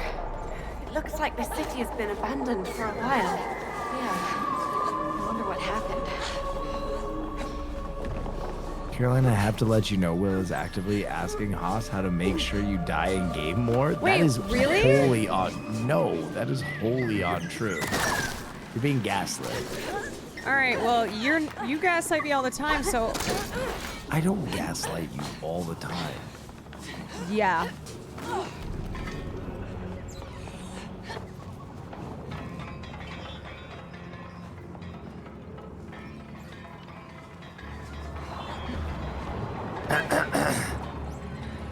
More of these frescoes.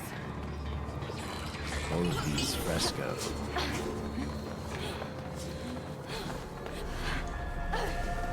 Also, Haas is working around the clock to keep a helmet on my head right now. Wait, so he why can do you have actively make fun of me. Why do you have a helmet on? Oh, just so they can make fun of a childhood trauma of mine. Go ahead and light that up for me, Caroline. Wait, you have a helmet on? Yep.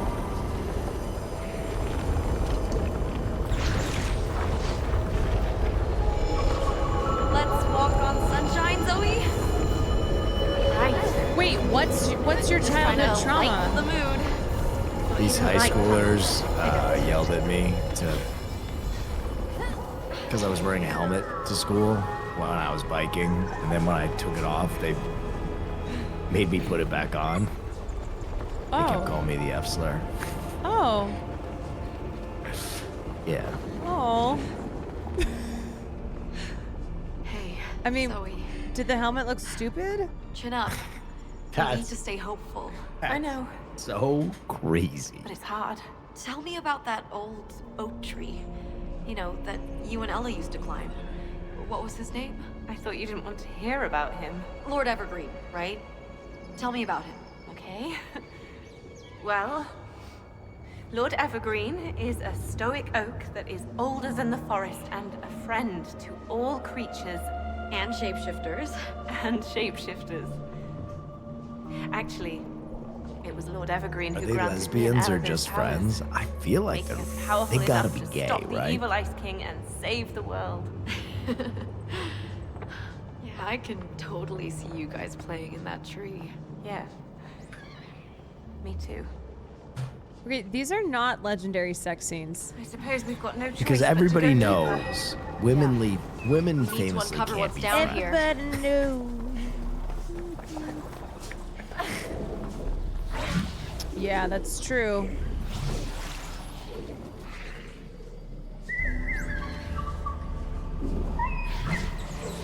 Is that why you're failing at figuring out where to put your spirit fish? Why don't you light this up so I can figure it out? Oh, you're right. Wait, it is on me. It's okay. All I know is women be shopping. Women? I'm trying to figure this out. They be shopping. You know All what? right, there's a crank over there. I'm not be shopping enough. I wonder how one cranks this, Soldier Boy. In fact, I hardly shop at all. All right, I might die here, but I'm gonna try landing on this to crank it. Nope.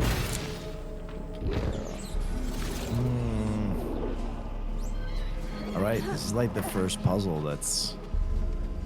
I don't know what's going on. I think that... Oh, wait, there's another one above.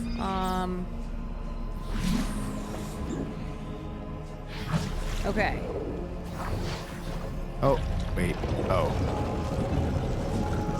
Well, that was easy. But what does that do for us? So we gotta get we gotta get it down. Ah, if I go low, it'll crank it Yeah. down. All right, there we go. Good job. Now crank that bad boy back up. Get low, get low, get low.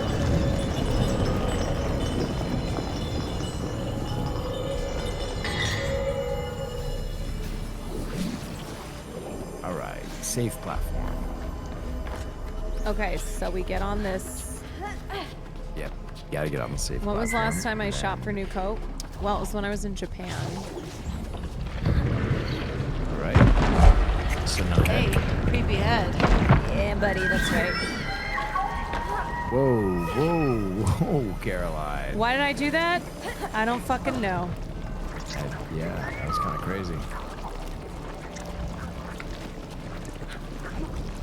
Okay, come stand on this side of the head with me. Okay. Okay.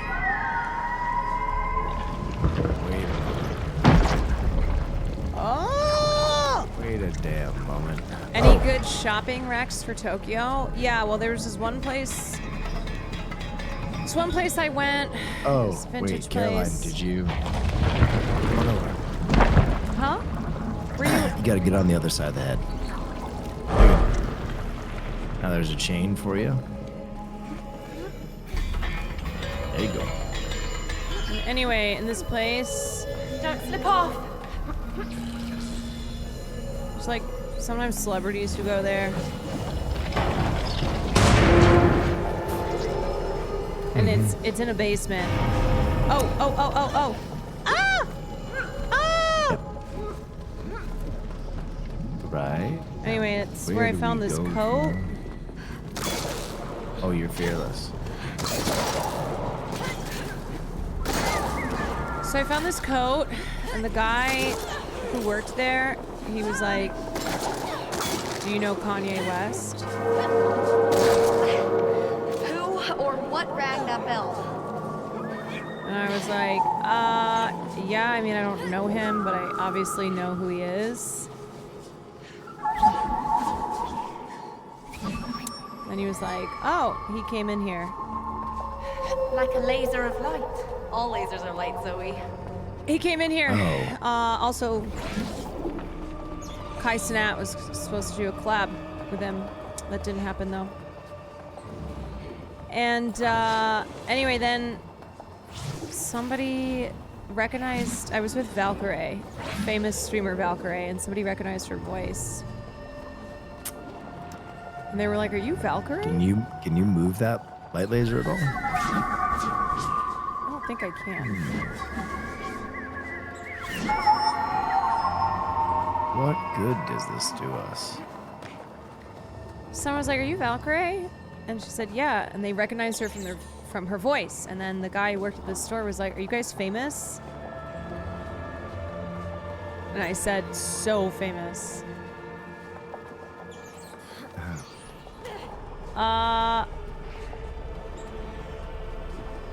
Okay. I don't know where to go. And then he was like, can I take a picture of you guys in front of the store? So we had to go back upstairs because the store is in the basement.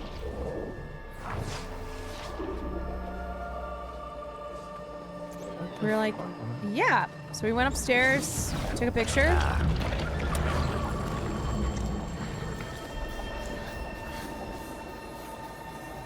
The air is so cold right now. I'm feeling it. And anyway, I ended up with this amazing coat.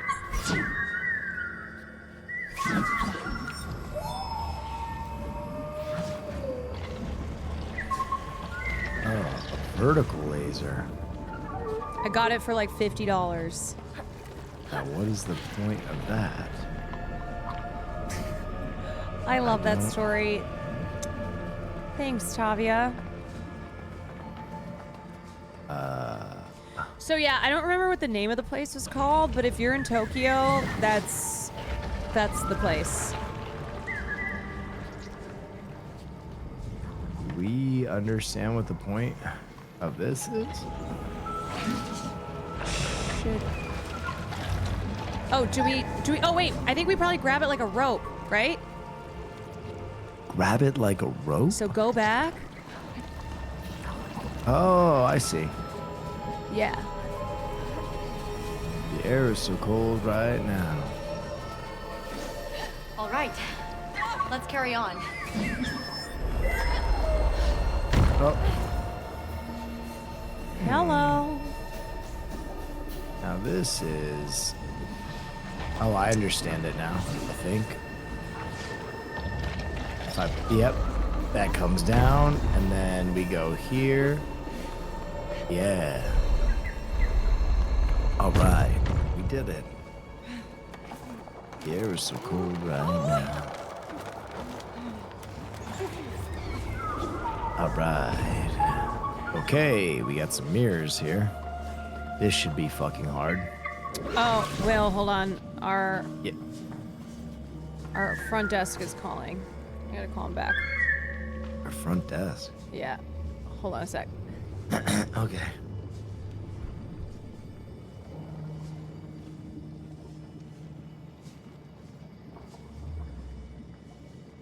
Fishalacious, thank you so much for the raid.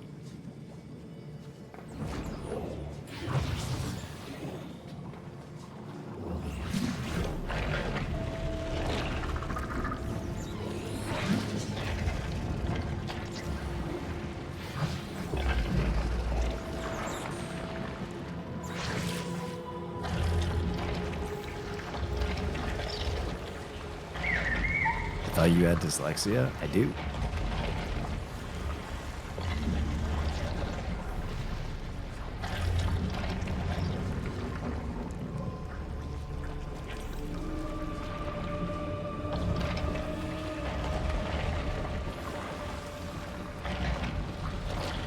Okay. What's going on? No, it was my my food delivery. You haven't changed that? I did, but I guess it got sent to the old place. Okay. You want to come over here and use your bird to give this light? Oh, yeah. So I gotta go get him.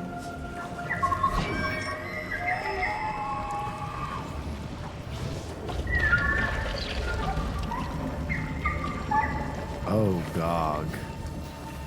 No, it's not like Uber Eats or anything. It's Factor.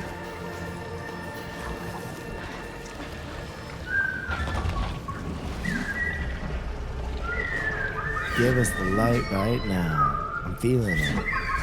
Are you feeling it? Oh shit! I don't know if I can. I don't know if I can do it. What? You can definitely do it. I'm feeling it. Are you feeling it now? Yeah, maybe I can hire someone to bring it to French Polynesia. Shit!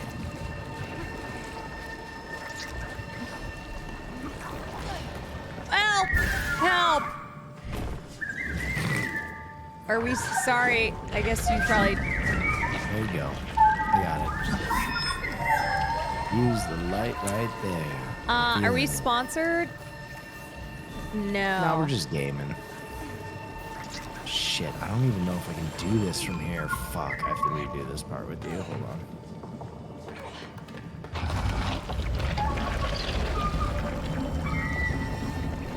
Are you shitting me?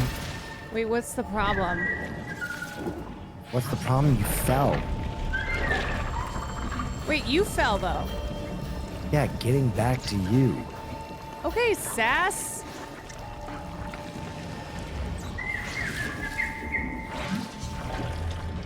Alright, here we go. So wait and then jump. Here we go. Jump to me. Okay. Alright, now all you gotta do is walk and then climb. Walk and then climb. Alright, there you go. About your old home, Zoe. How long did you guys live there? We moved when I was 12. Was it before or after the accident? The death of your sister. Oh, wall run. Smart.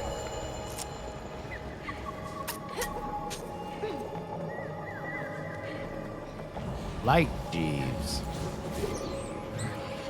Light, Aziz.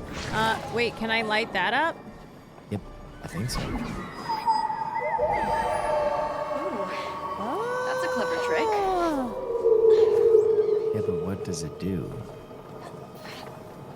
Oh.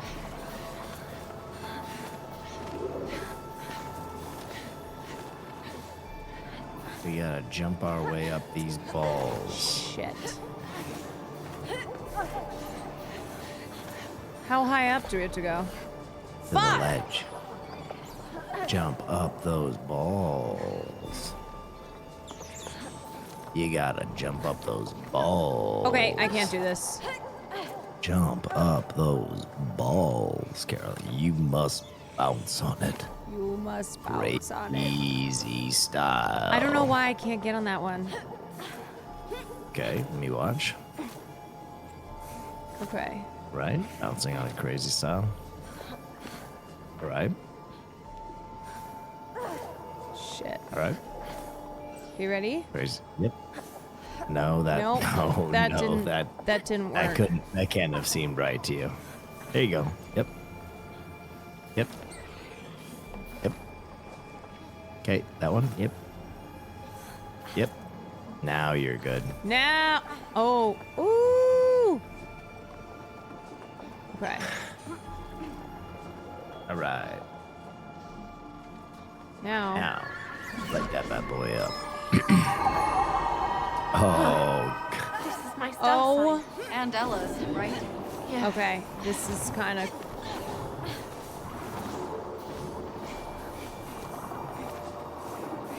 Sometimes I can't tell how far they can jump. It's time for crazy style bouncing. Light that shit up. Light that shit up.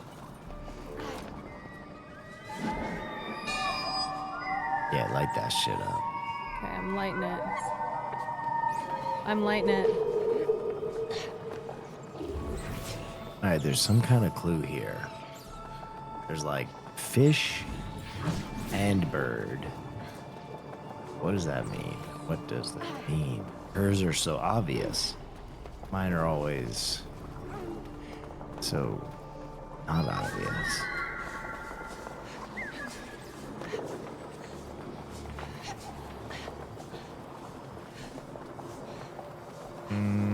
Can I put it in the hole? I Can. don't know. Why don't you try? Now light it. I lit it. Oh, I guess I gotta relight it. Oh. There we go. Some crazy style bouncing.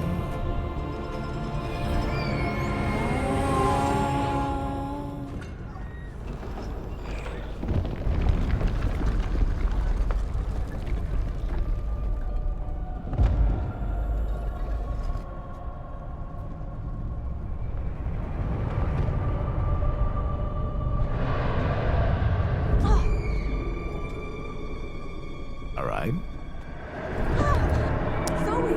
I think we're I'll dying. watch all of that. Noko, this game is fun as hell, man. I'm fine. I think we're dying. Are you sure? Yeah. It's nothing.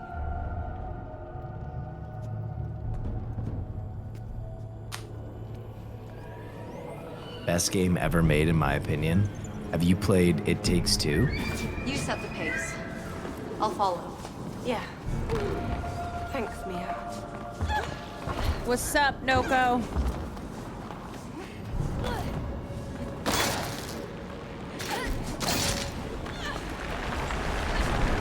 What the hell is that? Don't know, but we better run.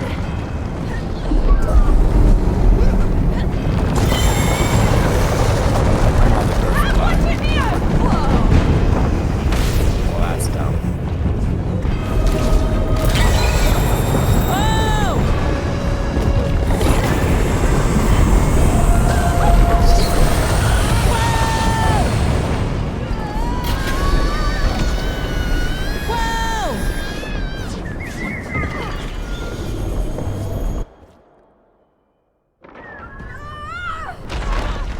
Oh, nice. What's that thing?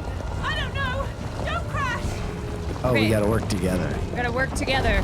Yep, just follow my lines. Just follow my lines.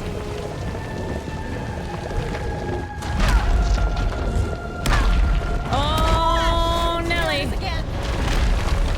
Just follow my line. Follow my line. Yep.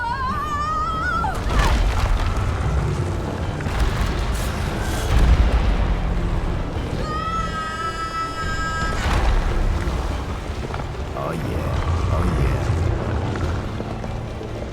Here it comes.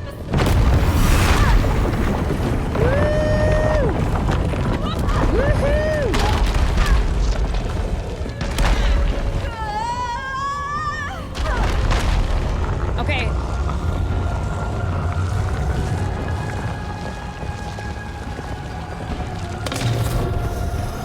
Oh yeah. Okay, to the left. It's another fucking dragon. Take a jump. Do it.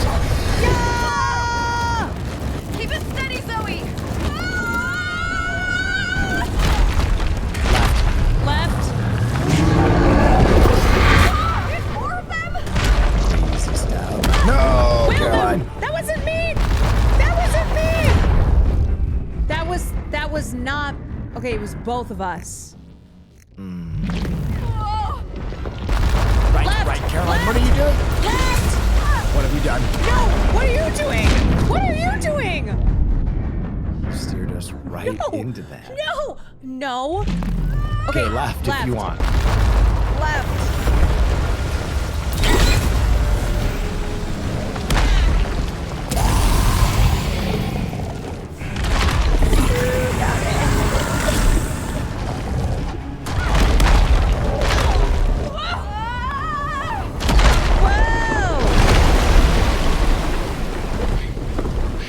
Nice.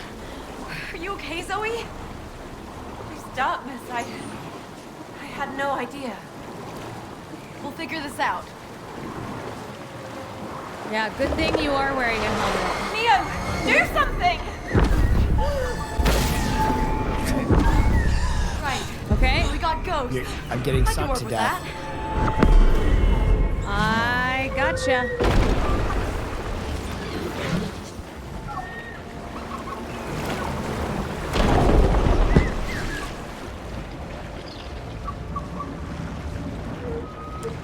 Oh, I think we do this. Oh God. Oh Jump to shit. me. Jump to me. All right. Get it? Nice.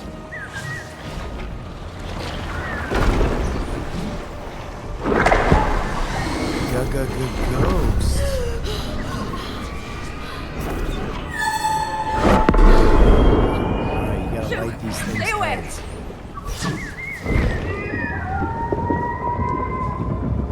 Okay. Nice. Yeah, the flat rock. Oh, okay. Turn that other one over there. You see a flat rock? These statues are getting creepier. It's a Alright, twisted. that's good, that's good, that's good. hole. Yeah. Alright, this one over here. I gotcha. I'm getting zocked. You're getting zocked? I'm getting I got zocked. you. I got you. Thank you. Good work. crazy style bouncing.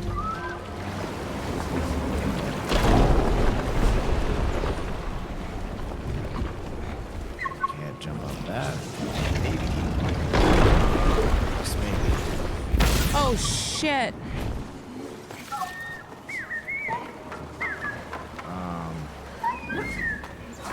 Oh nice, I got a little lift from my bird.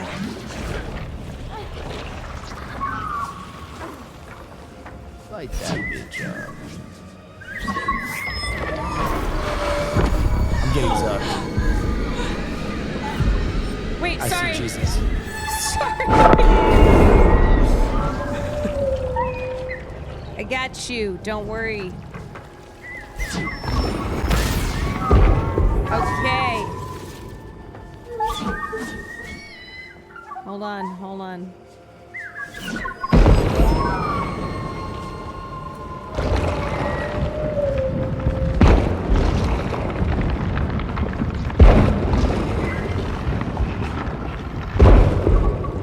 Go back again, I think. One more. All right.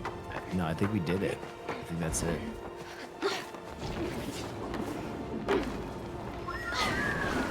And now I think we throw this here. We throw this here. Yeah, there we go. Oh, crazy I style have all bounce. of this inside of me. Still no theories on why. Only that this darkness seems to have been left unchecked for a long time. Bleh. Oh my gosh, she's Oh, sucking sorry. me. Oh my gosh, she's sucking me. Okay, okay. Nobody sucks you, but...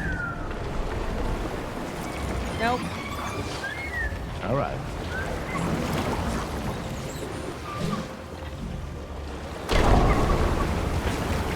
Okay, let's not draw any more unwanted attention than is necessary. Yeah, I'm really not a fan of ghosts or snake monsters. Go, go, go, ghosts. Sometimes these flips I do are sick. Nobody sucks you but you, is what I was gonna say. That's true. Oh, this looks like a war zone. If anyone's Oh. gonna have sex with my sister, it's gonna be me. Anybody gonna have sex That's with my a huge sister? crossbow. More like a ballista. Looks handy in a fight with a giant snake monster, I guess.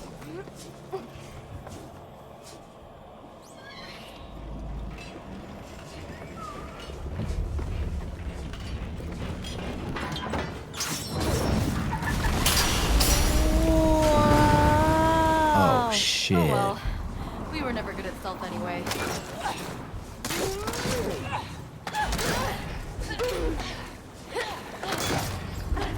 Oh my god. They're ghosts. So, it's probably safe to assume these snake monsters did all of this destruction. And corrupted my subconscious into a ghost town. Now that I'm so good at platformers, I should play Hollow Knight. I'm a platformer expert. Hollow Knight's pretty fun. Go, go, go, ghosts. I got an idea. Wait, watch this. Ready? Okay, launch me up. Hold on.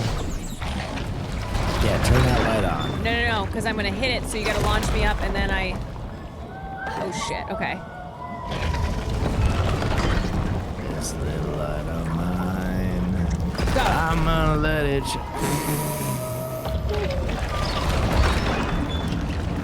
Ready? You should play Cuphead next. I've beaten Cuphead on the hard mode.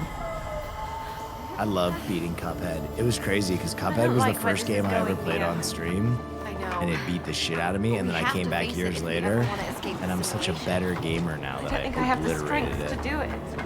I didn't have it to face my demon either, remember? Let me return the favor. I like this level, do you? Yeah, it was a good level. Yeah. It's a nice level. Shit. Nope. Shit.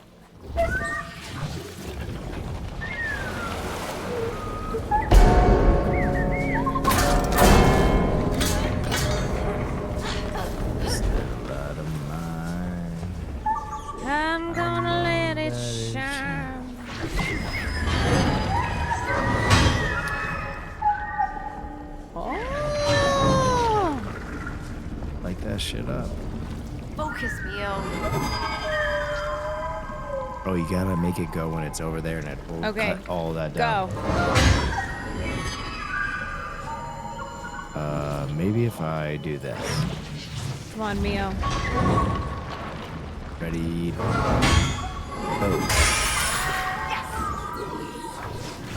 Nice.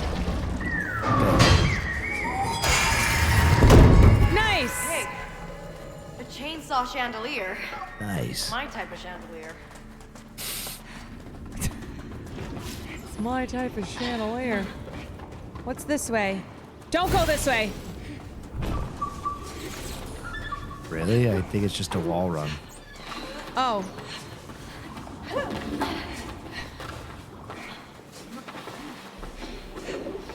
There you go. There you go. Lock in, Neo.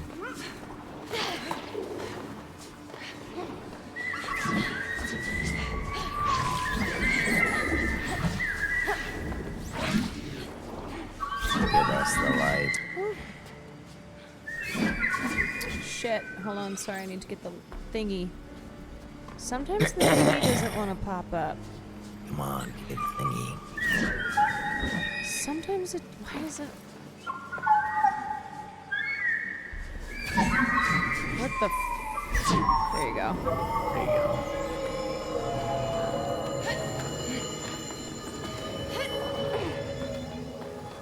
All right. All right. Where do we What's go that? now? I don't understand. Something. Maybe that waterfall? Oh wait, what's something? What's down there? I don't know.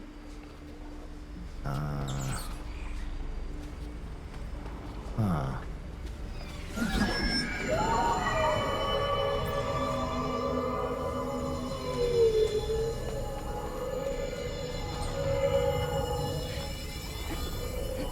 Oh, she can't wall run on that side. Interesting. Am I just dumb?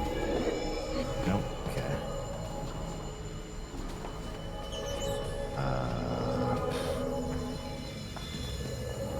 Man. I don't rightly know, sir. It appears we are missing something here.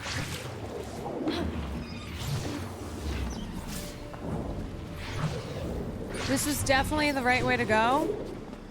Or was this a trick? Light that back up. Let me see.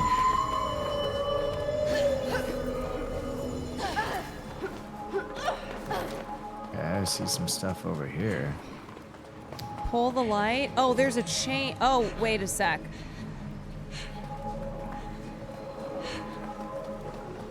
Okay, so there's that thing, and then there's this thing.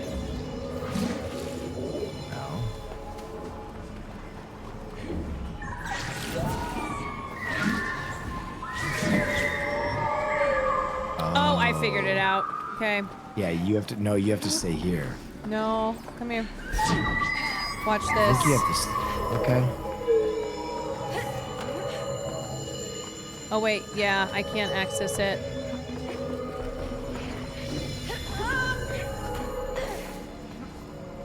Okay, are you ready to go to the other one? Yep. All right. All right. Okay, let's move. Oh my god. Ooh. I left a little early there. Okay. Stay. Stay. Stay. See, you guys, causes me deaths. My bad. That was my bad. Zoe, you see that gate in the distance? This is kind of giving Elden Ring vibes. Is that a good or bad thing? I'm not really sure. Only one way to find out then. Alright, you gotta come on, baby. Whoa! What the fuck is that thing? Alright. Can you ride on its back? I pride myself on liking all animals. I already did. Yeah. You move on now. No thanks.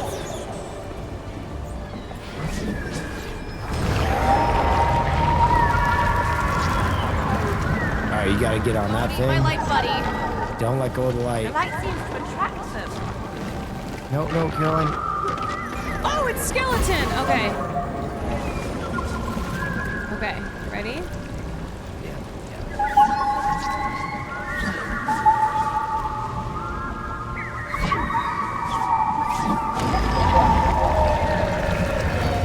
Just stay on its head. Stand on its head. Yep. Oh.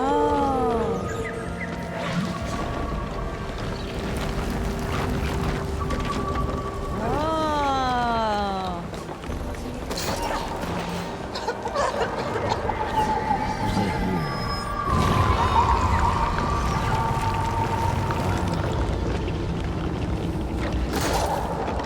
Okay, now you gotta pull it to. Now you gotta do the other one. Right?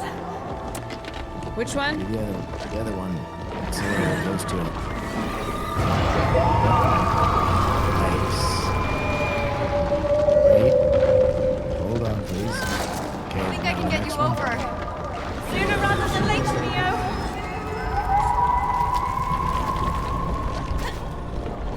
Oh, sick. All right, now stay right there. There you go. Woo, teamwork. We worm riding. We worm riding.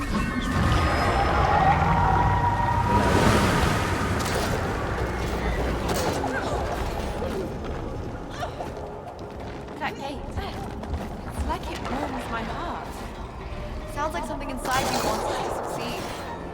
Something? Someone. That was cool. Yeah.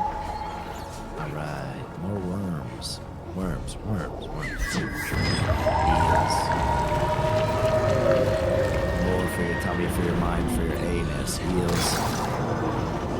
All right, now let go of the light, and it'll bring us up. I think. Yes. Oh.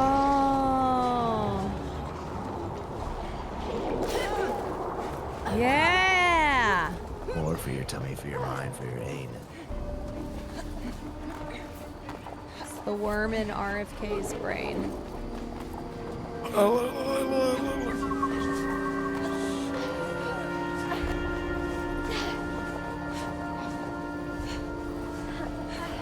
Whoa.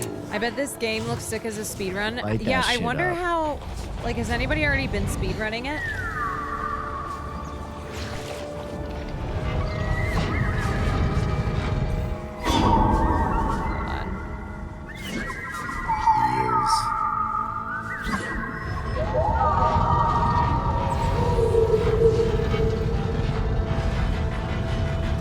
Wait, we gotta connect it.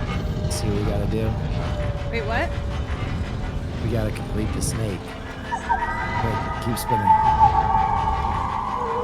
I got you, fam. Keep spinning. Now, hold on. Hold on to your horses. Don't touch nothing. Don't touch nothing. Don't touch that dial. Oh. Wait, you saw the two people who won a trip to Sweden for speedrunning? No.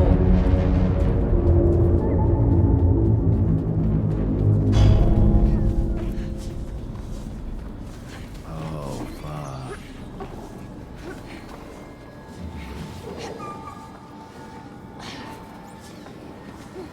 Okay, we got a puzzle here. We've got ourselves a puzzle.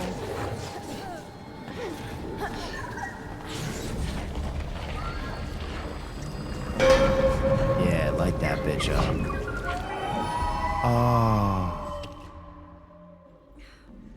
Do you think when you die it goes to all white or I it got a goes to all pee-pee. black? Anybody?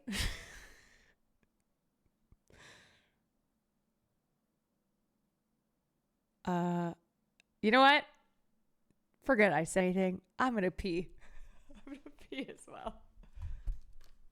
It depends on if you use dark mode.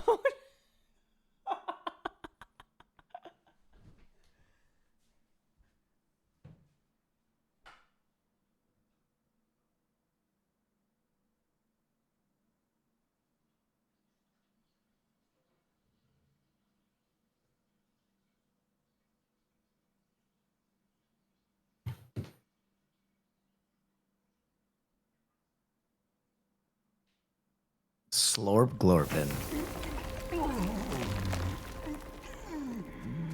Zoe? Are we supposed to fight it? I don't know. Stay sharp. No more pasta boat. And who do you call it? Okay, thanks. What?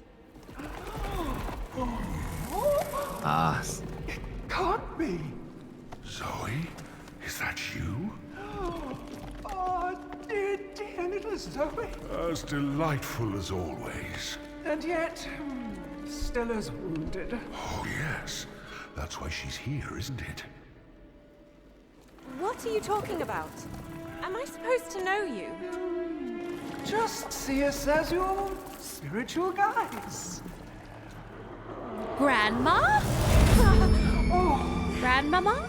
we're running out of time. We need to get her back home. On your hop. Really? We've already done dragons. Yeah, like this is too much? Yeah, I guess.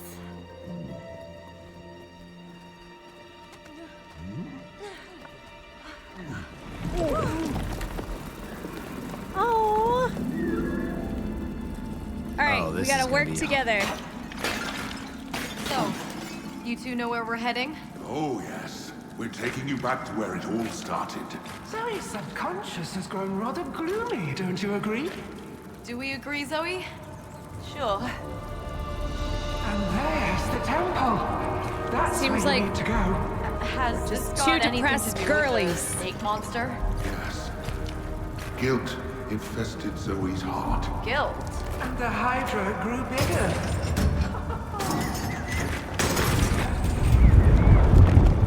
There we go. Why a Hydra? We are playing Chain together. Comes in many guises.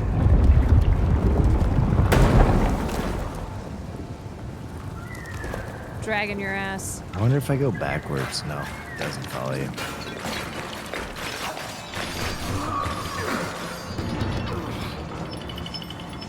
Keep at it. There we go. We're centipedes. Oh my god, we're in a human centipede. Oh, God. If we got stuck in human centipede, would you let me be the front? Yeah, because I'd get to eat booty all day. No, stop. Yeah, watch out to the left.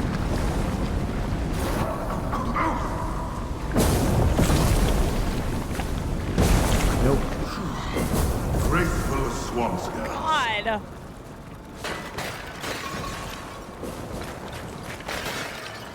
Okay, but what if you got stuck There's at... no winning with you. What if you got stuck at you the want end? me to be the back? Not in the middle. Middle is the worst. I mean, it depends on who's in the middle.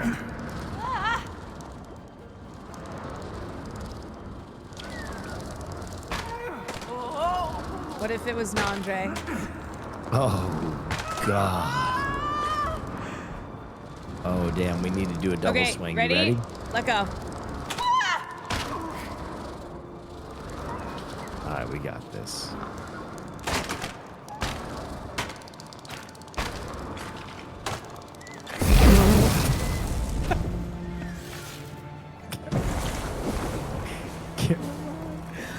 That was crazy. Sorry. I'm sorry. It's just a timing game. You got this. Timing and boom, and boom, and boom, and... Okay, hold on. We just gotta slow down.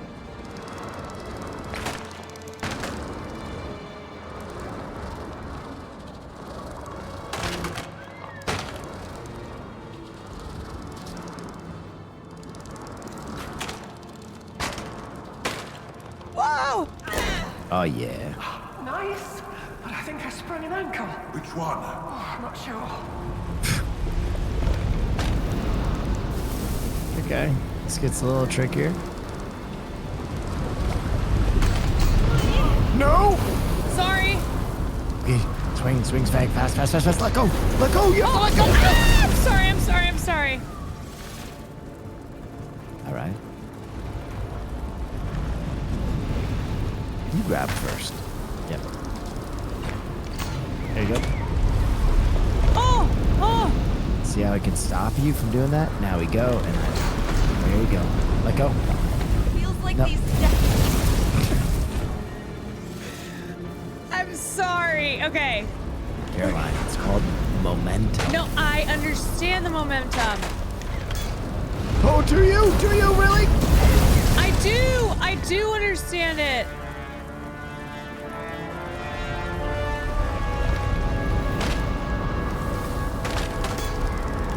Nope.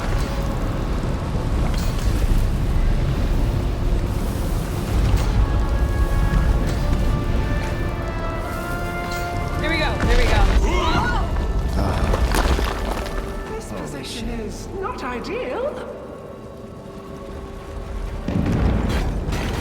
Okay, wait. Lava geysers. That's the fire. That's lava.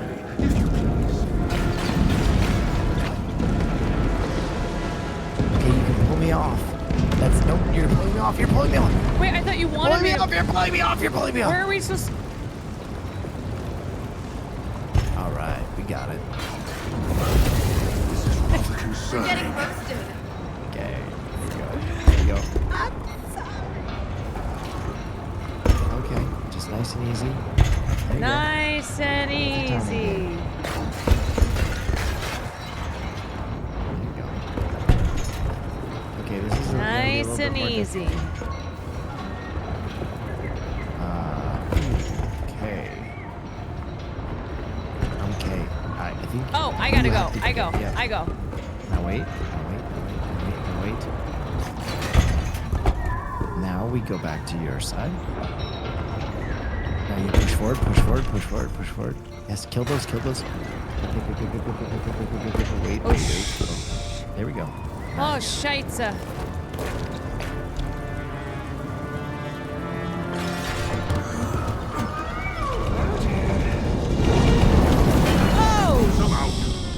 Okay.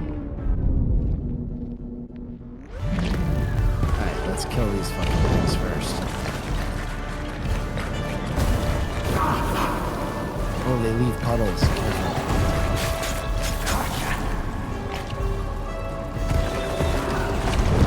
We gotta work together. Okay, which one are we going to? This one. Oh, they leave puddles. They leave. Oh, okay. Why don't you? Let's call out which one we're gonna go to. Don't go to that one. We won't get it. Down. Keep going down. Yummy. Okay. Now just avoid. Middle.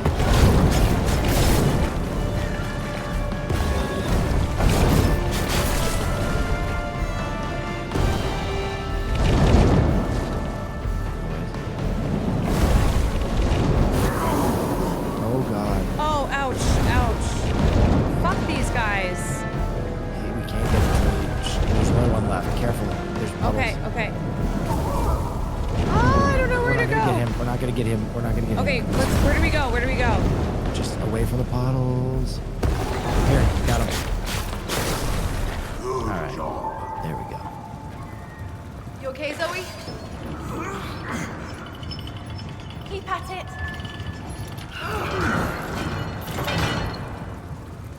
Oh my God, imagine if we had to do this in real life. What does that mean?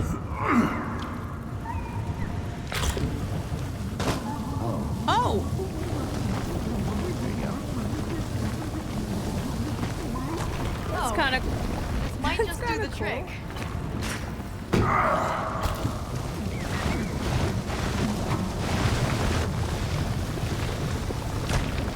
No. Oh, sorry. All right, we go. quick, fast, in a hurry. There we go. Nice.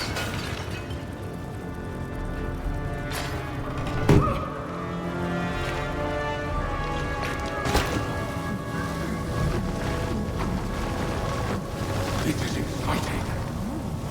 Okay, I know how to do this. We get on these and we move. All right, ready? Yep. Let's go.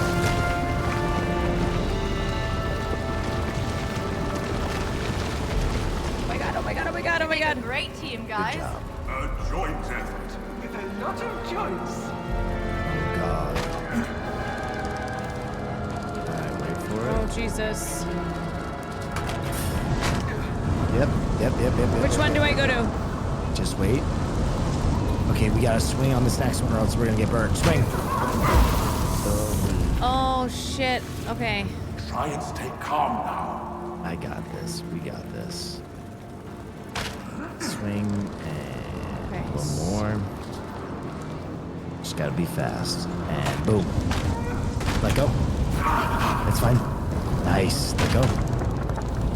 Whoa, Yep. whoa! Okay, and then. Okay, now we go up. Okay. Oh, no, Okay. no, that's not it. That's not it. That's not it. That's Okay. not it. You gotta swing. You gotta swing. Swing, swing, swing, swing, swing, swing, swing. Let go. Grab, grab. Sorry. Okay. All right, we gotta go up and over. We gotta go up and over. Okay.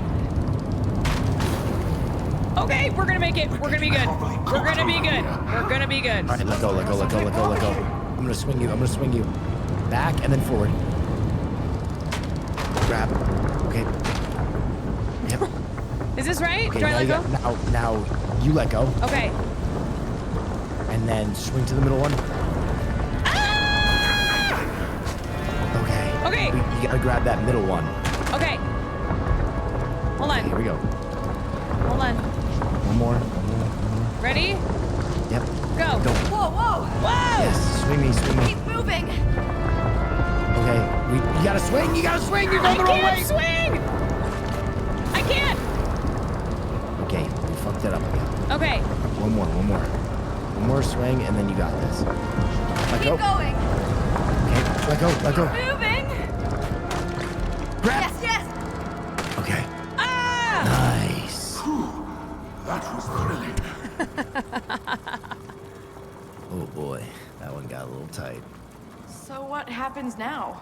Zoe's final stand. Simply restore the heart. That was intense. You will restore Zoe.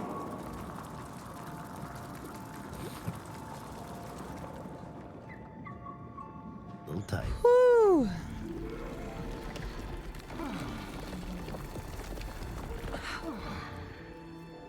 Why'd we stop? We've guided you to the edge. And some roads are meant to be walked with one's own 2 feet. 24 hours handcuff stream. Oh god, I think we'd kill each other. Insane. For too long have we watched as you've been giving everyone. What you can't give yourself. Oh dear Zoe. We tried everything to make you happy again. But in the end, it has always been up to you. Who are you? Just someone who loved you from the start. And someone you need to call more often. We did that faster than Foosly and H June. Dad? Always remember that in complete darkness, a single spark shines like the sun.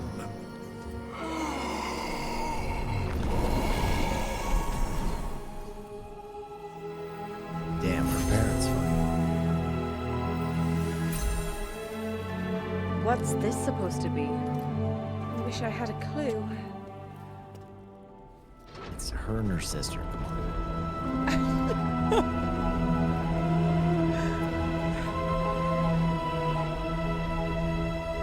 I think I know.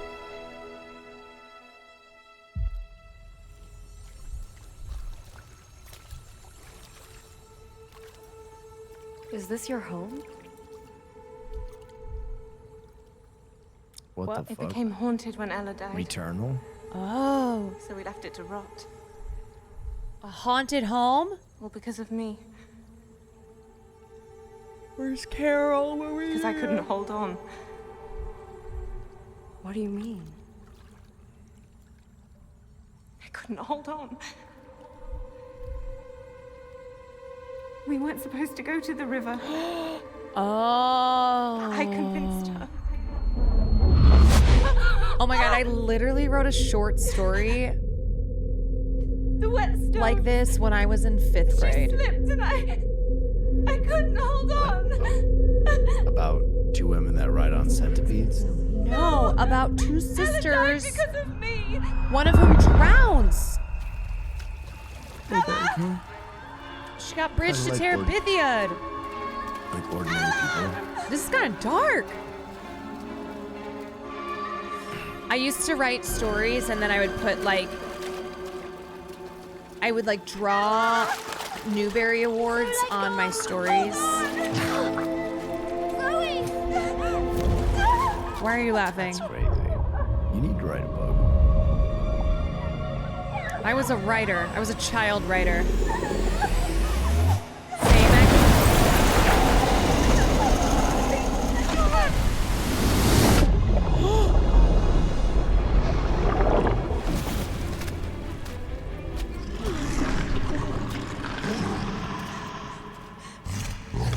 See, there's other people who are saying same.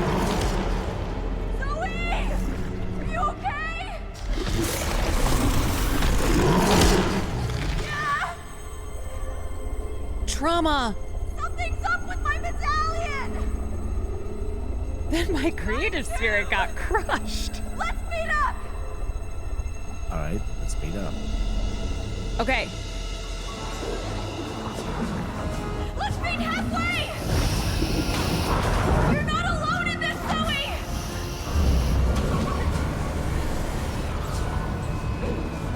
You were there for my trauma and I'm gonna be there for yours. Come to me!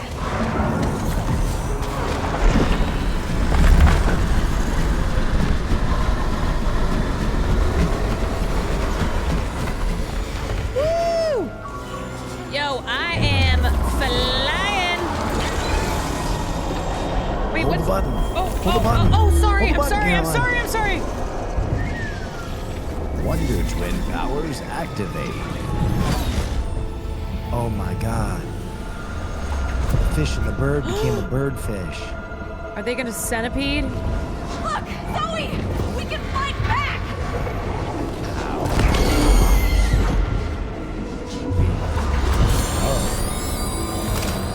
Come on! Are we doing this? That's crazy. But are you supposed to cut Wait, off if you heads cut on off a Hydra? Hydra's head, it just grows two more. Oh, Jesus. Reconnect the medallion!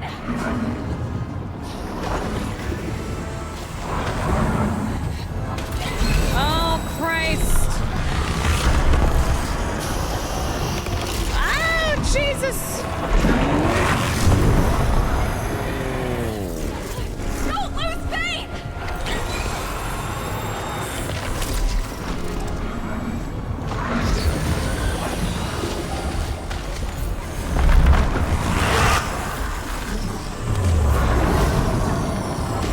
Slap our medallions together. Our medallions. Oh yeah, slap them together. The Dems and the Republicans coming together to defend Israel. Oh my god. Okay, so do we do this? I think we got this. Are we controlling this? Yeah, we gotta cut off one of their fucking heads.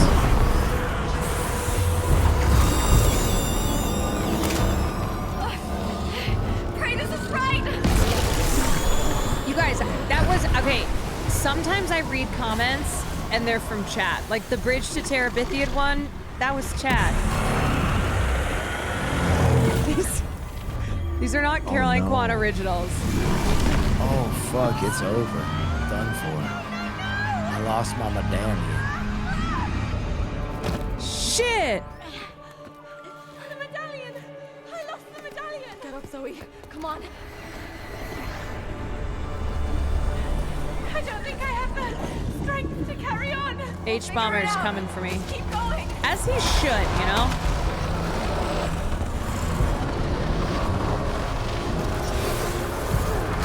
Oh, shit! I just got taken out. be waiting for you. Come on, Zoe! Get the ballista in line! Oh, shit. They got ballista. Only 2 heads to go! We got Yo! Stealing chat's jokes like a son. Okay, differences though, at least I own up to it. Oh, fuck. Okay. Oh. Oh, brace yourself!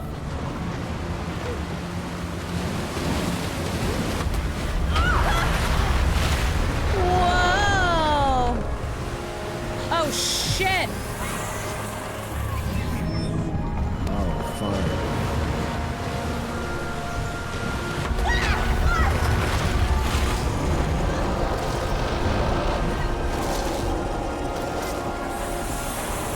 Oh, my bad.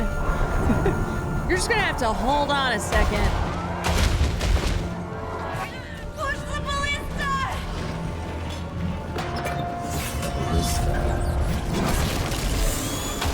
I thought when you cut off a Hydra's head, it's supposed to like grow Now more. this nightmare is about to end!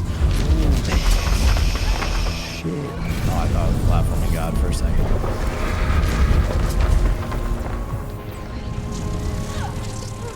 Right here. I think we have to. We gotta go here. We gotta send it. On the Oh, catapult. hold on. I'm kind of stuck in this thing. Over here. Just a sec. Gotta get on the catapult. I know. I'm trying. Okay. On the Ready? catapult. Go!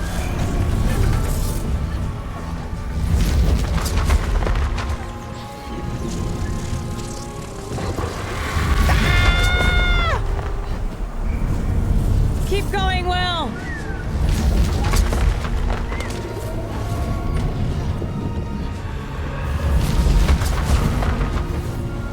Here we go.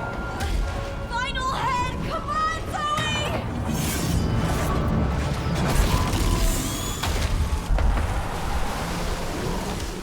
The Hydra's gone! It's gone, Zoe, look! Or is it? My heart! Ella! I can't. Zoe? Oh, Kidding me! Yeah, that's how a Hydra works. Literally, it's like rule number 1. I'm so sorry, Mio! The many-headed Worry Hydra. about me! Oh, shit. Oh, I thought I wanted to do that for some reason. Oh, see? Oh, what have I done? What have I created? Don't blame yourself! Yeah, this is your best story. Was that both of us? Yeah, it was both of us. Is that me? Oh.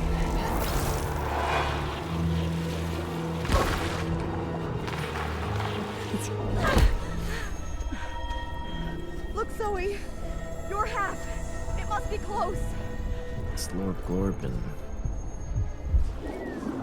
Captain Absoid, thank you for the 20 months. Come on, we gotta stop. We gotta slow Corbin.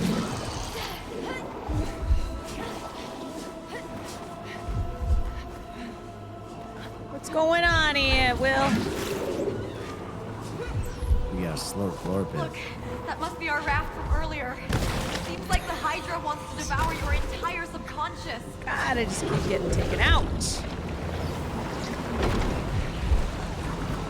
Oh, Gog. Hey, I'm sucking over here.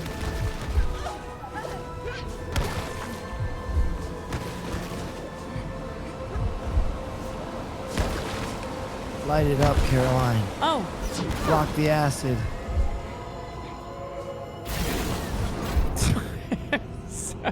That's so crazy, Caroline. Slipped. That's so I crazy. slipped. Listen, buddy.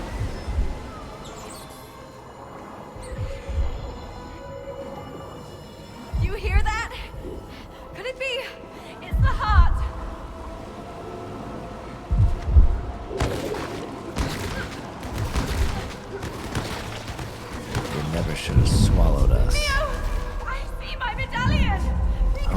This dragon is huge. Oh, Caroline, I would be very... Okay. Okay, wait. I can't see where I am. Hold on. Caroline.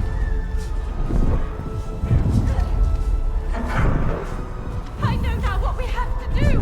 You do? Kill this thing? Follow the heart.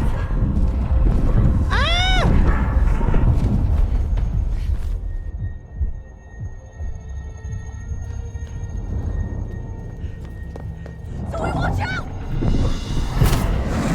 Zoe, no!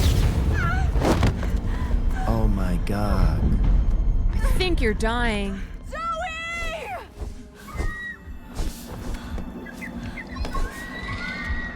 Zoe! Where are you? Oh, I just crawled towards you. Oh my god. Oh my god, you're dying. Stay with Hurry. Mio, for fuck's sake, hurry up. Bro, I'm trying so hard. I can't take this. I'm getting my ass kicked. Hold on, Zoe!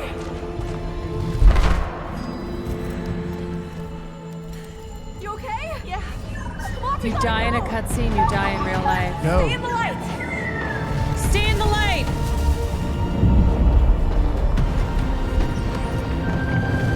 Doesn't this sound like Lion King? Yeah.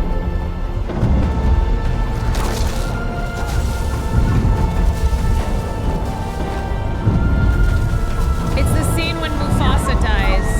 Yeah, There's still Scar time, Zoe. fucks his Just a ball. little bit more.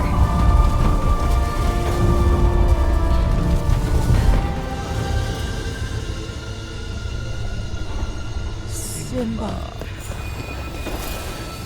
Oh, light touching. Oh my god, spoilers.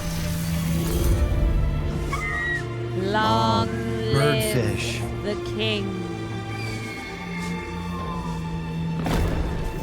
Oh, go birdfish. Restore the heart, Zoe. Go, birdfish, go. Oh my god. Oh my god. Go! Wait, restore the heart. It looks like we're killing the heart. Oh, you Oh. let go. You let go. No, I know, but you don't let go. I let go. Oh, you let go? Dad, you gotta get up.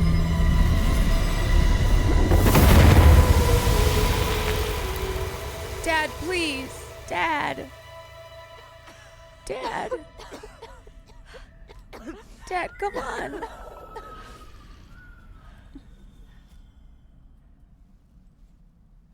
Damn.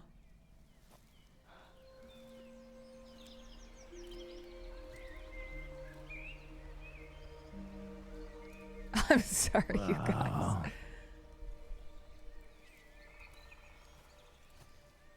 You got this. Who wants a lawsuit? We got this.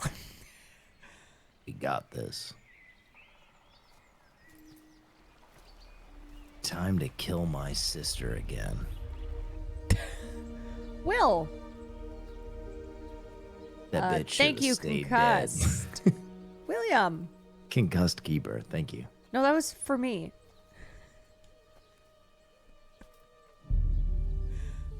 You should have stayed dead, bitch.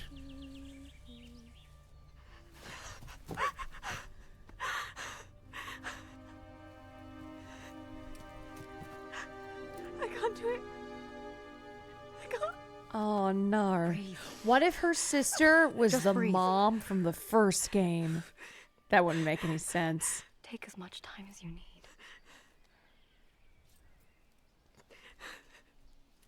Hakuna Matata. What a wonderful phrase.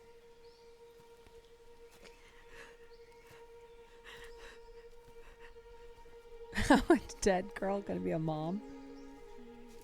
I don't know. I'm not writing this story. Hello? Hi. You must be Ella. Oh man. She just needs some time. I know. I got this. Damn. Pulls a gun out. You better come out here right now, bitch, or your friend gets Will. done. Oh.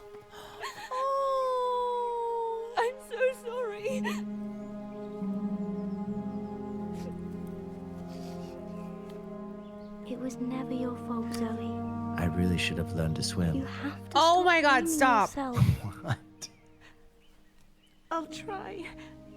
Your heart is ready to heal.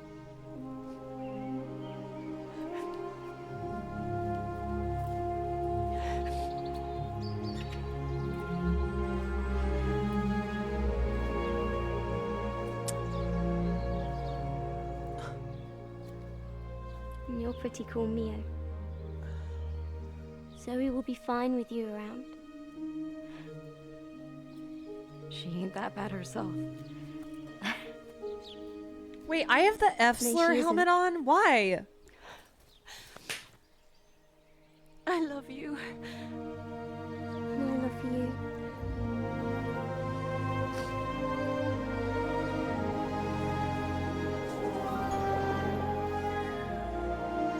+2 charisma.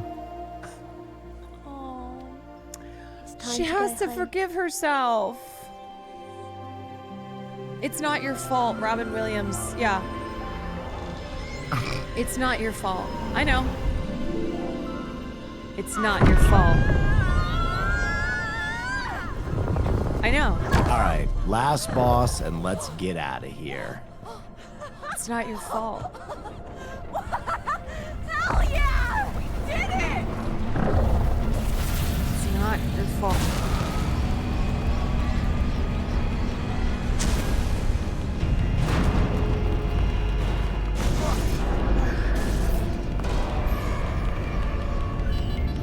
Wait, is this the last boss? Well, it seems like he absolutely hates this game. No, I like this game.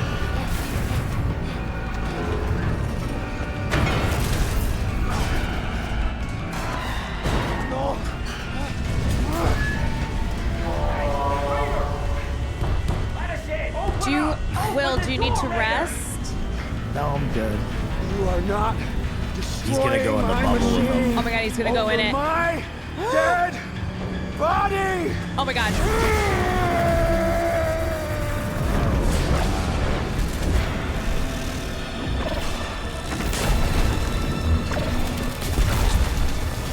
Oh my God, it's gonna cook him. Oh my God. Oh shit! I told you down here, I'm the one that makes the rules. I'm the boss. Down here, I am God.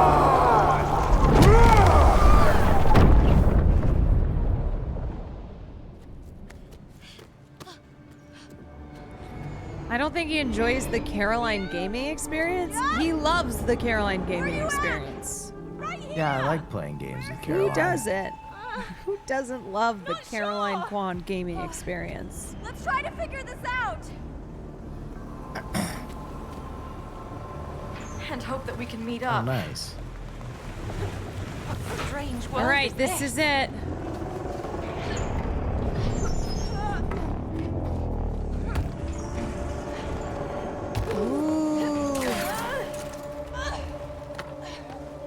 Oh, we're both in our own worlds. I see. I see. We're split. We're in split fictions. Oh my God, we're in split fictions. There you are. Oh What the hell has happened to the simulation? No Oh idea. my God. But there's no way this is stable. What the fuck do we do here? Oh, look, I'm in my world and you're in your world, but we still But see. we're in split fictions. Oh, look, I gotta step on these. Yeah. Oh. Sometimes you gotta tell me what you see, and I gotta Trees? tell you what I see. I see a giant, Yeah. a planet. The simulation's definitely This kind of is And giving now Raid is gender somewhere reveal in here. party with the blue and the pink next everywhere. move? Caroline, All I that's know not is he won't go out without a fight. What? for puzzles, I think. What? Wait, how are you jumping like that? See, It's a for bouncy puzzles, mushroom. see, Weird. like, you can't bounce on it. Do you understand what I'm? Huh? You understand what What are you saying to me right now? Look, try and bounce on that thing. See if you bounce on it. This thing? See how you can't bounce on it? Because our realities are different. So at certain points, we're going to have to communicate what we see to one another so that we can solve puzzles. Yeah, I know. I saw you jumping on the toadstool. Caroline, you literally immediately started talking about a gender reveal party. I was saying that the colors are giving. Listen, Dick. Dead end, Mio. Put the helmet back on her. Wait. No, you I've put got the fucking helmet on. No, put the... Haas? Haas. Haas? You know where that helmet belongs to be. Haas? Put the fucking F-word helmet on her. There it is. Bisexual lighting. It's also giving bisexual lighting. Haas, put a bigger helmet. Do you Actually, recognize anything yeah. yet? Make the genre? helmet even bigger. Another story. Same here. Let's pray we can fight back somehow.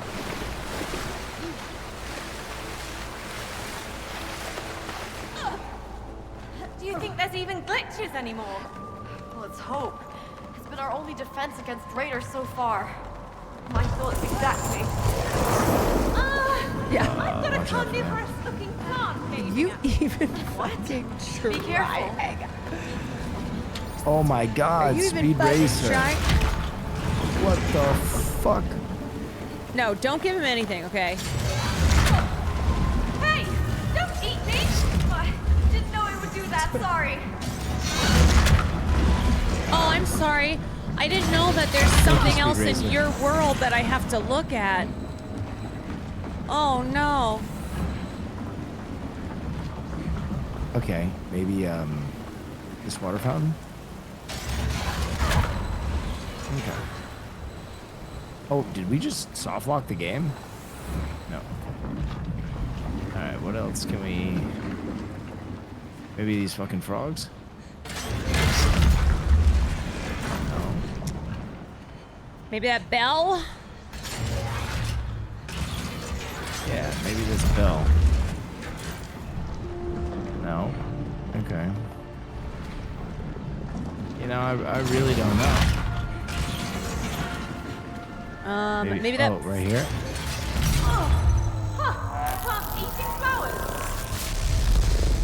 Alright, there we go. So the carnivore plant is a vegetarian? Alright, over Flowers. here.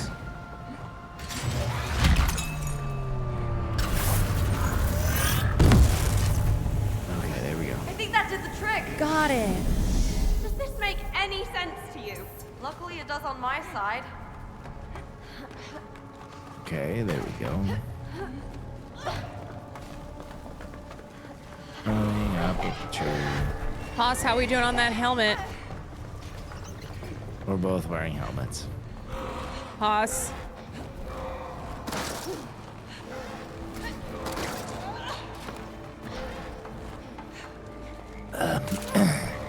We both have helmets on. Okay, but is his looks stupider. These frogs are cute. Focus. Get on the platform. Where? Yeah, what platform, Caroline? I This assume it's somewhere platform, over here. it's up. See where I'm jumping? I don't know if that's necessarily where. I think it's probably something over here. It has to do with this puzzle. Maybe this, and then you stand on the other one. There you go. Technically, that was the platform. Tricky.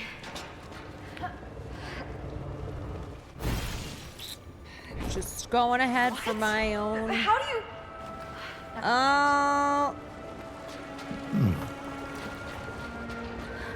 There you go. Hey! Maybe talk nice to me. No. Okay. Why don't you go fuck yourself? Okay, just wait. Wait. What the f...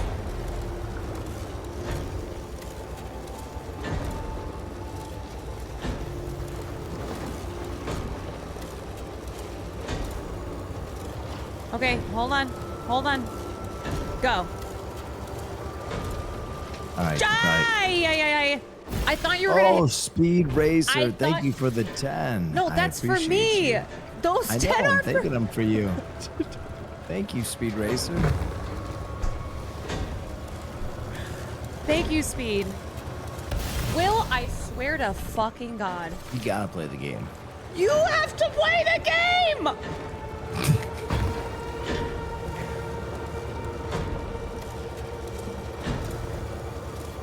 Alright, you gotta go to the left. The left? That's, yep. Yeah. See that little ramp there?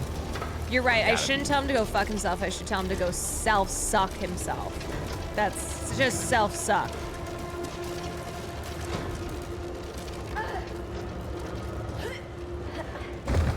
Oh my god. This is seriously messing with my brain. I doubt the machine is on top floor. I am spam. Thank you for the 8 months.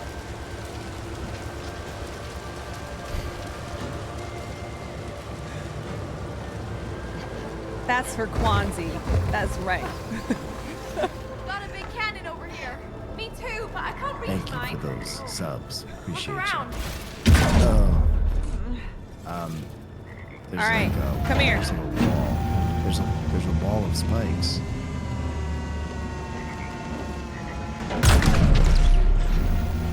I got a gun. Okay, well, there's some blowfish here. Yeah, I think you gotta shoot these things moving across here. I don't even see where you are.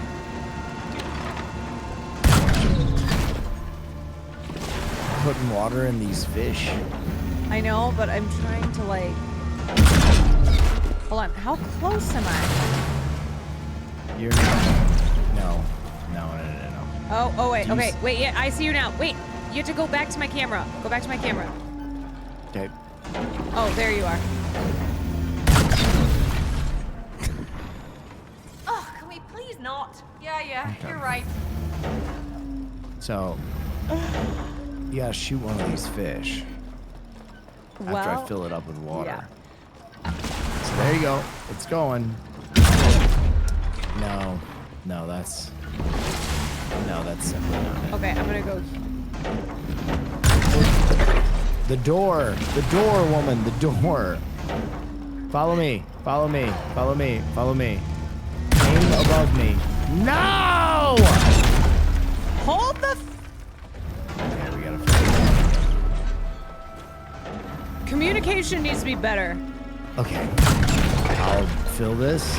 Okay, now follow me, and then you're gonna aim at that line above the door. You're gonna wait for me to tell you when. Now, above me. Yeah. Fire extinguished. Sure. See, that's all you have to do is communicate. Whoa! Better comms. All right. I wonder what Raider is cooking. Yeah, he's being awfully quiet. Still, no glitch in sight.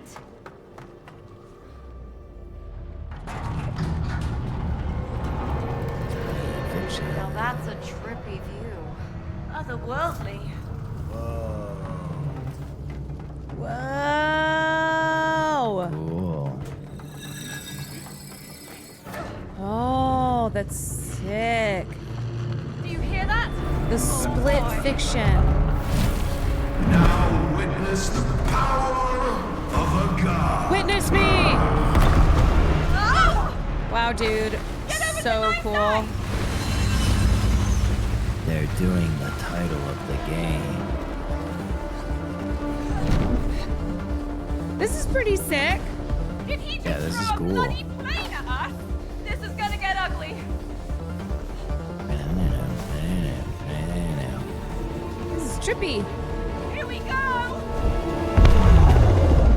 Helicopter incoming! Yeah, we're gonna want to land in the water. Oh yeah, for sure. Oh, We're gonna want to go over. Shark.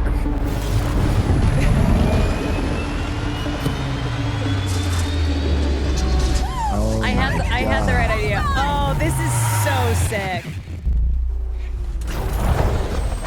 Okay. Where did I go? Wait, where am I? Where am I? Where am I? Wait, where the? Oh! You're doing great, Caroline. I'm real proud of you. Shut up.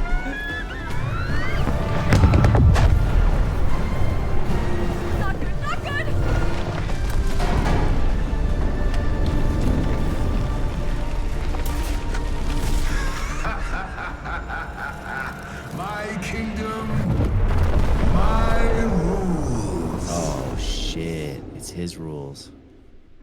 My Oh. life, my rules, my attitude. Yo. You know that TikTok I'm talking about, Caroline? No. The Indian guy who's like, my life, my rules. No. But don't disrespect me. That shit goes crazy. Did you shop at Williams Sonoma in the Grove today? My mom thinks she was talking to you. No. That's so crazy. Were you at Williams Sonoma? So this was just some other Asian girl. That's fucking so amazing. funny. I was laughing so hard I died. Oh my god. The elements bend to me. Ooh, all right. Just kidding, so laughing about that. Please let it have been like someone very famous. My style. Is that a shattered glitch? Oops. Oh, we gotta get the glitches.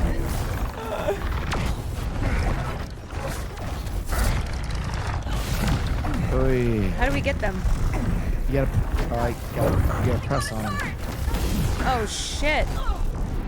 Oh, one right here. Together. Together. Charge that shit up. First ever endgame boss wearing khakis. Yeah, that's actually so true. I won't let 20 years of my life be ruined by you two.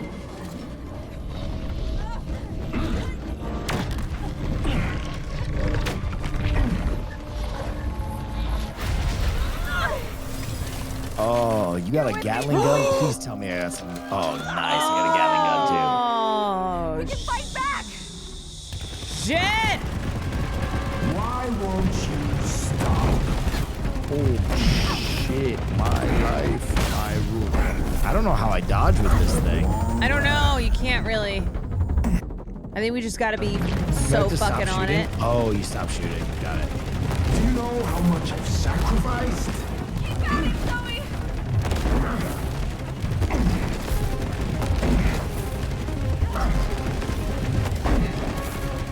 My machine is more important than your lives.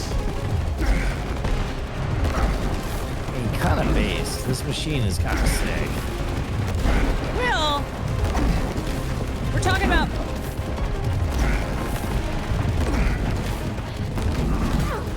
Oh, I got hit by your thing. Stand still, insects.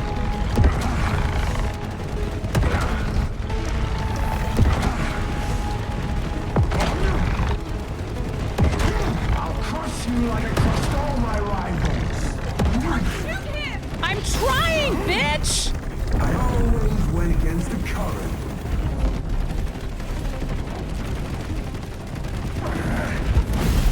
Yeah, that's what happened when I tried to shoot him. No one but me. I got it.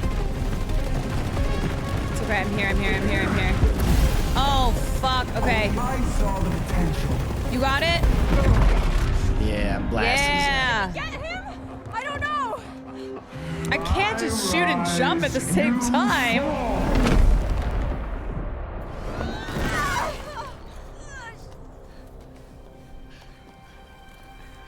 You with me?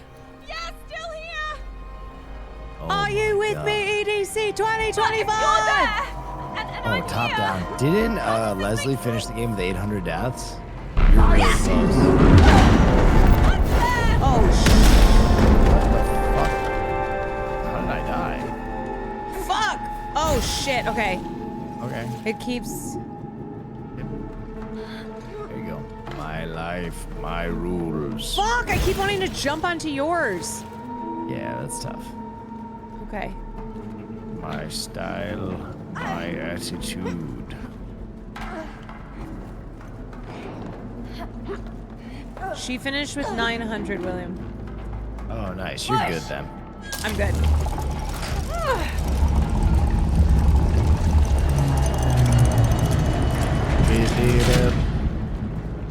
road to 1,000. Will we ever escape? We Like have it's an to. accomplishment. That was not where I was headed. Can't even see myself. Yeah, this is kind of fucked. Fuck. Oh, I can't move up until you move up.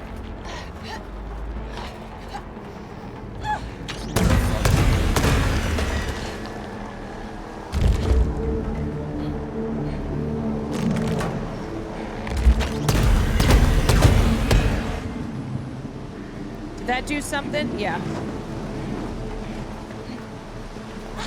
Oh yeah, stop me up. Stop me up, baby. Easy I'll now, never little stop. shells. They're mine.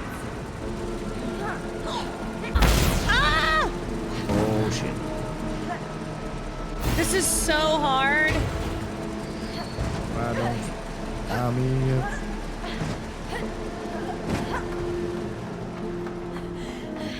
This is seriously tripping me out. Yep, my senses are being tested. Whoa! Disintegrate into the digital void. Alright. Climb! It's a scaling I can't problem. get up. I can't get up that. Show me all your platforming skill, Caroline. I don't think I have any. You do. Have faith in yourself.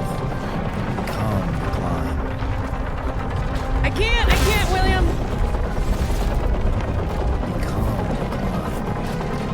I can't, I don't know how to do it. I'm bad. I'm bad. I already told you, stop pursuing glitches! Oh, he's bad. Oh, we're together. This is crazy! On your feet! Whoa. We're so close! There's gotta be another glitch around.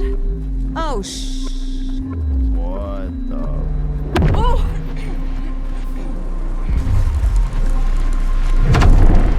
Oh. I hate piranhas! Whoa! Just survive. Where am I? You're having a real bad time right now. I literally Caroline. It's cannot okay. even see. It's...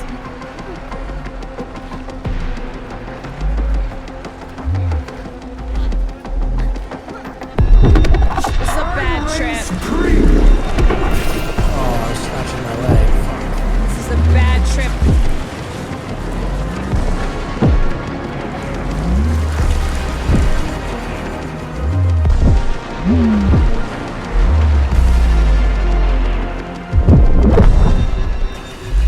Too much acid. How is he doing this? Strap in, Zoe!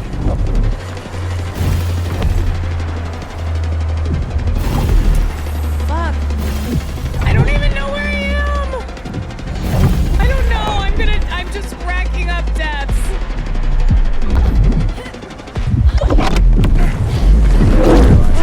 I don't know. That one doesn't count. I got you, Caroline. Old daddy's got What it. the hell is this place? Holy shit! This is crazy.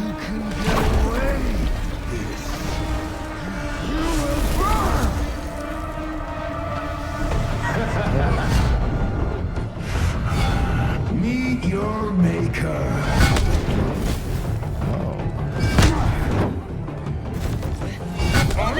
Oh shit! Right. God here. No glitch will save you now. Yes! Oh, Yes! shit. Big ass swords. Big ass swords. Oh, his is bigger. Okay, like that! Simon's got nothing on you. Yo! Oh, sharks! Oh Land shit! Shark! Oh no! Okay, we got major sharks.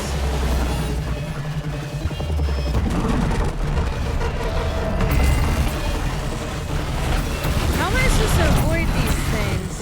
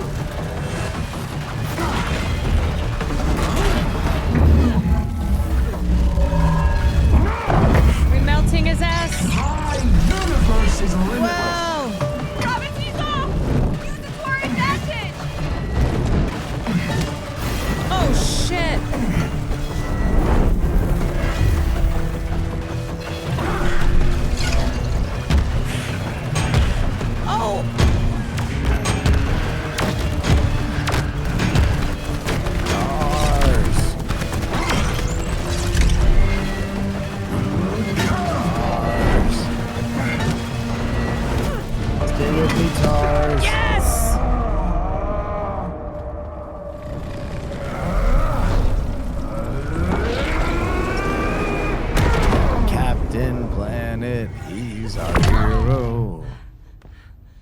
This is cray. Will is locked in. What is that emote? Hey, Zoe!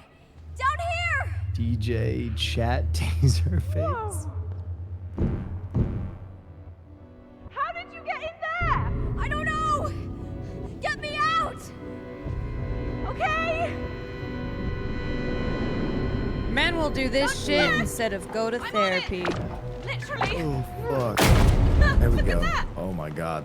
Yo, this is fucked up. Wild stuff. Hold on. Keep that up! Wild stallions. This is going haywire.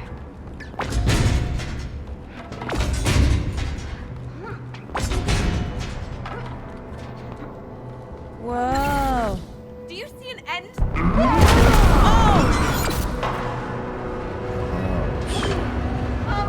little help, Zoe? Leave it to me.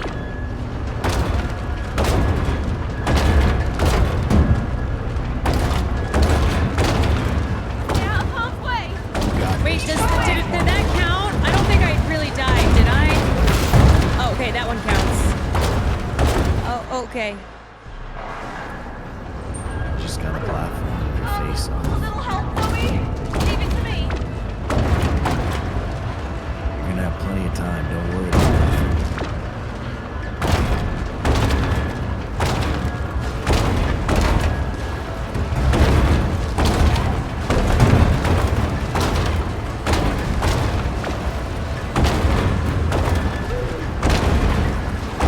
William! I already got it. No, there was one that was too high. A little help, Zoe? Leave it to me.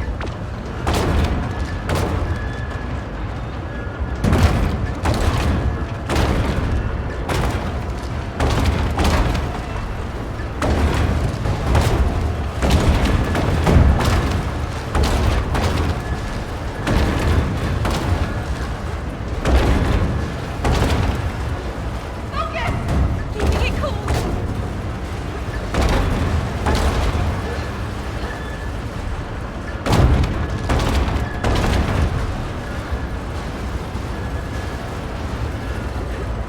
I think you're in the clear. This is my show! God, man, the end of this game is packed. I kind of feel like they had more just weird, like, physics-breaking shit like this throughout. This is cool. Zoe! Mio! Can you hear Oh, me? fuck. What the hell is this? Whoa, you got big. Oh, am I small? Okay, tilt it. No, I'll get tilt. you out. Okay, now tilt the other way. Time to be a platform, God. Yeah, tilt the other way. Other way.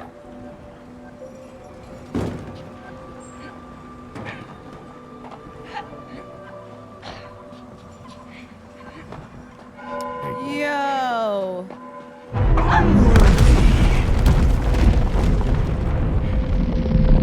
You okay down there? Tilt Yeah. it the whole way. In Mio, we trust. Yep. Fuck you. There we go. Oh, nice.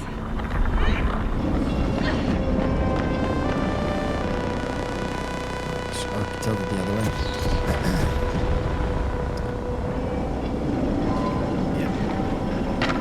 Okay. Guide me through the lasers. Go fast! Go fast! Forward. Yeah. I got it. Oh, I wouldn't have a dash. Oh, no.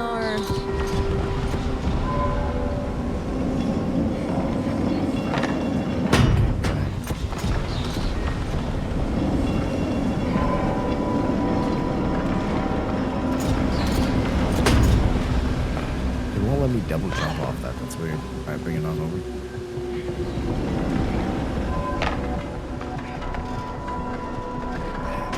This is crazy. How much more can this simulation handle? Sorry. Okay, wait. There you go. Ready? Towards me. Yeah, bring it towards me.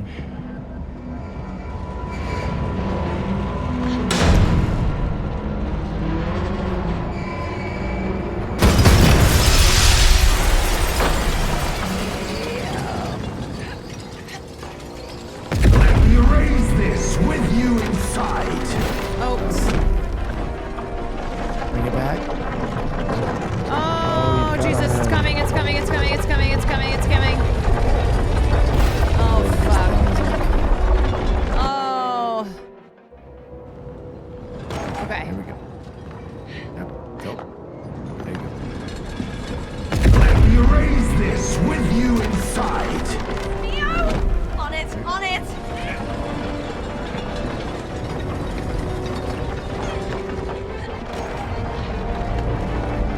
You gotta bring that wheel back for me. Wheel. Okay. Send it.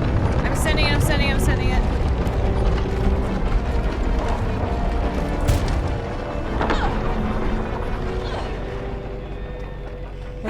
What do we want to do? Stop.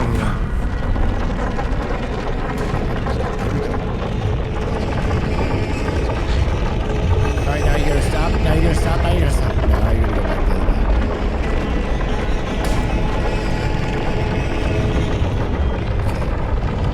Yeah, now you gotta go back the other way. There's a glitch above you. Now, the other way.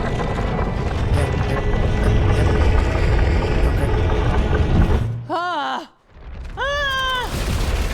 Surprise! I did a pretty good job. Good job. Good job. You did a great job. Watch as I kill you with your own creations. Nice try, buddy.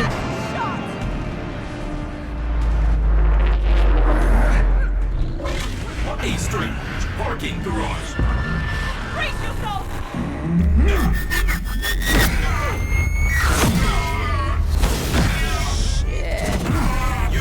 Still hey, parking.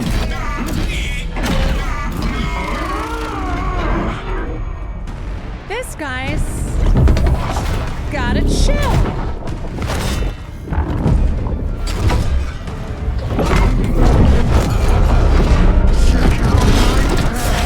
Oh my god.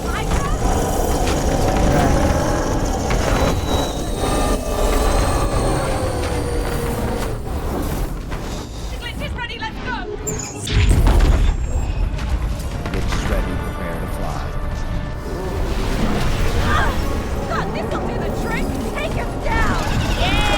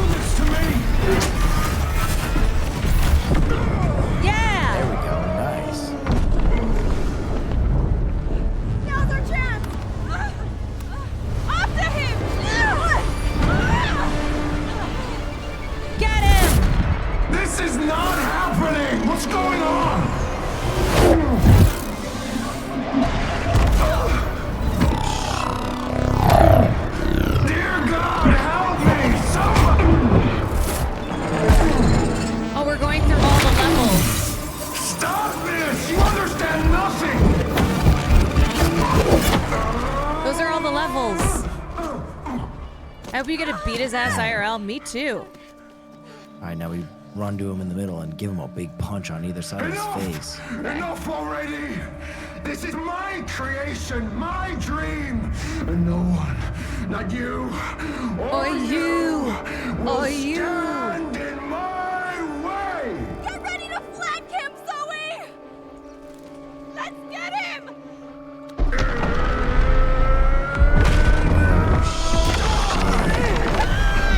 Press the button, Carolyn. I'm pressing.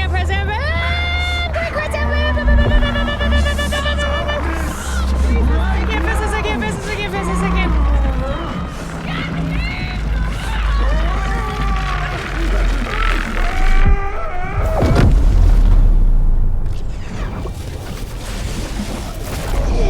Now we kick his ass in the real world.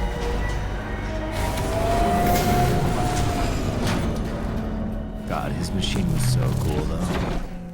Made all your dreams realities. Maybe we're the bad guys. No. This guy was such a douche, though.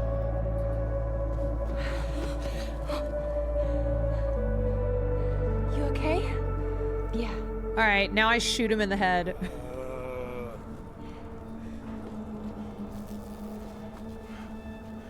My machine. My machine. My life's work.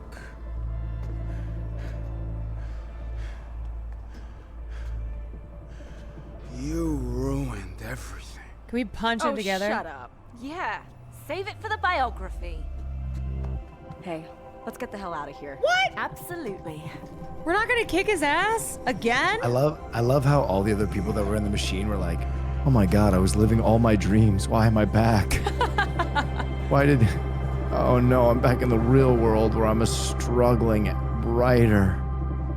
Yeah. I was writing can you imagine the one author that was there for erotic fiction? They were just getting fucked and sucked the entire time that we were fighting stuff. What do you mean? Hey, you know what? We should write a book about all of this. Huh. Yeah, maybe we should. Hey. Is that gonna be the next game?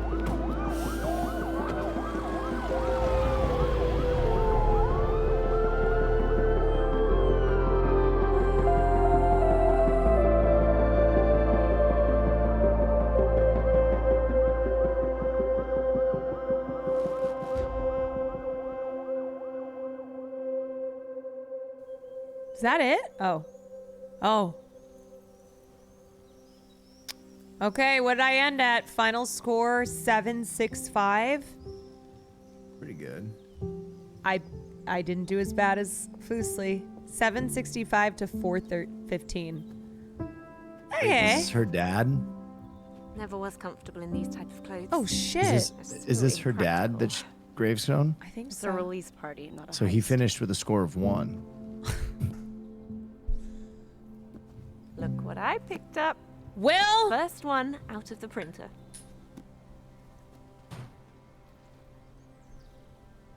Split fiction. Look, Dad. I got published. Wow. I know he's been waiting since the first How time are we you? played to say that. I know. I'm good. He's been holding on to that. He's proud of you. I'm proud of you. I'm telling you, our book is brilliant. We are brilliant. Shall we? The main guests can't be late to their own release party. Wish us luck.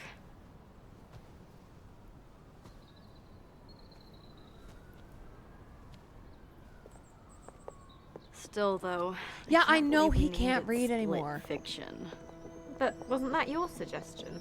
As a working title, not the official title. It's actually growing on me. Split fiction. It sounds cool. I guess. So, how do you think our book will be received? My gut feeling tells me we're gonna be alright. Alright or great? Does it matter? At least we've got each other. best friends forever. Sometimes. Oh, they're not gay? Ew. They're best friends forever. I do. And little kids. I can live with that. I'm not That's true. Want to? Stop it.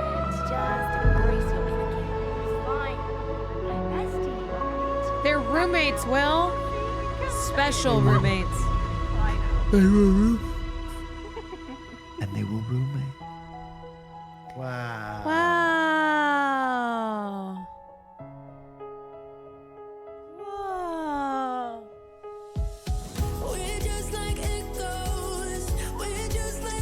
GG. The last act of that game was really cool. That was awesome. That last act was cuckoo cuckoo.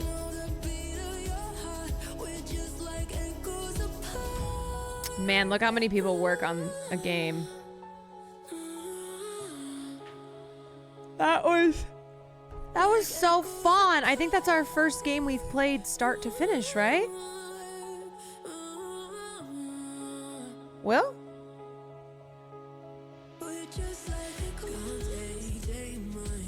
Hello?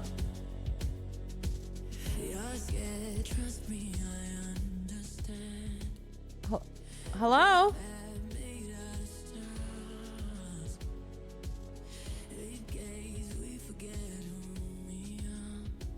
Did he leave the fucking call?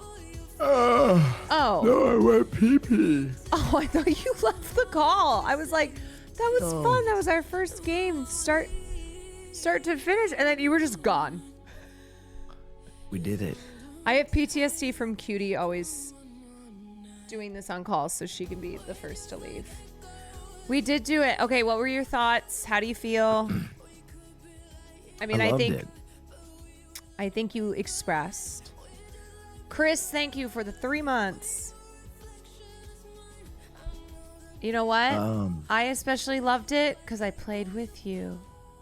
Yeah. No, I loved it. I thought it was really fun. I think that the game is really fun and encourages couch co-op, which I feel like was like my favorite type of gaming growing up and is kind of like really faded from the eye of the public. But I think all the best games are played with your friends. And so I think that element of it is great. Yeah. I think the creativity of the level designs is awesome. I think it was super cute. I think that there's a lot of irony about a game about not stealing ideas, where the two writers in question have like basically stolen all their ideas from other properties. Like if it was a game just making, you know, like tributes, but you always have to remember that like the plot of the game is that this is coming directly from their mind. So like it is kind of funny that they stole everything from other stories. And I thought it was all supposed to be inspired. Right. I thought like homage. Listen, I'm gonna be honest. I think the story was a little weak. I think the story is the weakest part of the game. Fair. I thought the gameplay was incredible. I think the gameplay is what kept me going. I think the story in It Takes Two is better, and I think you and I both really liked the mini games in It Takes Two, which it felt like the spirit of that was only in a couple of the mini games. Well, I think the end of it kind of captured it, right? Where like every time the physics changed, I thought you could have done a whole world with those different physics, right? Yeah. Like every one of those little asides that they did in the finale could have been its own world, instead of just having a bunch of different platforming worlds with essentially the same mechanic where you're always fly and I'm always pull and push. Yeah. Yeah. Like that felt very recycled. But some of the mini games were fucking incredible too. The candy mini game was insane. The Tooth World was incredible. Yeah, that was the candy Pig one. World was incredible. The Witch World was incredible. Honestly, I'd give that game a 9 out of 10 because the game is so fun that I don't really care that the story is crappy. Yeah, I don't think I hated the story as much as you. I don't think it was. Oh, I as... didn't hate it. Oh. I just didn't think it was like very compelling. I think too. We kept comparing it to It Takes Two. Right, which is like a. I gotta be tearjerker. honest though, like to me, I don't mind that the story was not as strong because it's still the gameplay for me. Yeah, no, you know? that's what I just said. Yeah. Okay, well, I'm just saying how I feel. Okay. Okay. So is that the last game you're ever gonna play with me? No. You want to play more games? Yeah. Yeah. So I did tell everyone that you're going to show me how to set up Baldur's Gate. Or you're going to teach me some. How's Cutie doing in Baldur's Gate, by the way? Oh, I have no idea. I saw her group tackle it today. No way they finish it. Do you want to try and finish it? We can try the roguelike if you just want to do the combat. I don't even know if I'm going to like it.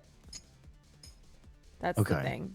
We could also just play Space Marine or Vermintide. No, I have to try Baldur's Gate. Okay. All right. And I think part of me was kind of like anxious to join this group because I'm like, what if I don't like this game and I'm really bad and I'm locked in forever? I think you'll like it, but I think the part of the game you will like is like talking to people. I think the actual combat system will be very, very difficult for you. Yeah. Yeah. But I I loved this. This was fun. This was really fun gameplay. Yeah. You know what game I think you should play, Caroline? What? You should play WarioWare Smooth Moves. WarioWare Smooth. WarioWare Smooth Moves. Smooth Moves. Okay. I think you would fucking love that game. Okay. WarioWare Smooth Moves. Yeah, any of the WarioWare games. Sick. All right. Well, you're gonna show me Baldur's Gate, and then what's another game that you'd want to play together? A game we should play. Vermintide. I think you'd have a lot of fun with. What was the one Snake Eater that you want to show me? Oh, Snake Eater is very fun. We wouldn't really play that together though. Resident Evil 5. Oh, wait. Have This I played one's that? for Africa. Resident. Have I played that? No. No. Have you? Oh yeah, it's one of my favorite games of all time, and it's a two-player game. I've never heard you talk about this game. Yeah, I've talked about it before. A Way Out is excellent story and split gameplay like this. Have you played that? Ugh. Please don't play Resident Evil 5. Resident Evil 5 is incredible.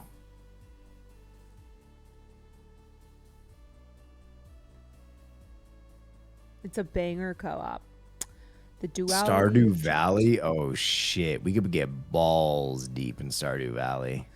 I tried Stardew Valley, but maybe I'll be in a different mindset for it now because I played Minecraft. I think when I tried Stardew Valley, I was kind of running around. Yeah, Stardew Valley, you, know, gotta smoke like I wasn't a fatty I and wasn't dedicate doing like 1,000 hours. Yeah, I wasn't doing like cozy vibes. You gotta smoke a fat one. All right. I'm Ty. All right. And I think we should get you in bed. I'm gonna play 20 minutes Will. of look outside and then go to bed. Sick. Excuse me, ma'am. You sick. Excuse me, ma'am. You sick. Excuse me. Okay, fine. I'll send everyone there. Excuse me, ma'am. Okay, sir. Well, I'm gonna get in bed and read. Or you could find something for us to watch. Why am I not allowed to read? You guys, you have no idea. He tries to stop me from, he calls it book learning. I don't like book learning in my house. He's like, are you doing book learning? That's what he says. Yeah, tell her I don't like no book learning in my house. Yeah. I'm like, yeah. I come and I go, you I am doing that book learning again? Yeah, he's like, we don't do none of that book learning in this goddamn house. That's right. So I like read. I don't have a bedside light. I like read in the dark. I say I better not see none of that. I read in the dark. Learning in my house. All right. Well, that was fun. You guys, my chat, I will see you all mañana. There are only 3 letters you need, Caroline. Yeah. U, S, and A. Oh, God. That's right. God, I'm just like Matilda, That's honestly. right. I am. Thank you for the better stream, put Carol. down No, them thank books. you guys. Thank you guys for hanging. No, we don't for want you to watching become us. like Matilda. Okay, You see, she read them books. She became psychic and gay. Okay, bye.